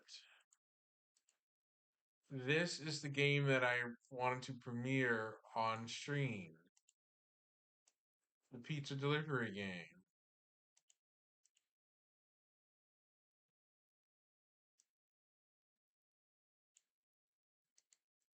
You gotta authorize Twitch by doing the Twitch authorization, but for some reason Twitch authorization seems a bit bork, a bit broke. Oh, it's already authorized. Oh.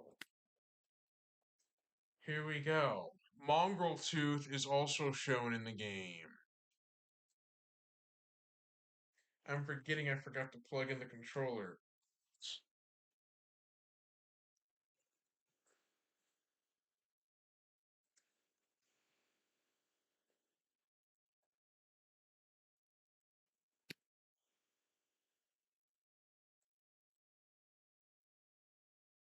Here we go. Pizza Delivery Survivors. The Adventure. I wanted to show off the game a lot and say the developer Mike D did an interesting job. I always kill the character in the game somehow.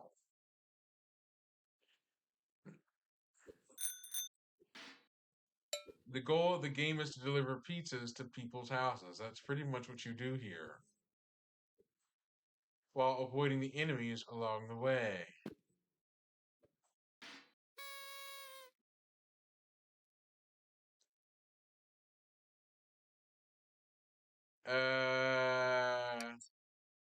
Correct. Correct answer.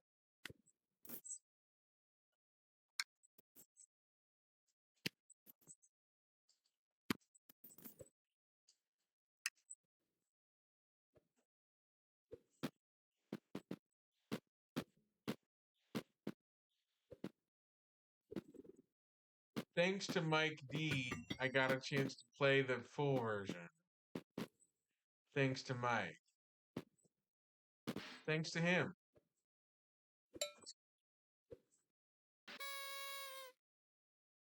Ooh, Mongrel Tooth. There's Mongrel Tooth, the Twitch streamer. Oh.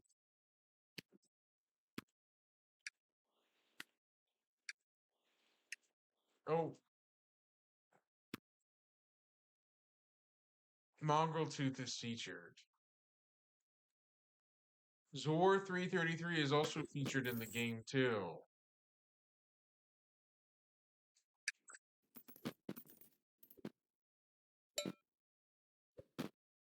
And I unlocked an achievement for doing just that.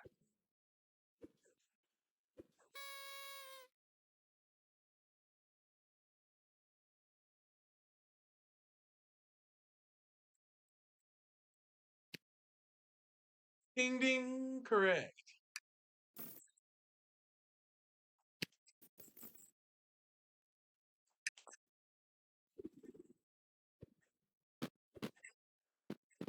I don't know how Mike D done it, but he made a great game that I actually liked. He developed a pizza game, and that's very interesting. He wrote a game delivering pizzas to people. A very simple indie game that I never thought that would be quite popular to catch on with people.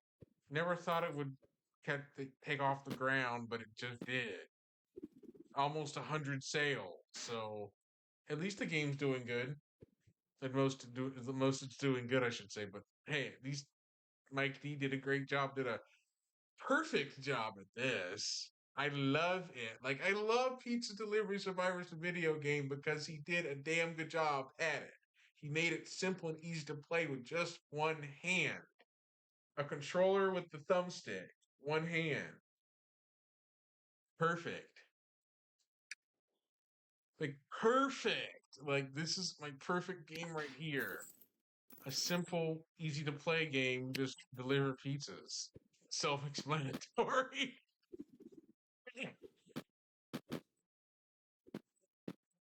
Like, it's self explanatory and it's of it in its own. Very, very, very self explanatory. This is early access, though. This isn't really the final release yet. This has not hit the final version yet. This is still in development. It's Sid, still in development.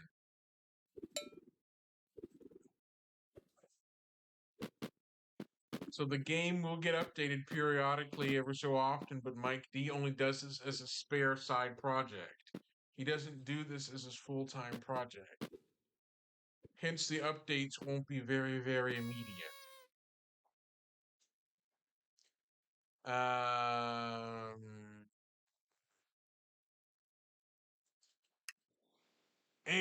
Wrong answer. Try again.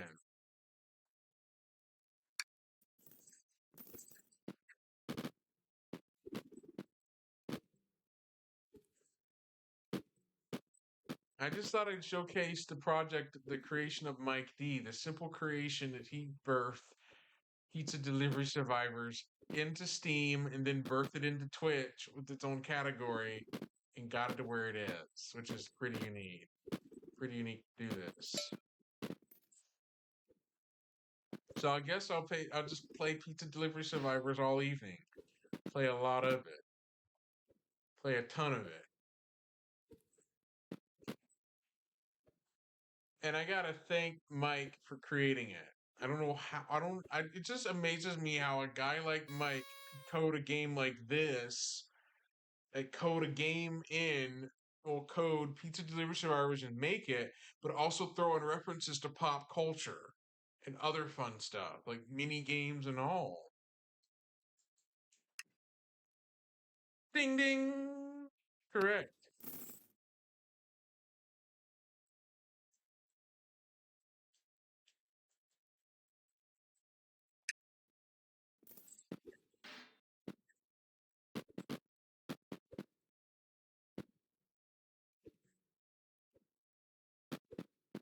I originally thought that the Pizza Delivery Survivors game was going to have a different publisher name, but it turns out it has conglomerate publisher name.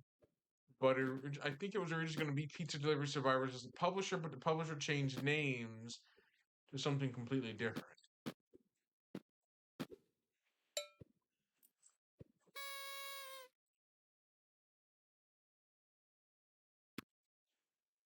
Uh-oh, flip the cards. High card wins.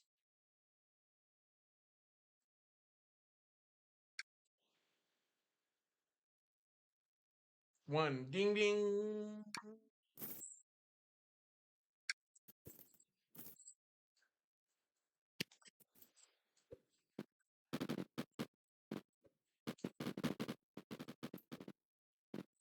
Mythic, what do you think about this game? Have you ever tried it?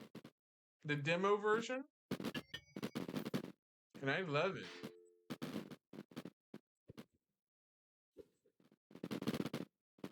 Whoa, too many enemies are swarming all at once. Whoa, ooh.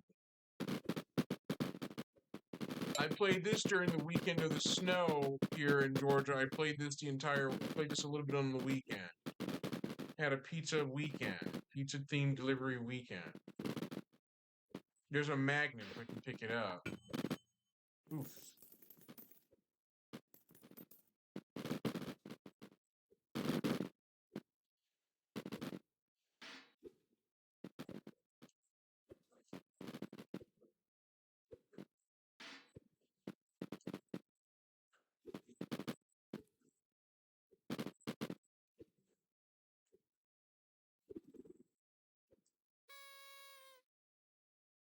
Unlimited breadsticks. Accumulated 20 coupons. Achievement unlocked. Mwah! I won't tip unless you beat me at Monty. House rules, and I'm the house. Oh.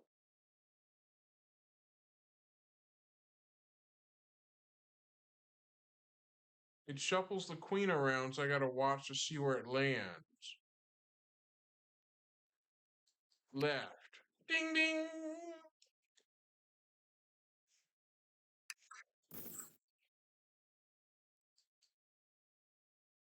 If memory serves me right, Mike D created this game because I assume he used to deliver pizzas, is how he got the inspiration to make this game. If memory serves me correct. That's essentially what kicked it off.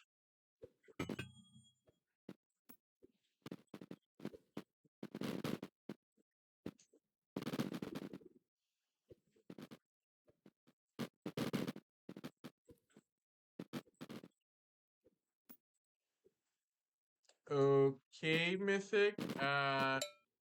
You don't. That option is not available through Gigantify and Emote because I have that disabled.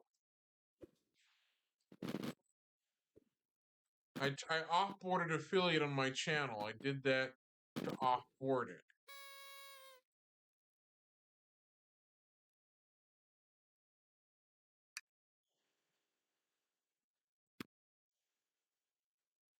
Oh, I lost. Mwah, mwah, mwah, mwah.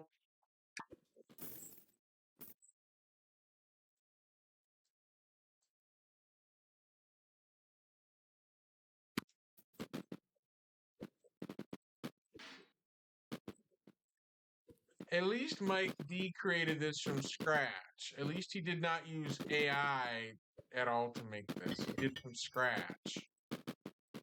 Which is a good thing.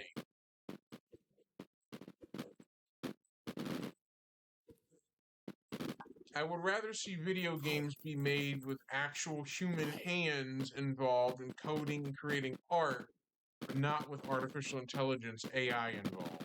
Nope.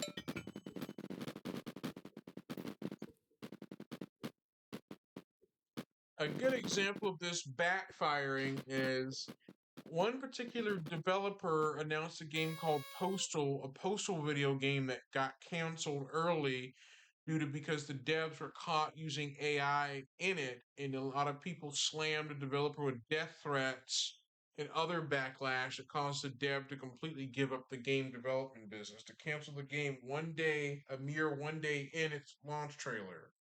Yikes. That's an example of AI backfiring, or creating a game with AI and sneaking it into the game backfires. Game developers, do not use AI to make your game, because if you use AI in it, people are going to notice and it's going to backfire in the very, very bad way. Wrong answer. That's essentially what it is that my issue with AI in game development is because people that detest AI, some that detest it, are going to slam the developer for implementing artificial intelligence in the game. They immediately use it and make heavy use of it.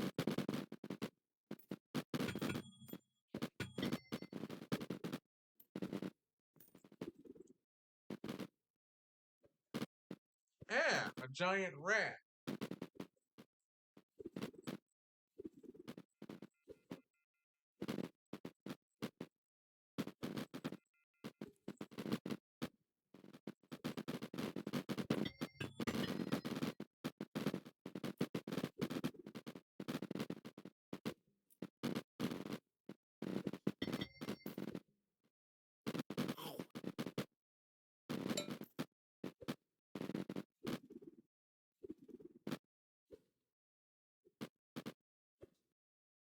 And I gotta give props to Mike D for being a cool developer, a chill, cool developer directly. I give him props.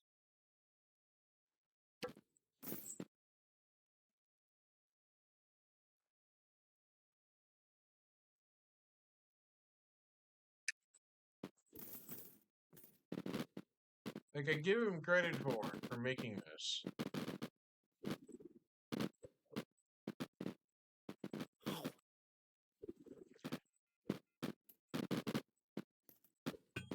Oh. Ooh, spin. Spin to win.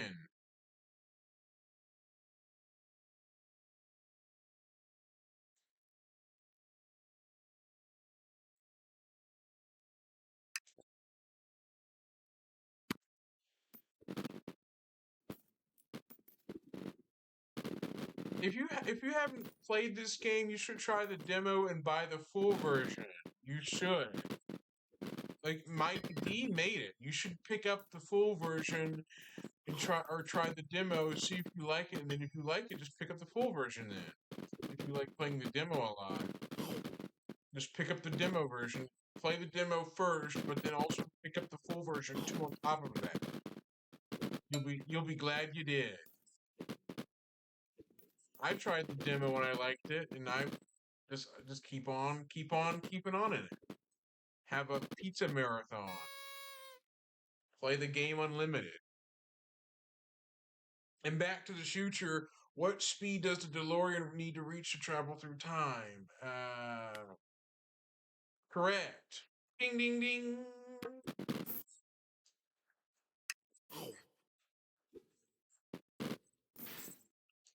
I'm glad that Mike D chose to publish it on Steam directly, since Steam is more laxed about what games are published on the platform.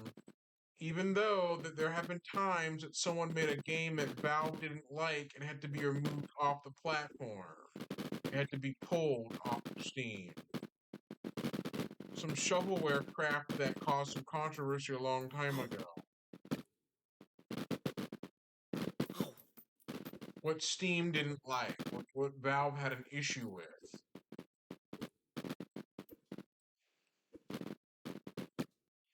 the enemies are closing in on me. The game does tend to be a little bit choppy when there's so many enemies on screen hovering around me.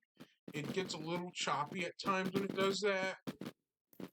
It begins to stutter a little bit, but that's just the nature of it. Now I can't get to the pizza to deliver it fast enough. Oh no. I'm getting boxed in by the zombies, I should say. I'm getting boxed in on. Pun intended.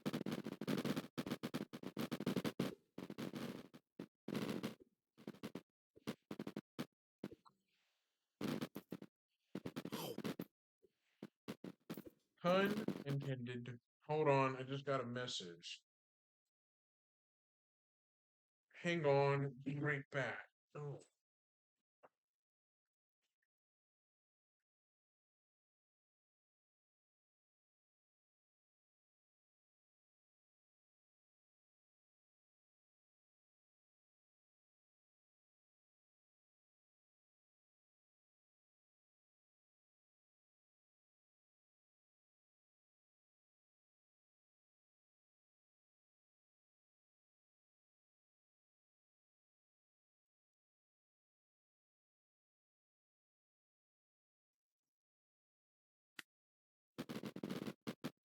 There.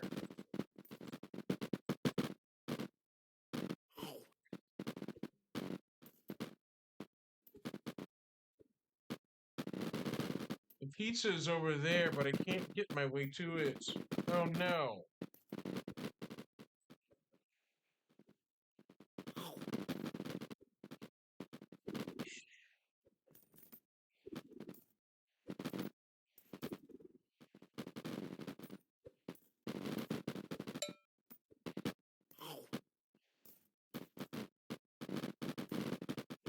Oh.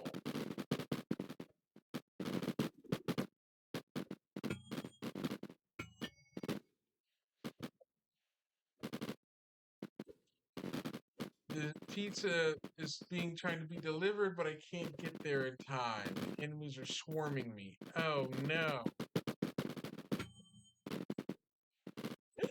Running out of time. Time up. Mwop, mwop, mwop, mwop.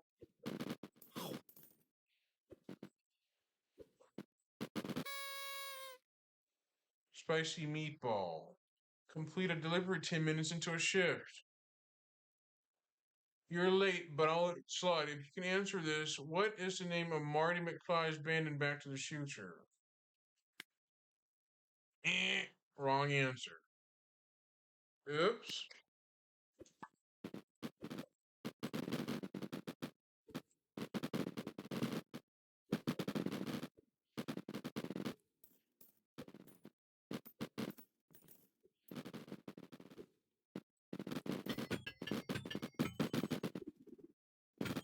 I'm being swarmed by enemies. I can't get to them and can't get to the pizza in time.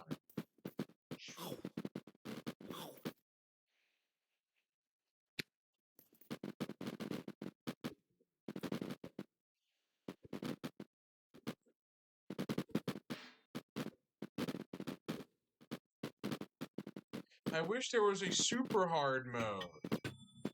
Ah!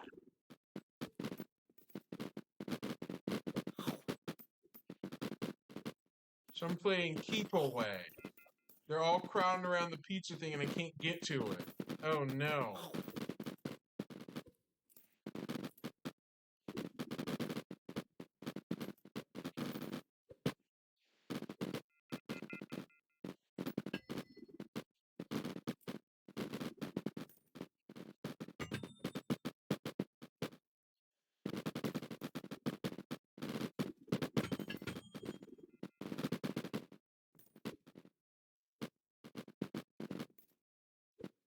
Yeah, the enemies are still swarming me. Ah ha ha ha ha. And I died. Oh. Failure.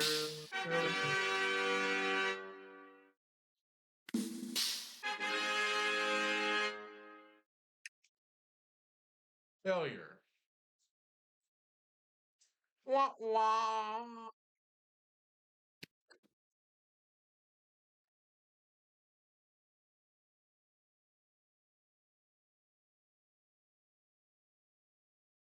Yeah, I died feeling. You can type in oops! Exclamation point oops to trigger that.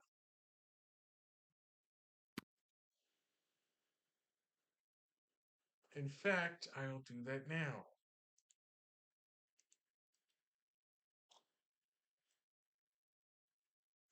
Sorry, Mythic. Invalid argument.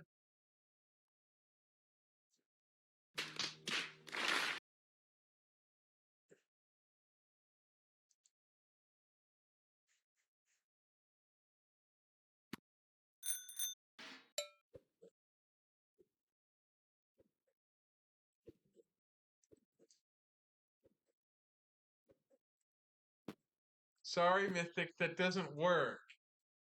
An error has occurred.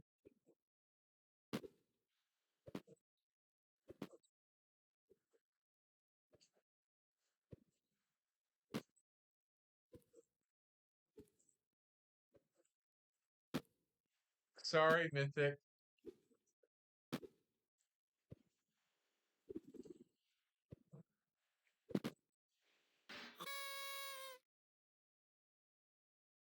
James Anderson. If you're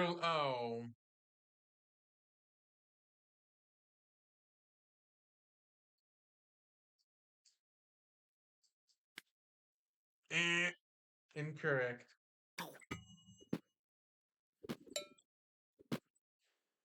For 200 points, I'm getting swarmed. This game is actually pretty fun. Mike D really wrote this game a lot, and he pretty much did it. The Game Genie. Correct. Stitch, this is a game you should check out on Steam.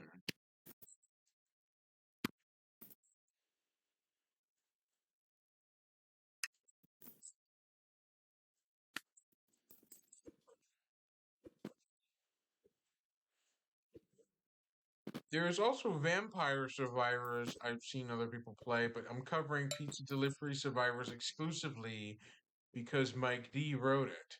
I'm covering the game itself directly, exclusively. Mongrel Tooth is a Twitch streamer who's also a cameo in the game as a non-playable cameo. Zor333 is also a non-playable cameo. Yup, there he is, Zor the Wizard. You get an achievement when you see Zor the Wizard. That is him. That is indeed Zor 333 guest stars in the game as a cameo, unplayable.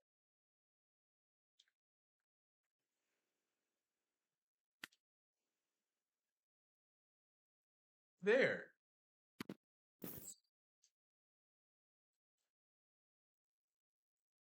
I'll show you the achievement I earned for it. This is the game that got really my attention, but here are the achievements.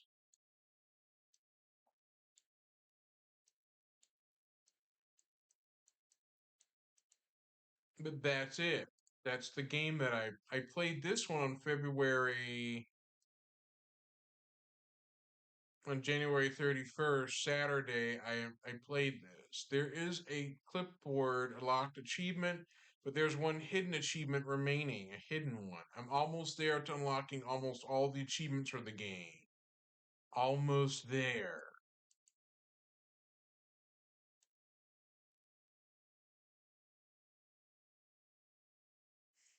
Almost all the achievements. I gotta say, damn, Mike, you made a game with simple achievements to unlock in one sitting. Dang.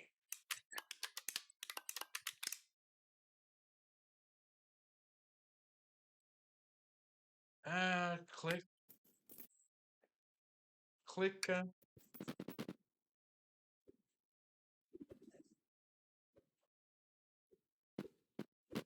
In fact, I cheated in a game called Space Channel 5 Part 2, where someone made an already complete 100% save. So I added it to the game files of Space Channel 5 Part 2, and it automatically unlocked all the achievements rapidly, like super quick, every single one in a row.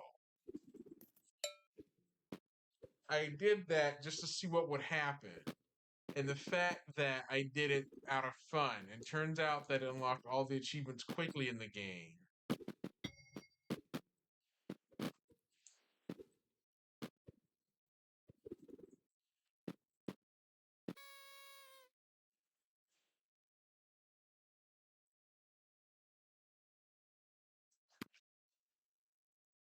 I would love to see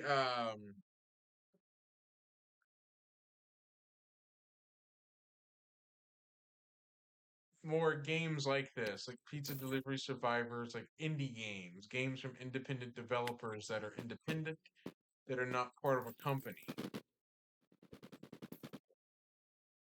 Mike D wins my 2026 Game of the Year award. Pizza Delivery Survivors wins the Game of the Year award for me. Because it's so fun, and I love it. All you do is deliver pizzas. That's really what the synopsis of the game is, while avoiding enemies. That's the basic synopsis.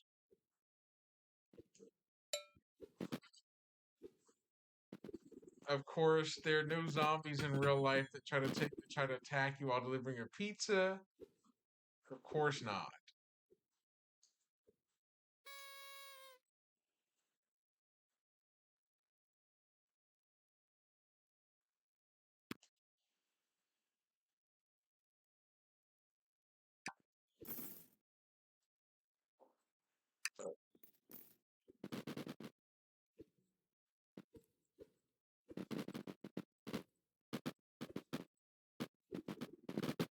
Mongrel Tooth is actually another Twitch streamer I also find quite funny and amusing as well. Mongrel Tooth's a puppy VTuber by default. He's actually a VTuber. VTubers are quite common on Twitch. I've seen at least one or two of them here and there on Twitch. There's a lot more on there, though.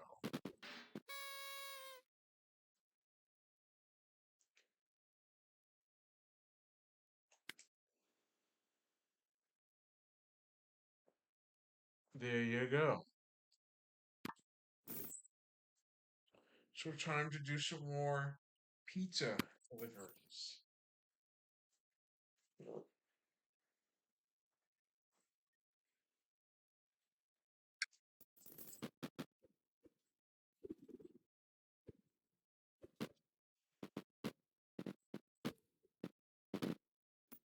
I give this a rating E for everyone.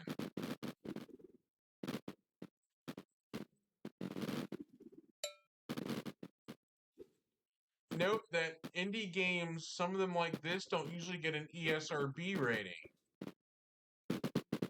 But this one, I give it a rating E for everyone. With food fights involved.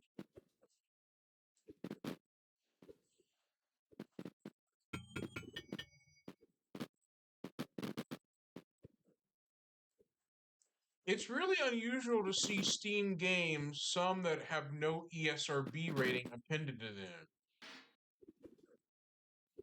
It's a bit iffy with Twitch, though. I mean, games that are released that don't have an ESRB rating can be a bit iffy, up in the air. Pizza Delivery Survivors is an exception to this one, because it is just a game. Like, it's an exception to it.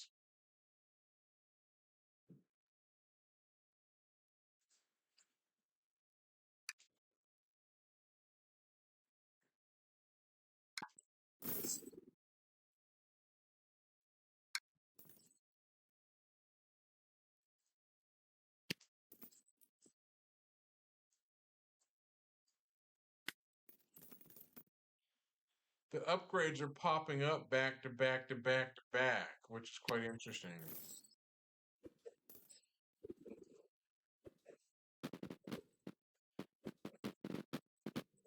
I do give Mike D credit for coding in the upgrade screen for the weapon upgrades to pop up like, synchronously back to back, though. And here's a bit of cutting room floor. I found out that the game won't work unless the Steam is running for anti-piracy. It's using the Steam DRM, Well, Steam works, but it's also designed not to run unless Steam is open. That's a good thing for anti-piracy.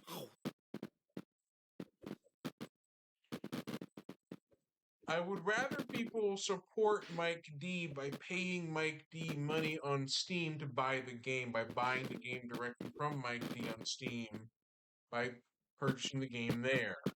That's what I support. Paying Mike D for the game he spent his hard-earned time, energy, blood, sweat, and tears into making this game and making it happen. Like, I literally recommend people just show support because this is really fun. I love it. And I'm loving it.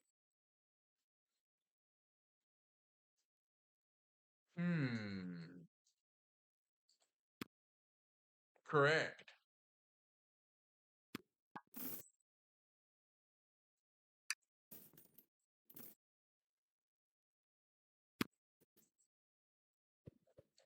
I never really developed video games at all. I never really did. I haven't because I never understood game development.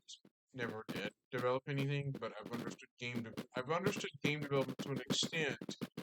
There is AGS or Adventure Game Studio that is like a program you can develop your own adventure game. There are quite a few game development kits out there. There are some that are paid for, some that are free that you can make a game with. But to make the game playable, you have to add the code in as a secret sauce to make it run, to help it go. The game is written in the Godot engine.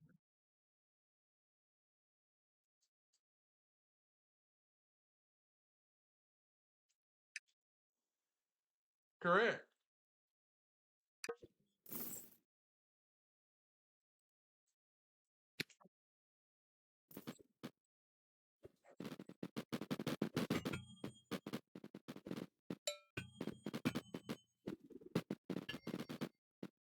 All those enemies. Yikes. It slows the game down when there's more than like 20 of them on the screen, but that's to be expected.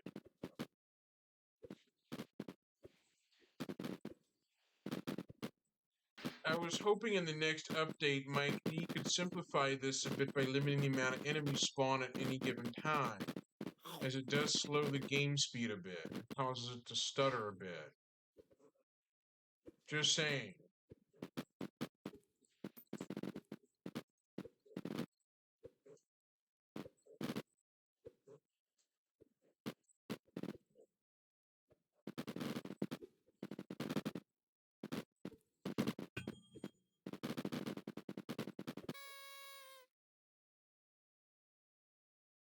Which scientist is famous for developing the theory of relativity and winning a Nobel Prize in 1921?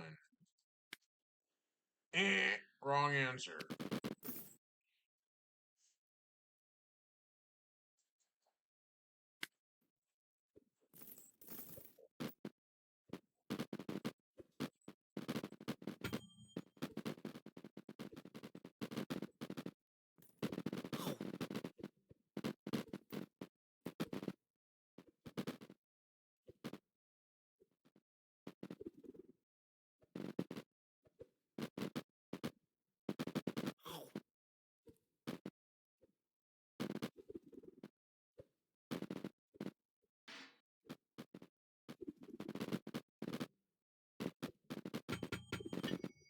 Ouch.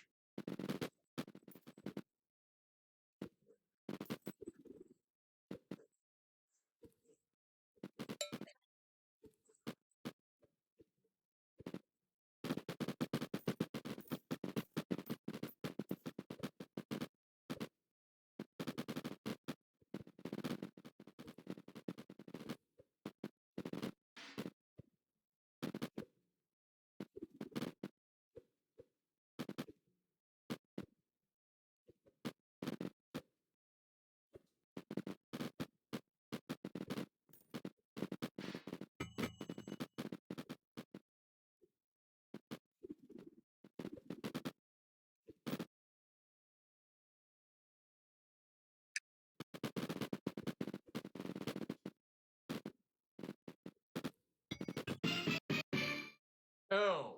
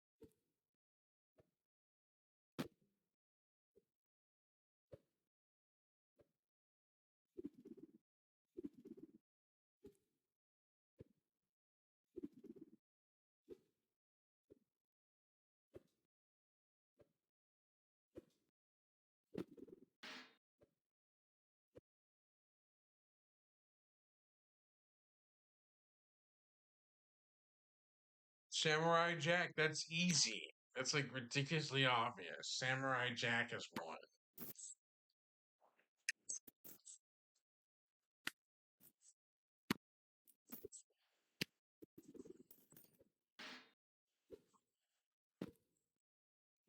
I do remember Samurai Jack, the TV series that aired early as 2003 to 2004 on Cartoon Network back then.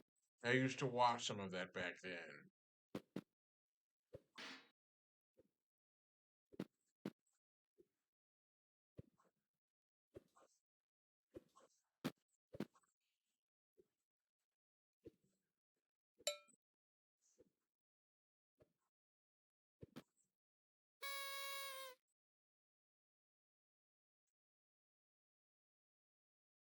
Hmm. Zor the Wizard, back again.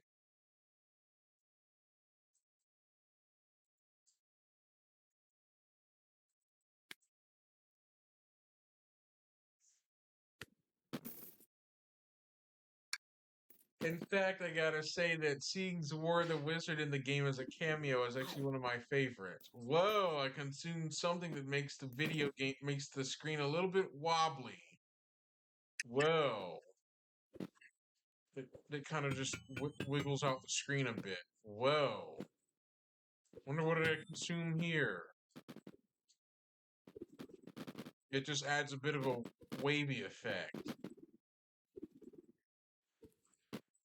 And it does weird things in the screen.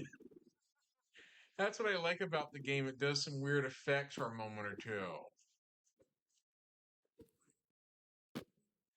I like that. Like a bit of a quirk.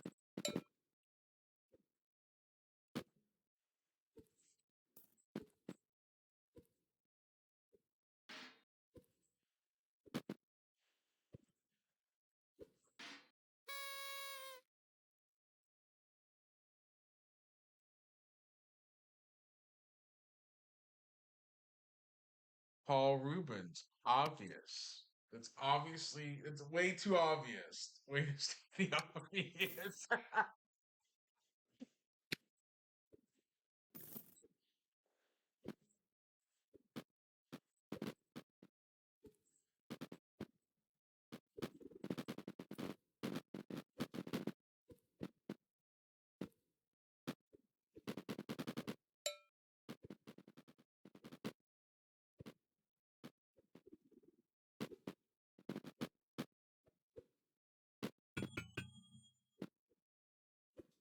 I just figured I'd showcase this game again because this game is too much fun to have.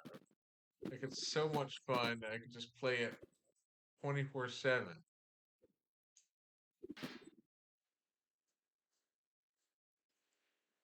Oh, another Twitch streamer is shown. Watu himself, another Twitch streamer is showcased.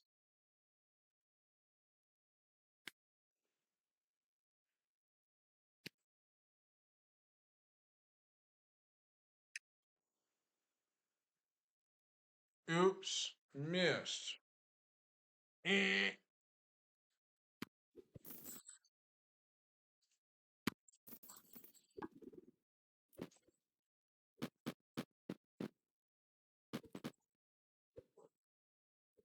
The Twitch streamers I see featured are Zwar and Watu featured in it. I wish I could see Mythic. I saw Mongrel Tooth, Zwar, and Watu featured in it. I would love to see Mythic get mixed into it. Like a multi-wave.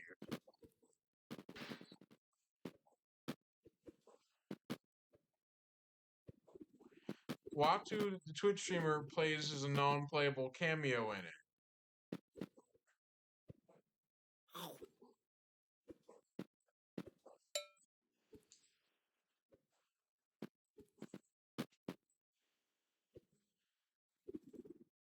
That's neat. Seeing Twitch streamers in the game is fun. Seeing ones that I recognize. Grumpy Gus. Oh.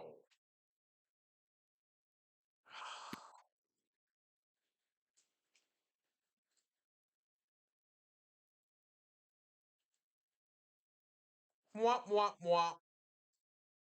or complete, got all the trash. There are playable mini games in it.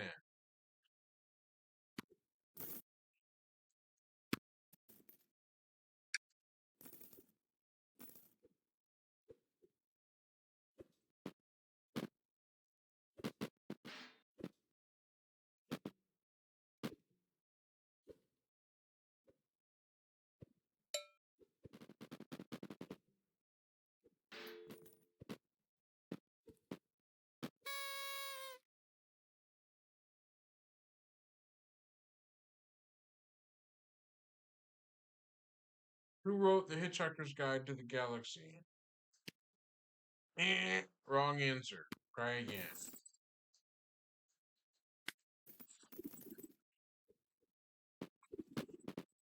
Vlad's Pizza is the place where you go get the pizzas from delivered to. Ah.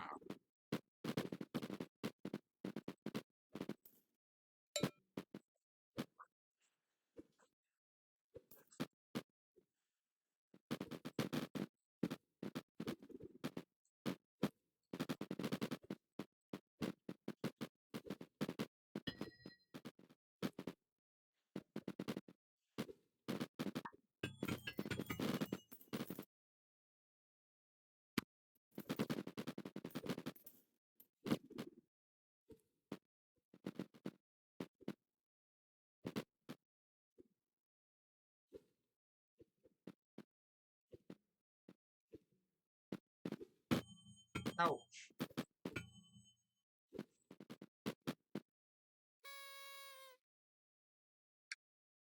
Oh.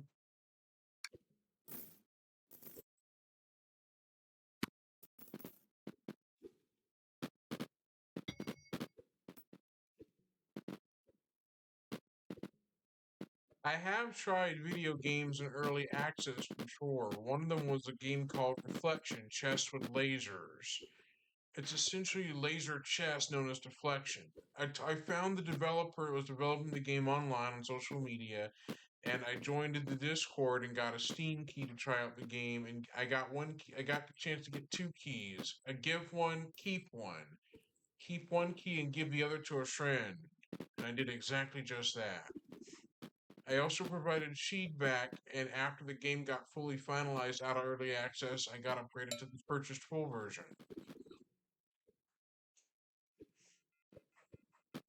This game will continue to carry the early access tag for now. In the bottom right, it says early access as a watermark.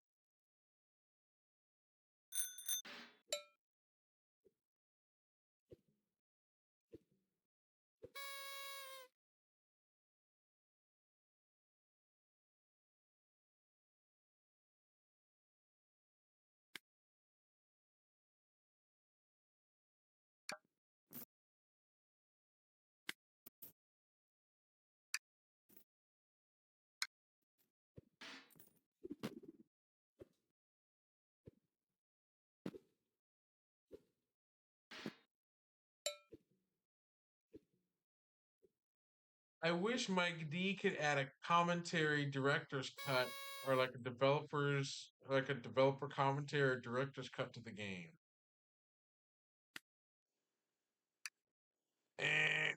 Missed. Mwah, mwah.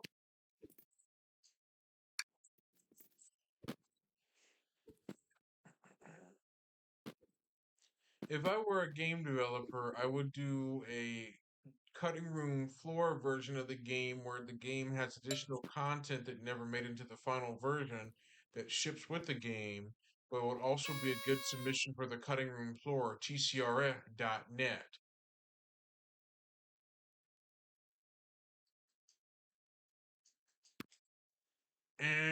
Wrong answer.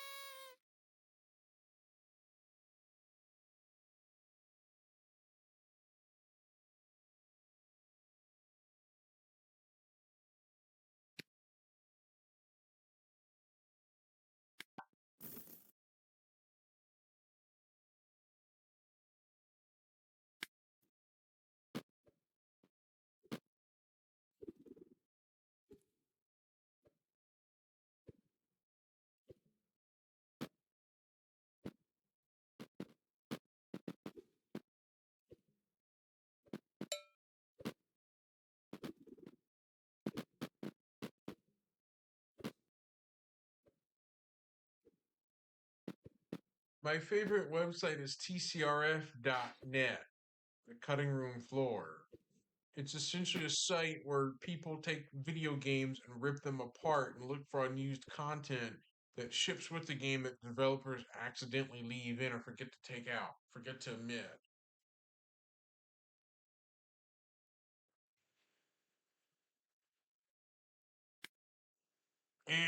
Wrong answer.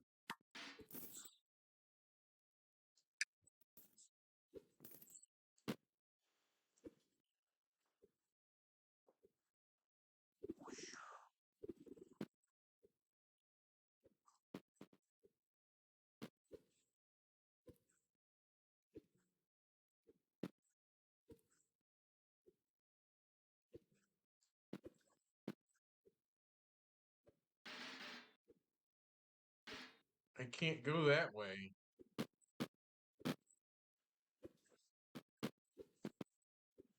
My big thing for Mike D is to take a look at why enemies spawn on the other side of that barrier when they cannot come across. Like, what gives?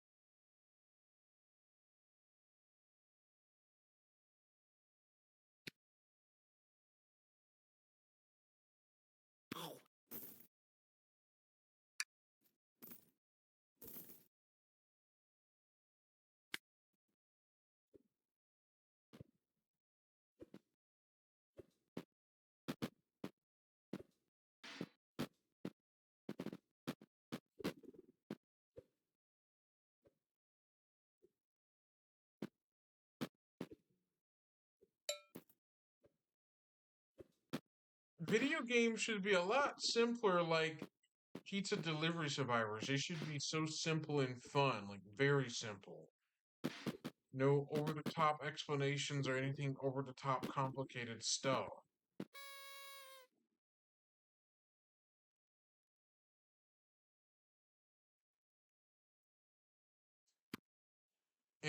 Wrong answer.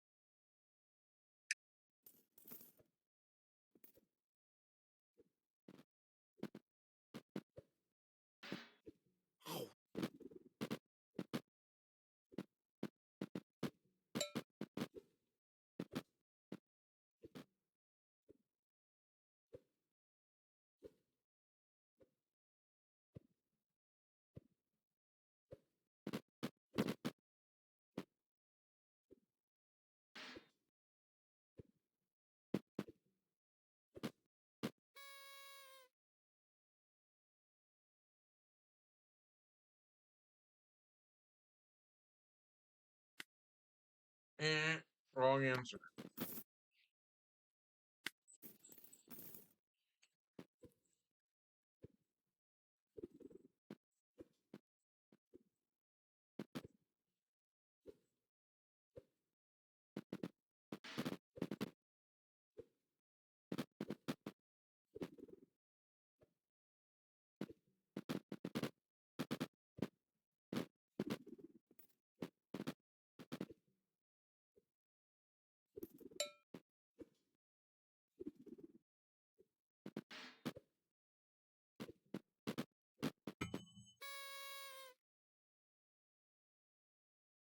Which Sega Oh, that's obvious.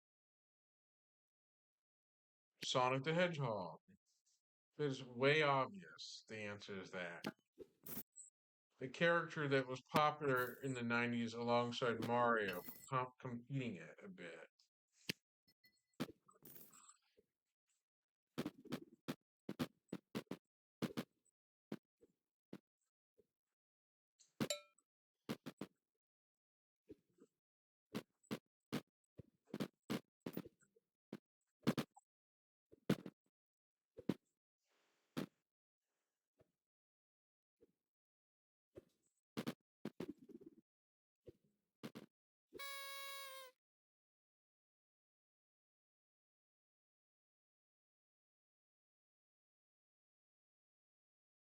Hannah White is more like a parody of Vanna White, I think. Something like that. I guess.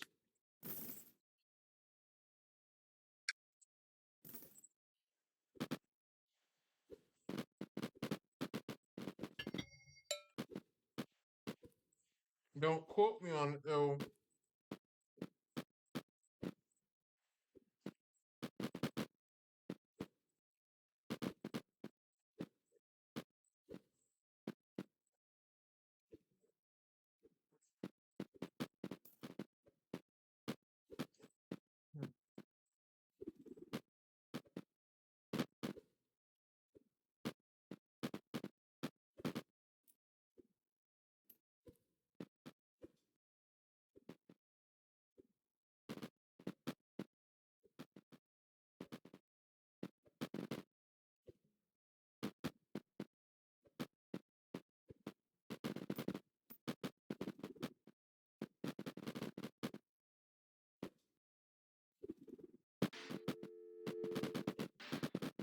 Whoa.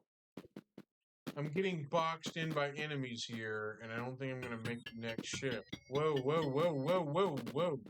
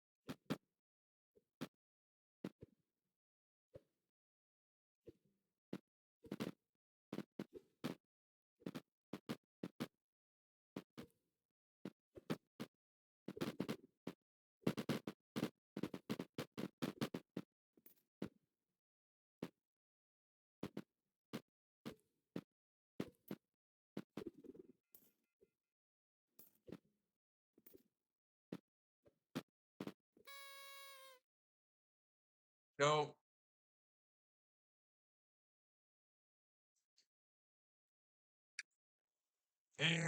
Wrong answer.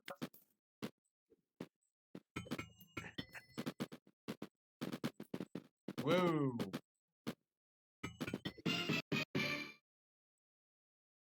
Ah.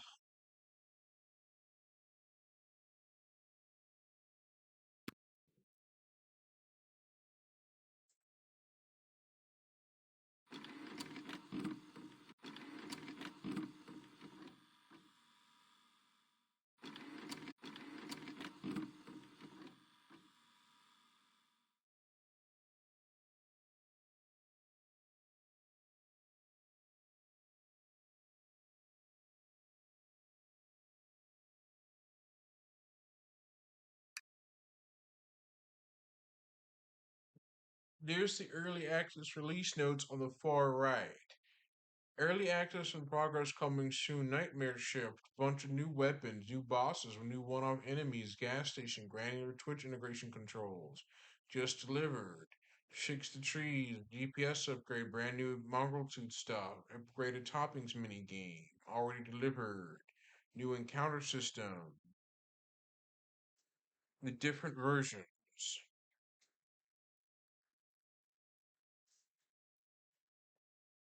Things like that. This is the introduction message. Hey there, Survivor. I'm Mike D. I'm the developer behind this ridiculous little pizza game. I just wanted to say thank you. You did not have to take a chance on early access. A lot of people will wait until the game is done. But you showed up now at the beginning, and that means everything to me. I have spent the last 15 months building this yet. The journey to 1.0 is just getting started. If something breaks, makes you laugh, or gives you an idea, we need to hear from you. Please hop into the Discord and let us know. It truly is the only way we can get more things, get to make things better. Thanks for believing in this and in me. I will do my best to not let you down. Mike D. Let's go. Here are the credits of all the people featured. Mike D is the writer, creator of the game. Tim Tilburg is the music. Sprites and graphics provided by Zombie Cool Games and Mike D. Special thanks to all the people that played, several others. Zor and Mongrel Tooth are featured, and Watu is featured. Developed with the Godot engine in the credits. People featured. It would be a thrill to see my name in the credits. Hi, Thriller. I'm just showcasing an indie game that was developed by Mike D, the creator. He's the indie game creator that made this little simple little game that he wrote along with two other people that did the art and other stuff.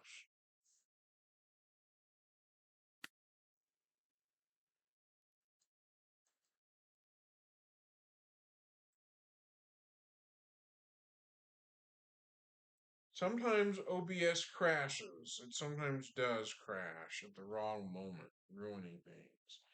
Does happen.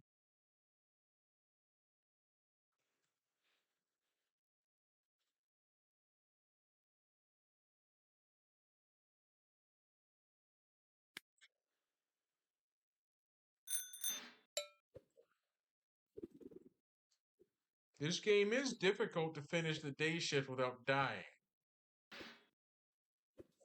In order to complete night shifts, you've got to at least finish the day shift first.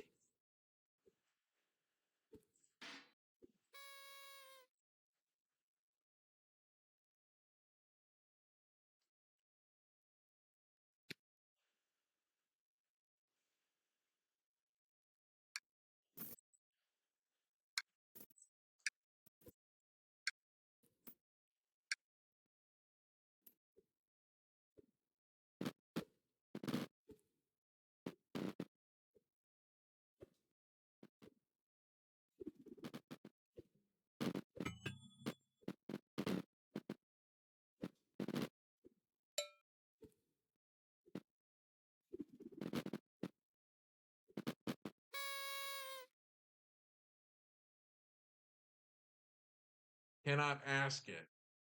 That's an odd name.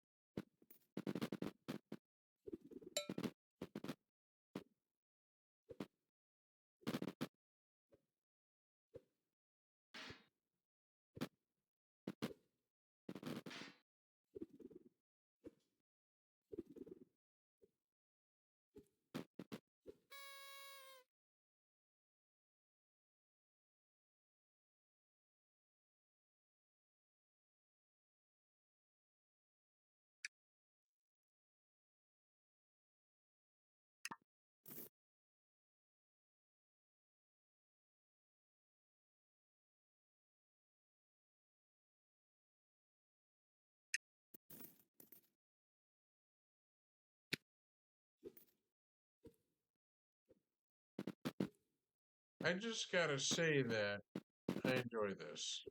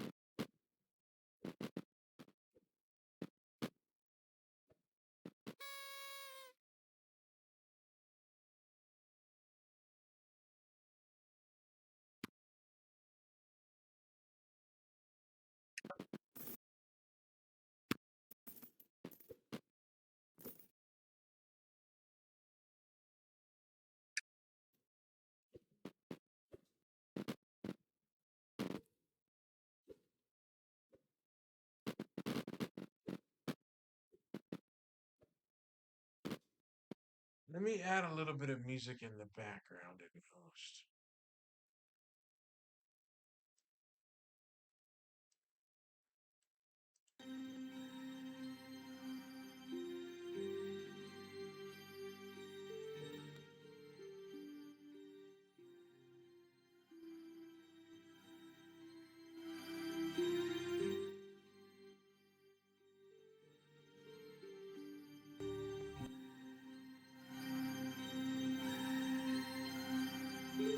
And I'll be a little bit more quiet during the gameplay so you can see it instead.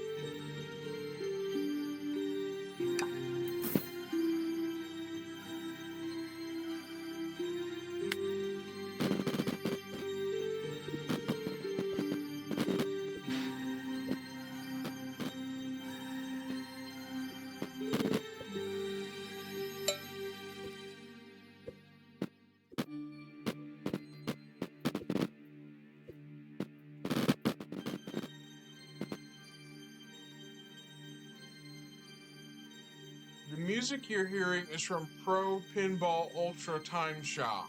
The game itself is where I got it from.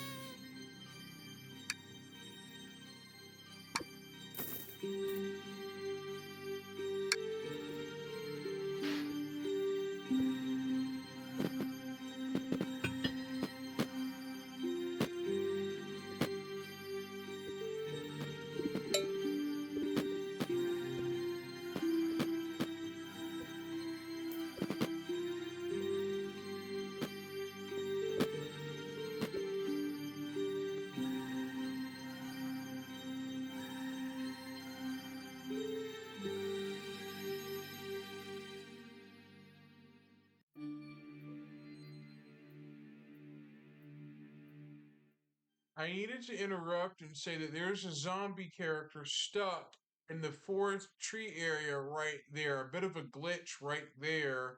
As you can see, a enemy is stuck in the tree area right there for some odd reason. Mike needs to look at that right there.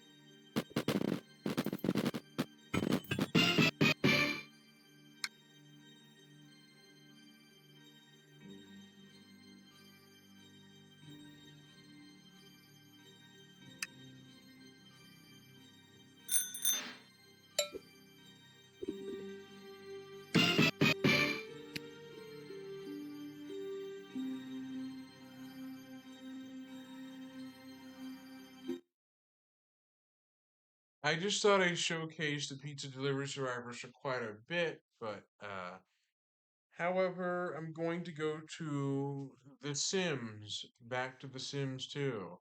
I spent 5 hours in the game. Or better yet, I'll do Pizza Frenzy, which is actually a pizza game that is made by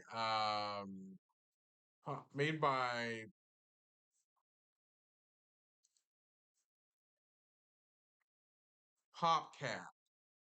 Pizza Frenzy.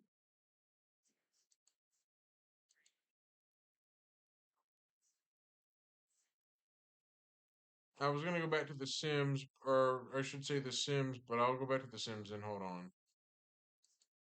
I'll do Pizza Frenzy some other time. Okay, let me just go back to it. Okay, hang on.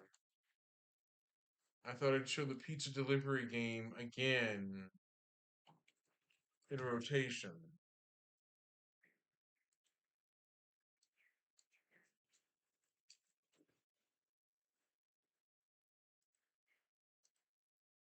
So here we go.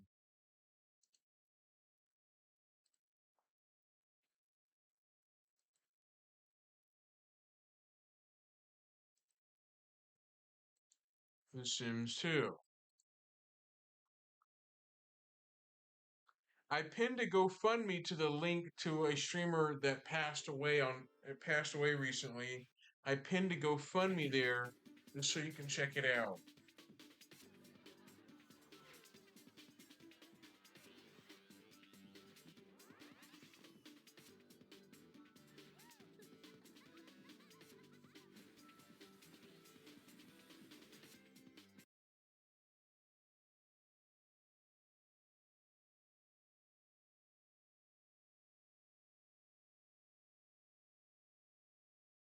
Hang on.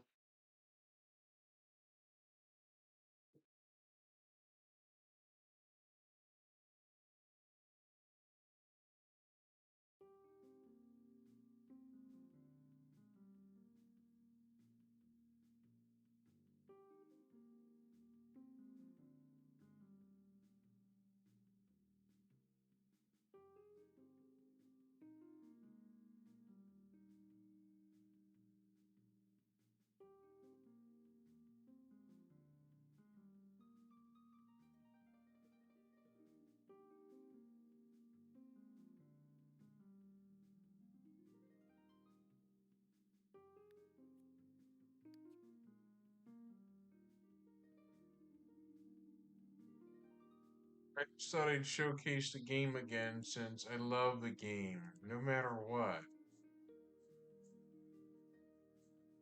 Mythic, interesting, funny, funny.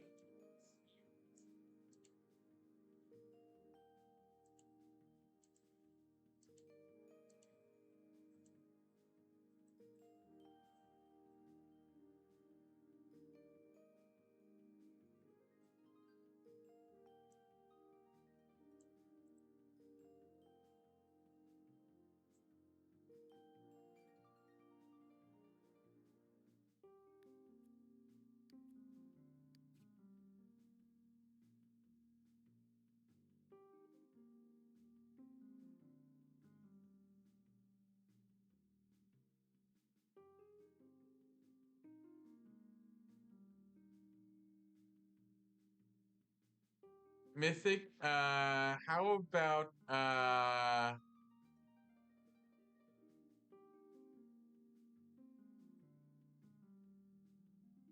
nice try, Mythic, on that.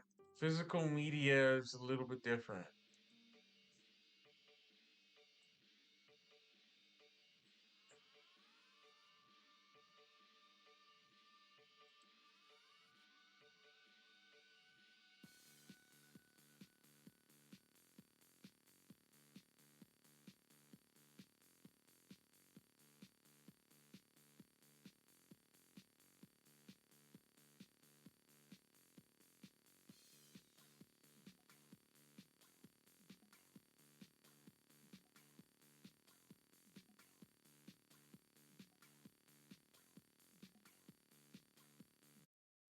Mythic, physical PC games don't really. Some of the ones I have are a little too old to run on modern hardware, by the way.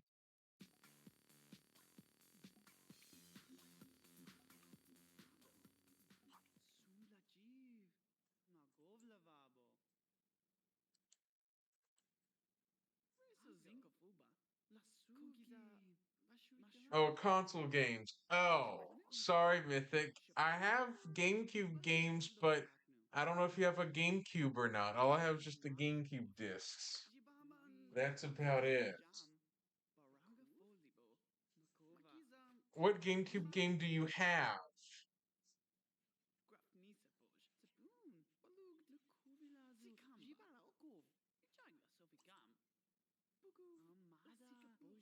Oh. What? Well, I'm hoping to get a GameCube soon. I'm hoping that. This is what happens when you try to activate a servo on a Kent University lot. It says, halt. You cannot activate this robot here. The university handbook clearly states that only students and faculty may live on campus. That means sentient robots are not allowed. Your best bet is to hold on to this inactive robot in your inventory until you graduate and move out of university housing. So servos cannot be activated on a university lot because you get that error. I can't demonstrate this on a university lot, Mythic. I can't because the game says halt. I cannot activate it here. So it's useless. It's just a servo. Servos serve a purpose.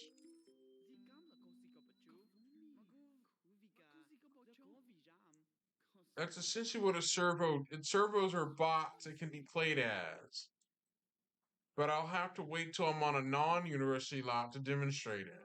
Cannot demonstrate it while in a university environment because the game says nope, cannot do that.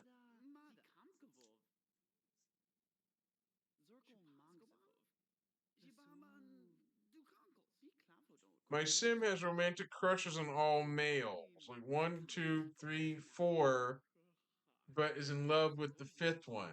Uh-oh. Disaster is going to strike if caught cheating.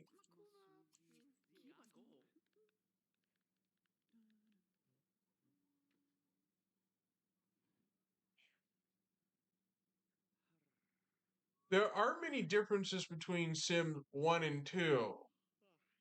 The differences are, as you can see, the game is in 3D while the first one was in 2D.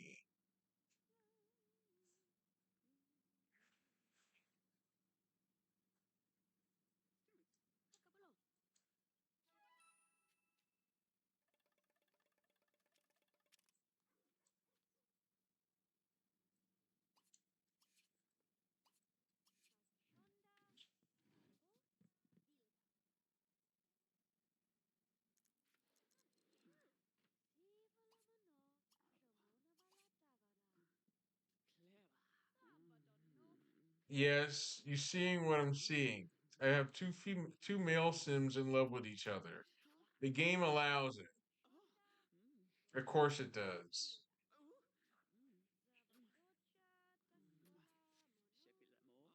The Sims 2 or the Sims supported LGBTQ pride since day one.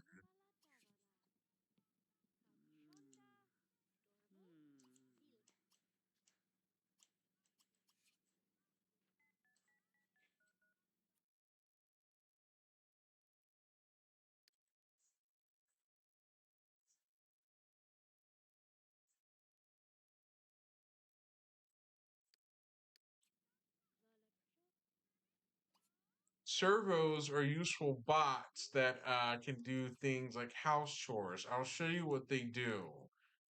Let me just go to a neighborhood and I'll spawn one and show you what it will do. But I can't do this on university law. Please wait while I save the game.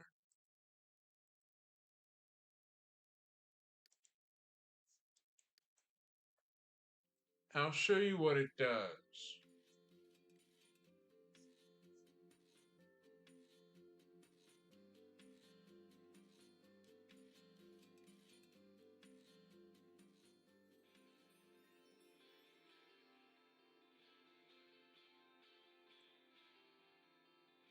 I'll show you how the bot works.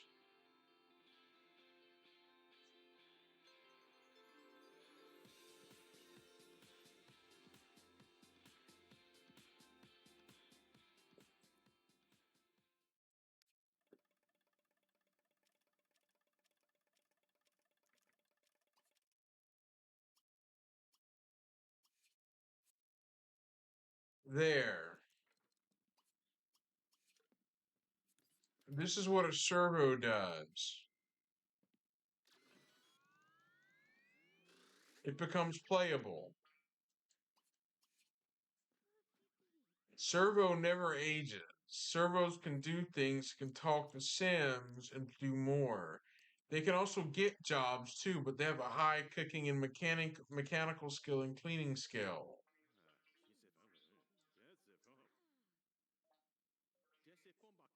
Oh, oops. Okay, let me just turn the game up, Mythic, a bit. Hang on. Oops. That's in the volume mixer.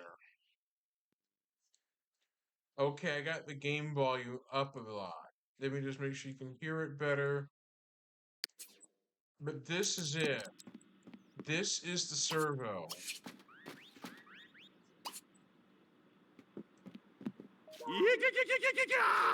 Zeke! Oh, Vapazata. You can turn servos on and off. That's what a servo essentially is. Diva. Obletivo. Oh, that. Obleti. Wamzin. Uncle.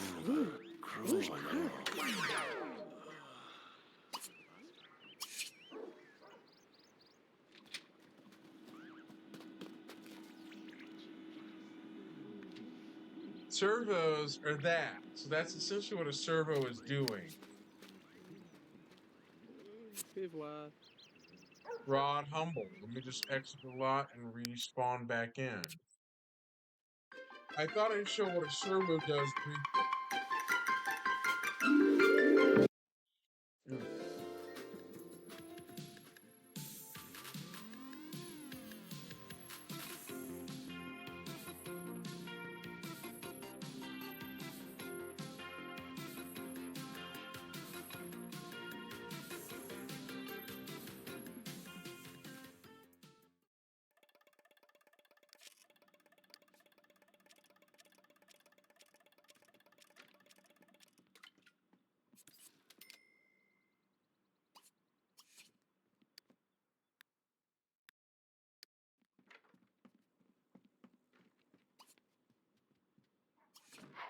Ooh.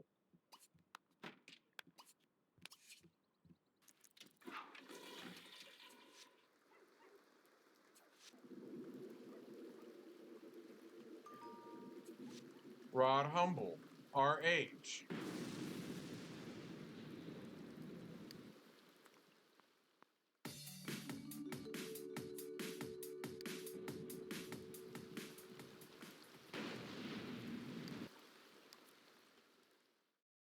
The Sims 2 is actually quite of an interesting game that really was in 2004 when this game launched, Sims 2 back then, but it was Sims 1 up until 2004, up until September 2004.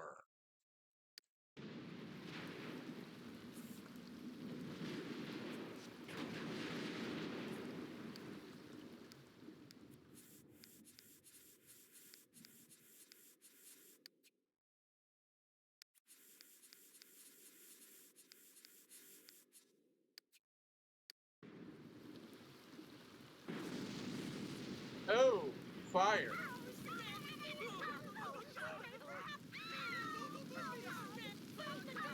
There's Bigfoot.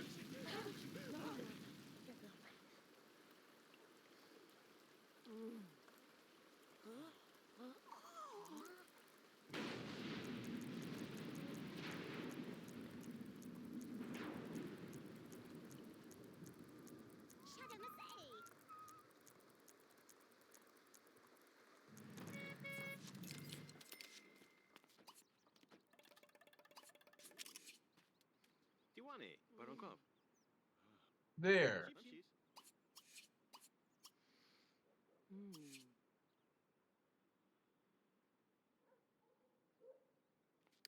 Back to the neighborhood. I'm going to move in a sim into this household.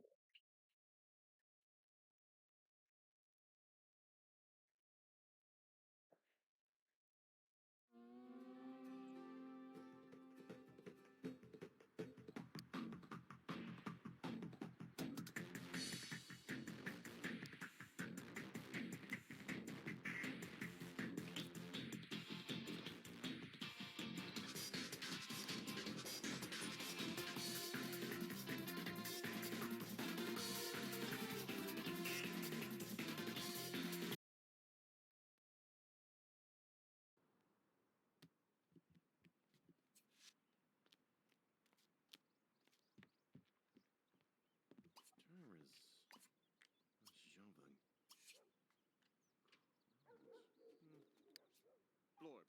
Blorb Phobin. A lorb.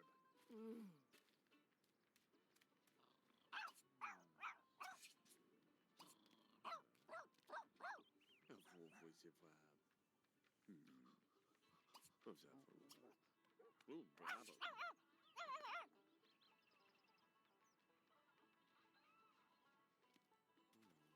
Blorb. Blorb Phobin. Ushi Blorb.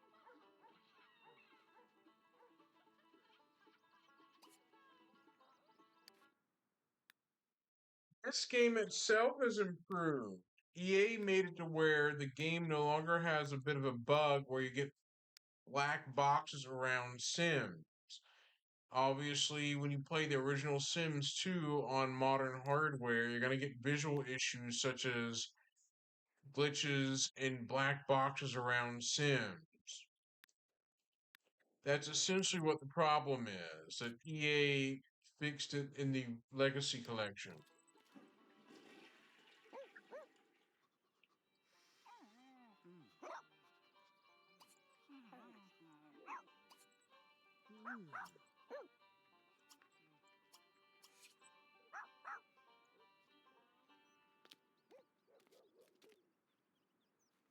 What's your Volvo?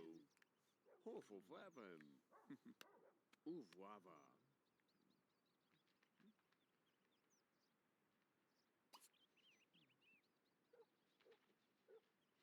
Stop that. Hmm.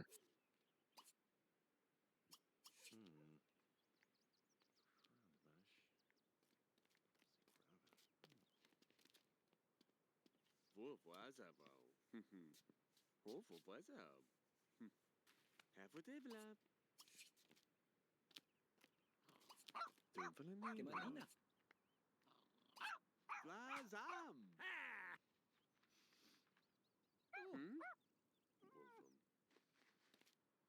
Aww. Zero do what does. Well, The Sims 2, well, when I originally had The Sims 2 Ultimate Collection, there were some mods called the graphics rules.sgr or .sgr file. It's like a file that is responsible for the Sims 2 graphics and it has to be tweaked to get rid of the black boxes. That's essentially what that is in the Sims 2 in the Sims 2 Ultimate Collection. But in the Sims 2 Legacy, EA updated the Sims 2 Legacy to run on modern hardware by adjusting the graphics settings, the graphics rules of the game to get rid of the black boxes that would appear on the bottom of Sims in the shadow, like a black box shadow glitch that would appear in the original game unmodified. Hey! Kemelo. Kemelo. Kemo botapelo. Molapelo. Kemolon. Hofo Wazavo. Hofo Wazab. Have a develop.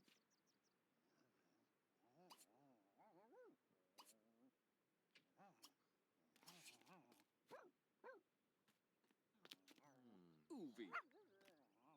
Eh bien.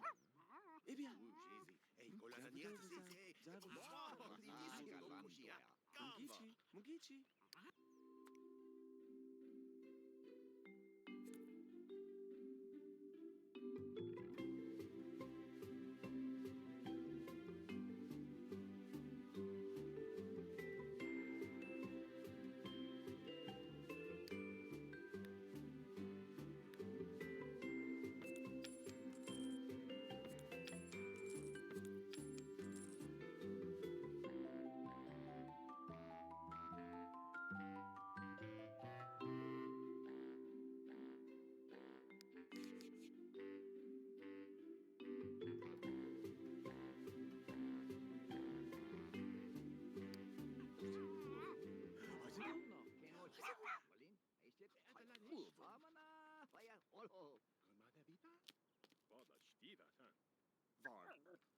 Dog. Bad dog. Sometimes you have to scold your dogs or cats to not teach them not how to behave. To teach them how to behave. Treso. David. Benito, Kaluta mai mia siete? bajo. Sta Comadani Mugichi. sota? Temo momo asiete. Answer. Hola, benida. Io Time to scold. tamala. Bad. Bad dog. Bad dog. Obviously, Porthos likes to chew on furniture to destroy it. But you have to scold or praise your pets when they do something they shouldn't be doing.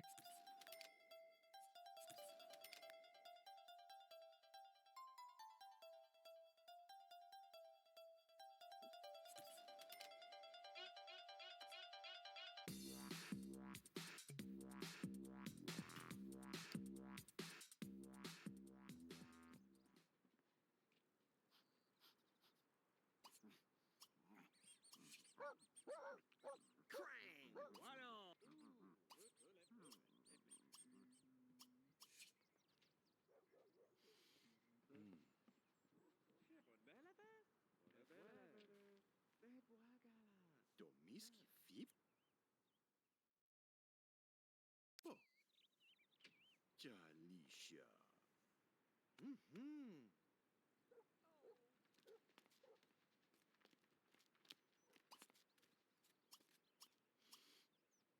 Hmm.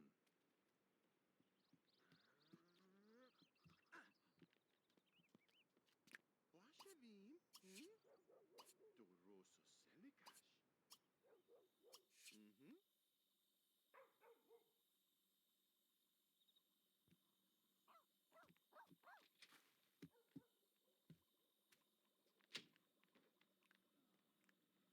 Uh-oh.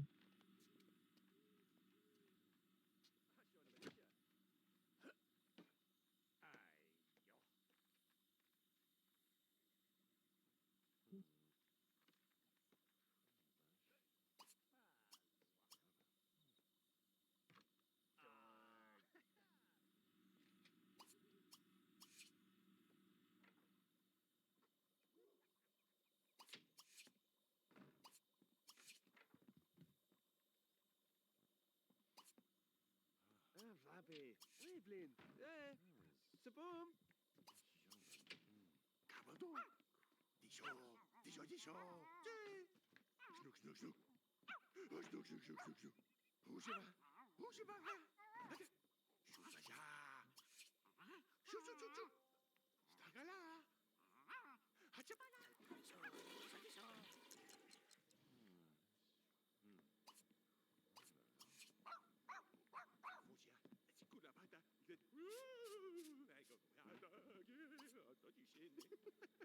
Ti want to? Pinatun. Sunt o sahiva. Dash miva. Uomini dalla sciuti. Dash Mufasa. Hihi. Já, já. Quando é Peixos. Robot Vogue. Florb Hope. Ushi Florb. Padasha. Lo sé que... Voyage. Fé, la bohu. Tas ma yohu deish. Quando é? Jatino. Chikatsa ya. E fundas. E kwon vaya. Simpo jus. chose. Je vais. Lasto, Ashim, Bukaria, Randoche.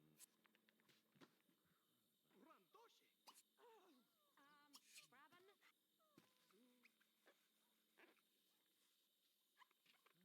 Tazelevo. Lick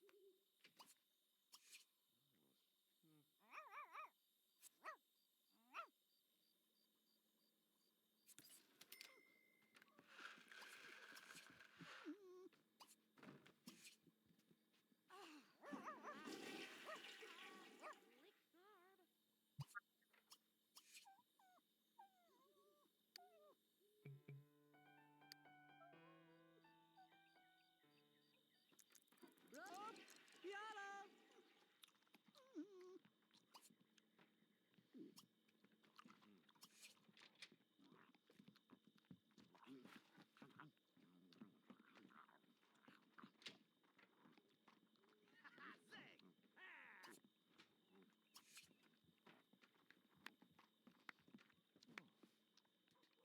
Wally, Galebo to see.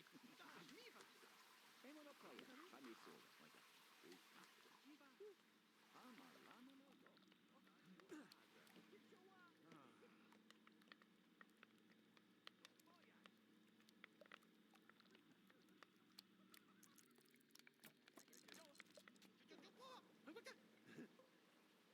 Blip, blip, blip, blip, dash, blip, blip, blip, blip, blip, blip. Oh, l'invangida.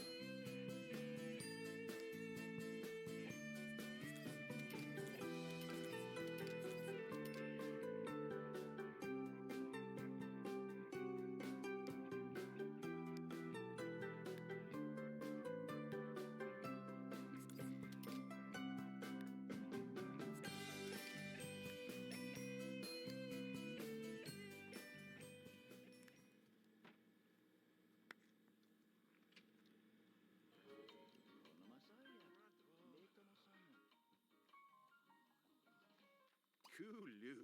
Noppa wood. Hashi undike. Krang, krang, krang, pa humigis. Hey, guys.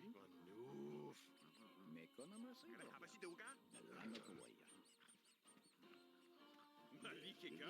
Mila si otto in chihante.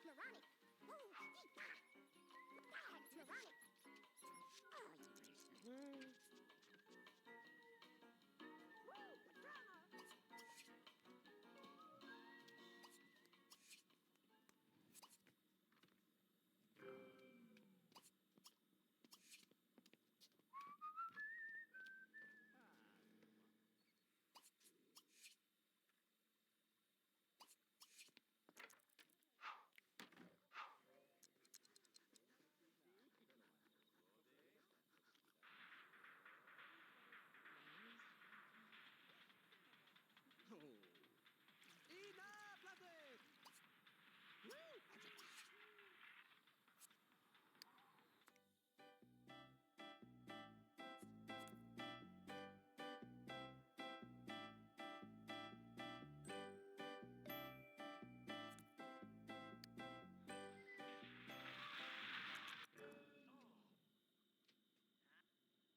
Ludwig!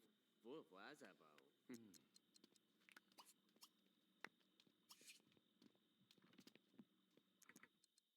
Well, the way I was able to fix the black shadows around Sims, the black box shadow glitch, was to use a modified graphicsrules.sgr file or tweak the file a bit that automatically erases the black box around the sim shadows only. Like a black box that would appear.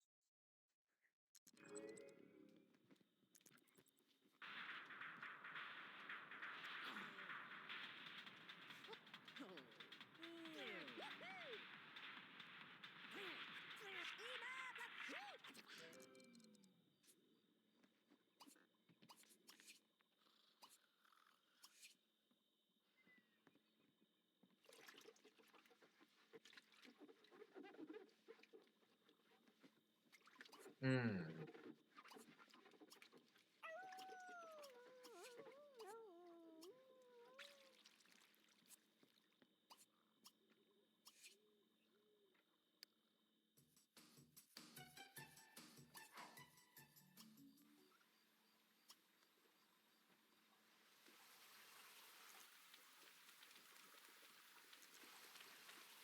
Oh.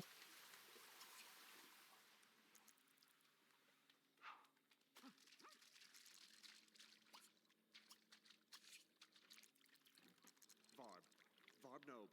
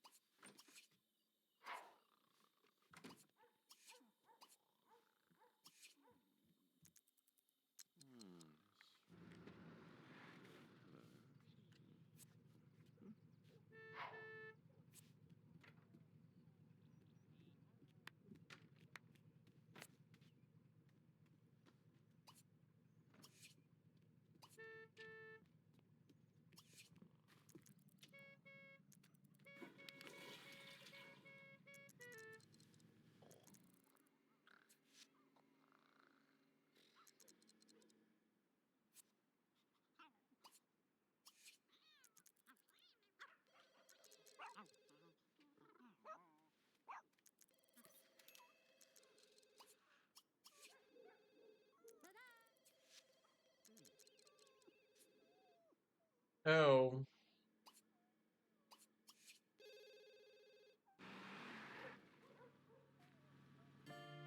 Oh no! Oops!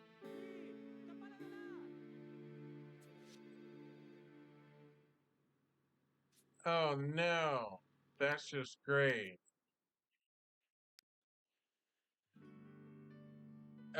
Oops.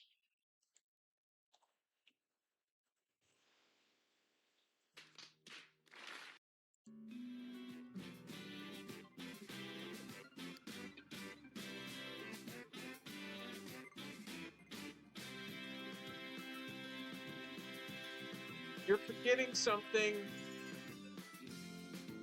My dog, one of the dogs in the game was starving, so the officer was going to come and take it away. So I had to completely reset the lot and try again.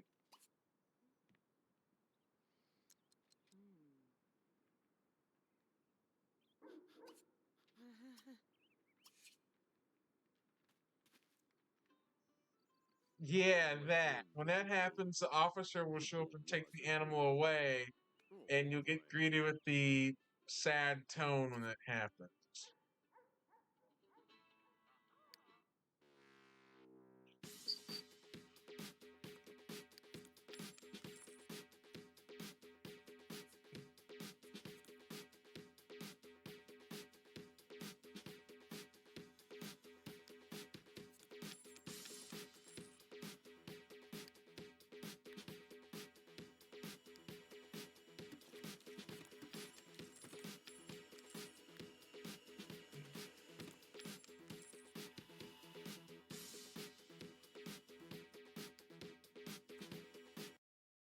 Oops.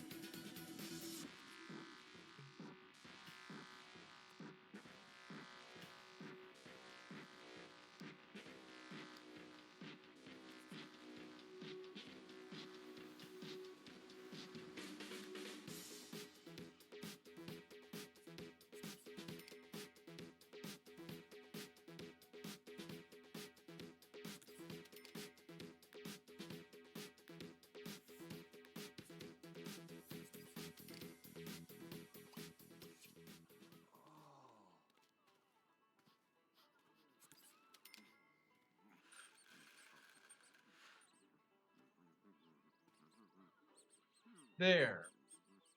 Safe.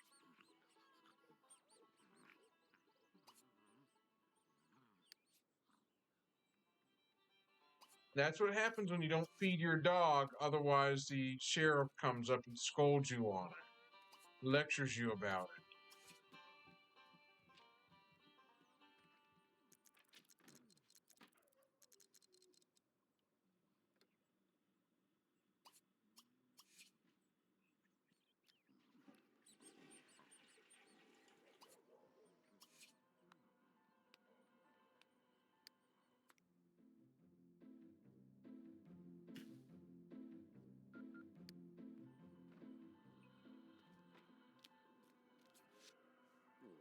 Oh, je vois. Oh, ouais. Eh. Sit down.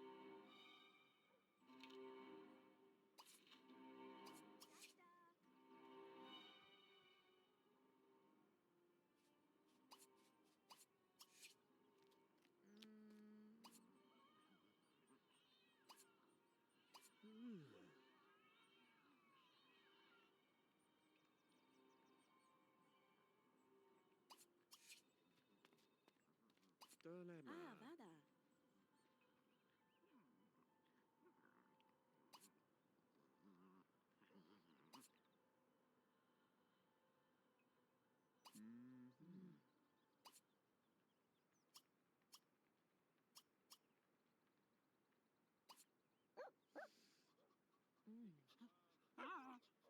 They're playing with each other. A big dog and a little dog. Ha!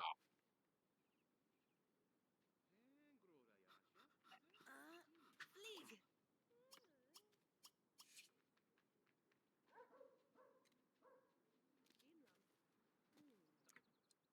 Yes, Mythic, but the console versions of The Sims are restricted by an object limiter. An object limiter is deliberately put in the console versions of The Sims to prevent the game from crashing on consoles with limited hardware resources. A good example is in The Sims Herbs, Sims in the City, there is an object limiter that runs in the background that stops the player from putting in any more objects than there already are. It prevents you from buying any more.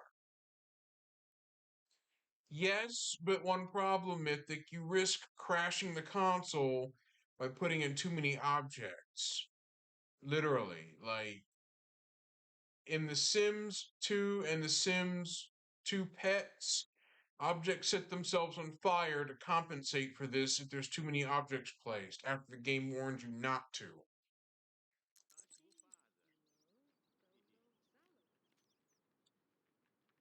That has happened.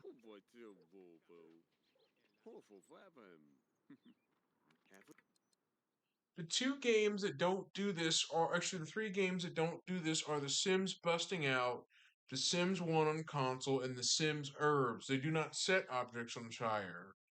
Just The Sims 2 and The Sims 2 Pets and The Sims 2 Castaway set objects on fire to get rid of objects that are taking up too much space.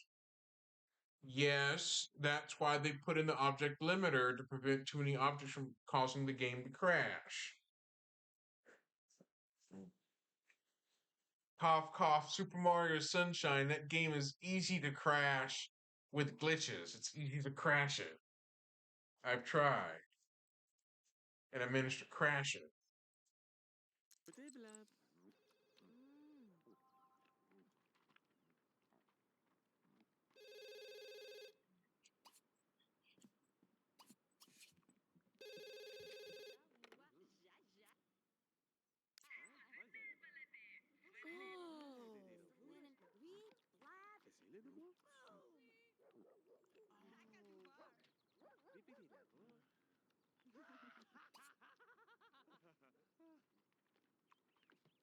Oh,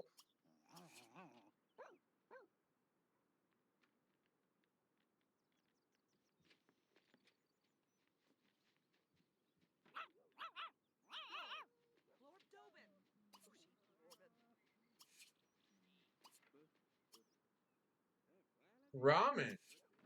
I'm making my sim eat ramen for dinner.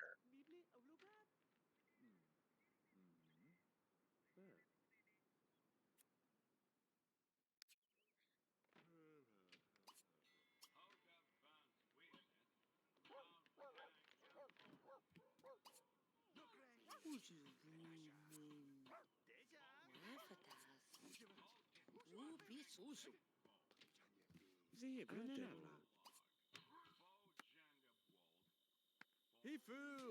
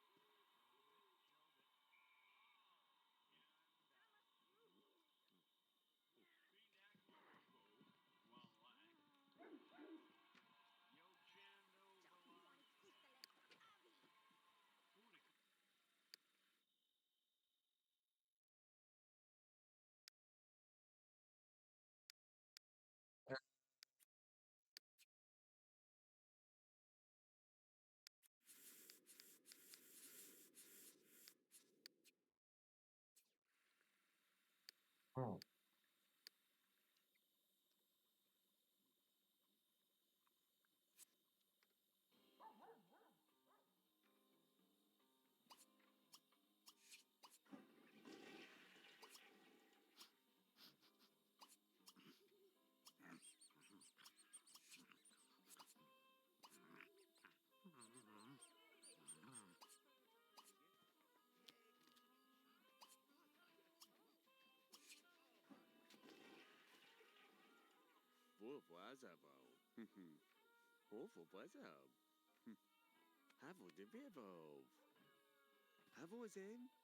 Bonk.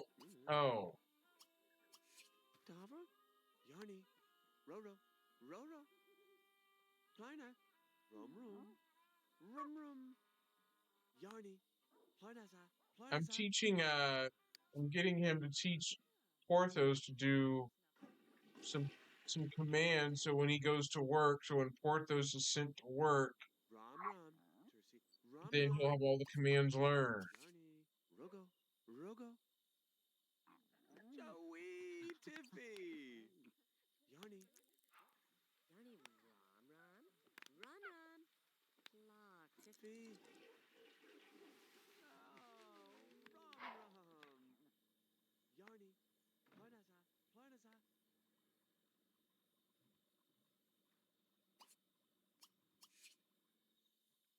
Rum, Yarny, Rum Rum. Yarny. Beep, beep, Tiffy. Joey Tiffy! Yarny, Planaza, Planaza. No, beep, no, beep, no. Joe, beep, Joey.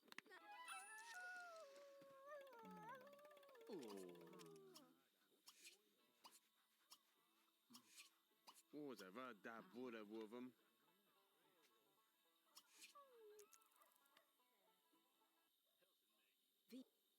Bliv, verb.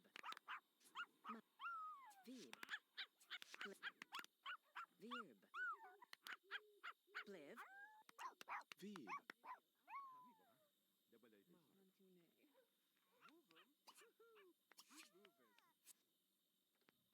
Veeb. Woovum? When? That's heaven. Bliv. Hibs of web. Weave. Sapamela. Verb.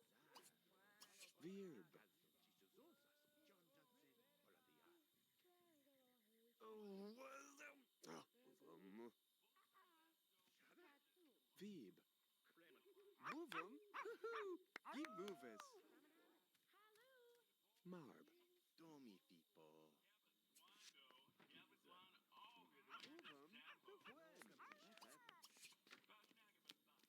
Bliv. Hibs of web. Weave. Sapamela. Veeb. Woovum? Give movis. Verb. Woovum? When? That's heaven. Marb. Hibs of web. Weave. Sapamela.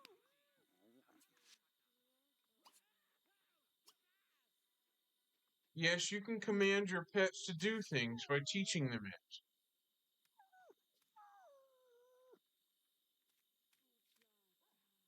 Oh, cheval. Oh, oh, wab. Storf, Geeb.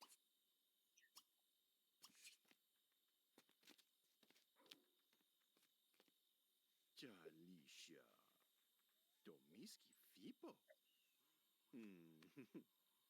Storf, Woovum, Storf. Storf, Woovum. Sherb. Nifa kwa ozo. Zompaja? Dikaja? Gada Storf. Dadiga. Storf, Storf. Storf, Storf.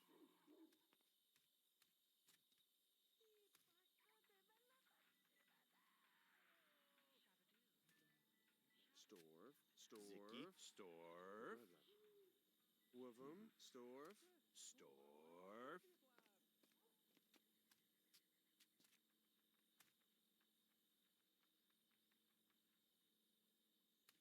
Storf, Woovum, Storf.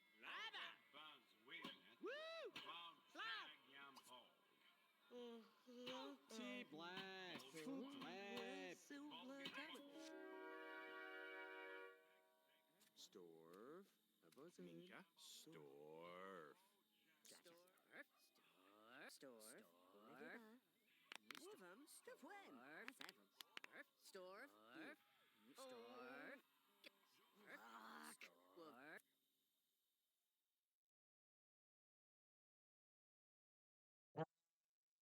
Eeny, meeny, miny, mo. Catch a tiger by a tail.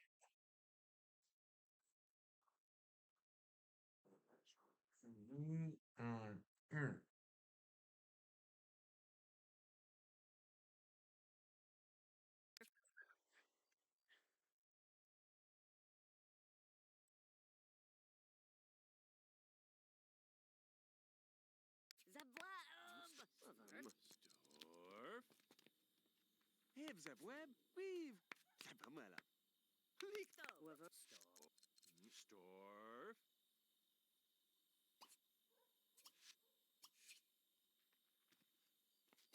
Ever go lepasem? Sherb. Sherb. Wolvum. Sherb. Sherb. Wolvum. Sherb. Sherb. Sherb. Sherb. Sherb. Sevonil. Sherb. Whoever. Sevonil. Sherb. Sherb. Sherb. Whoever. Keep sherb. Wolvum. Sherb. Storf. Foog. Salokaju. Wolvum. Sherb. Sherb. Sherb. Sherb. Keep sherb. Wolvum. Sherb.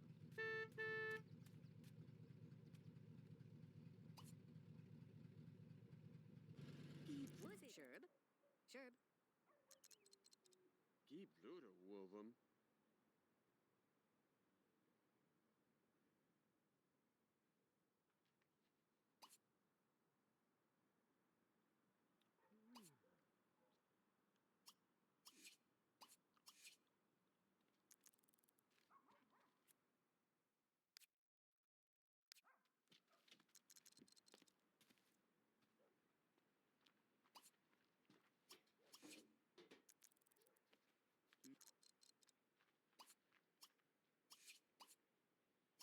Hofo Fabem. Hofo Bazab. Uvrava.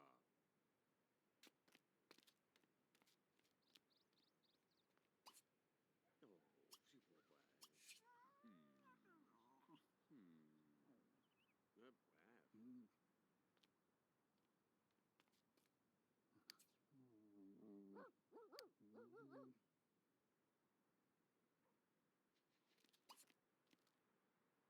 What is Alab? Sherb. Keep Sherb. Whoever. Sherb. Sherb.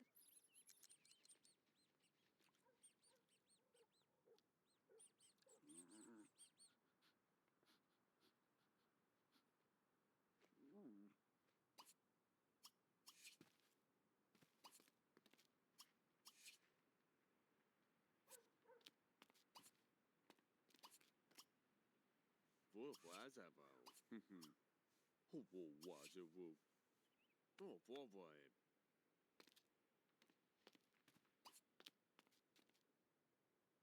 Hofo Bazab. Hofo Fabem. Uvrava. Zagab. Zagab. Zagab. Gab. Tiga tiga. Biblab. Floor. Lord Foben. Ushi floor. Step up.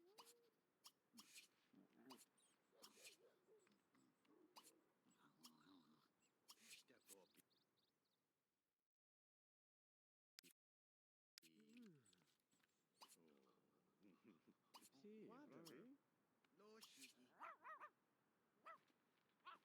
Crane. Ha ha.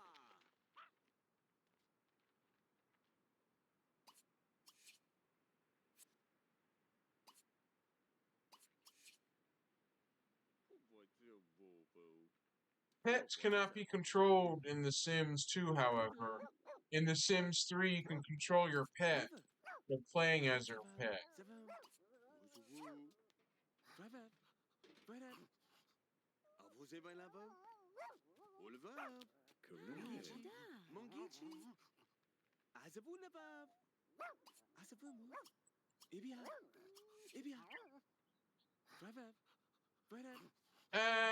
No.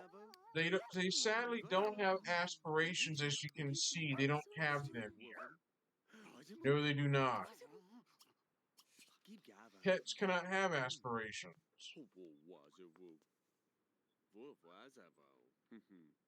Avo de vivo. Not in The Sims 3 either.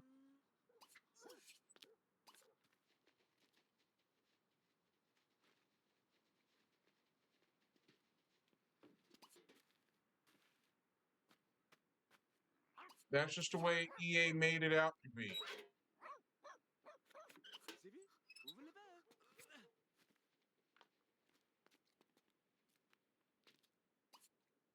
Bills, pay.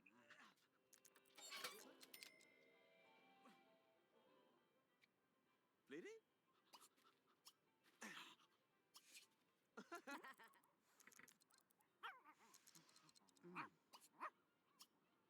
Mongichi. Mongichi. Kavam. Hoe wordt je bobo? Hoeveel was hem? Even zo voelen. Begonnen. Sherb, sherb, sherb, sherb. Oh, block. Oh, never van. Sherb, sherb, sherb.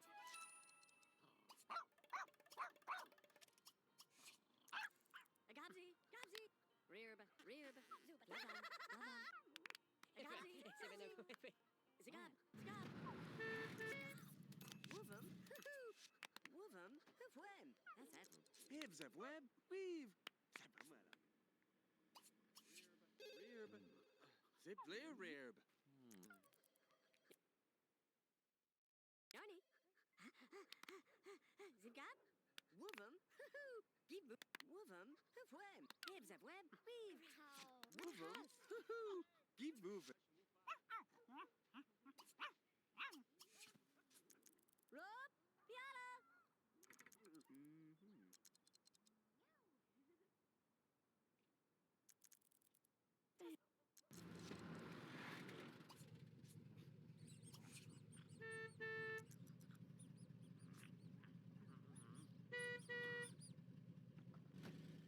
Golabola diva. Yes, pets can have jobs in The Sims 2 Pets. They can get jobs. Pets can. Not in The Sims 3, Mythic. Not aspirations don't exist in The Sims 3. Only lifetime happiness does. But not for pets, though, I don't think.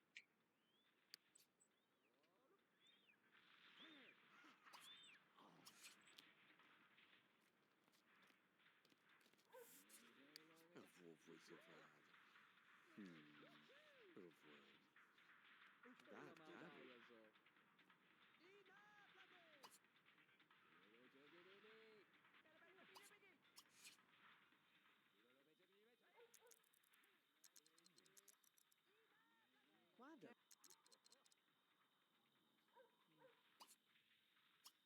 Ha ha. Voilà. Hoeveel hebben? Hoeveel was er voor? Have a table.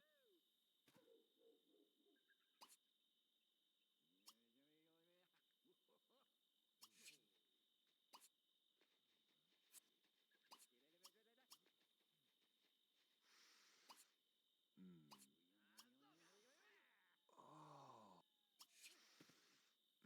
Gablam. Blanam. Oh, Blanam. Duvlam. Oh, Gablam. Blanam. Blanam. Duvlam. Blanam. Gablam. Blanam.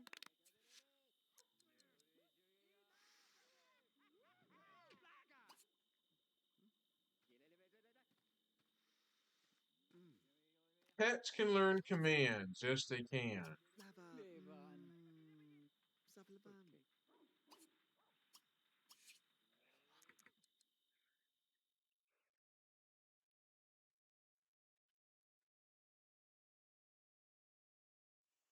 Let's see.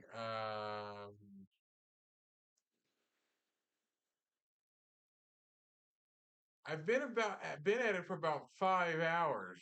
Dang.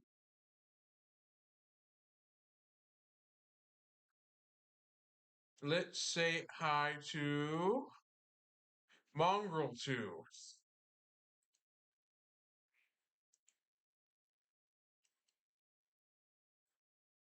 They're gonna mongrel tooth it.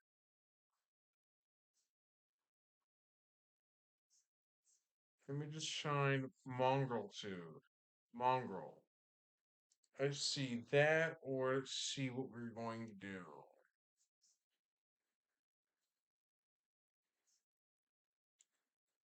In fact, I would rather rate out to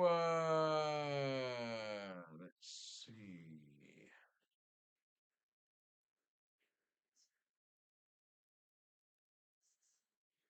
I would rather rate to someone different playing the same game as I am.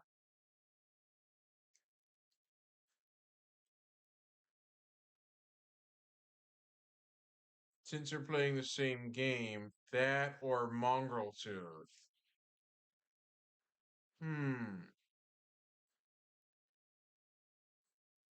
Thinking, let's see, Mongrel Tooth. How about, let's just rate someone different that's playing the same game I'm doing.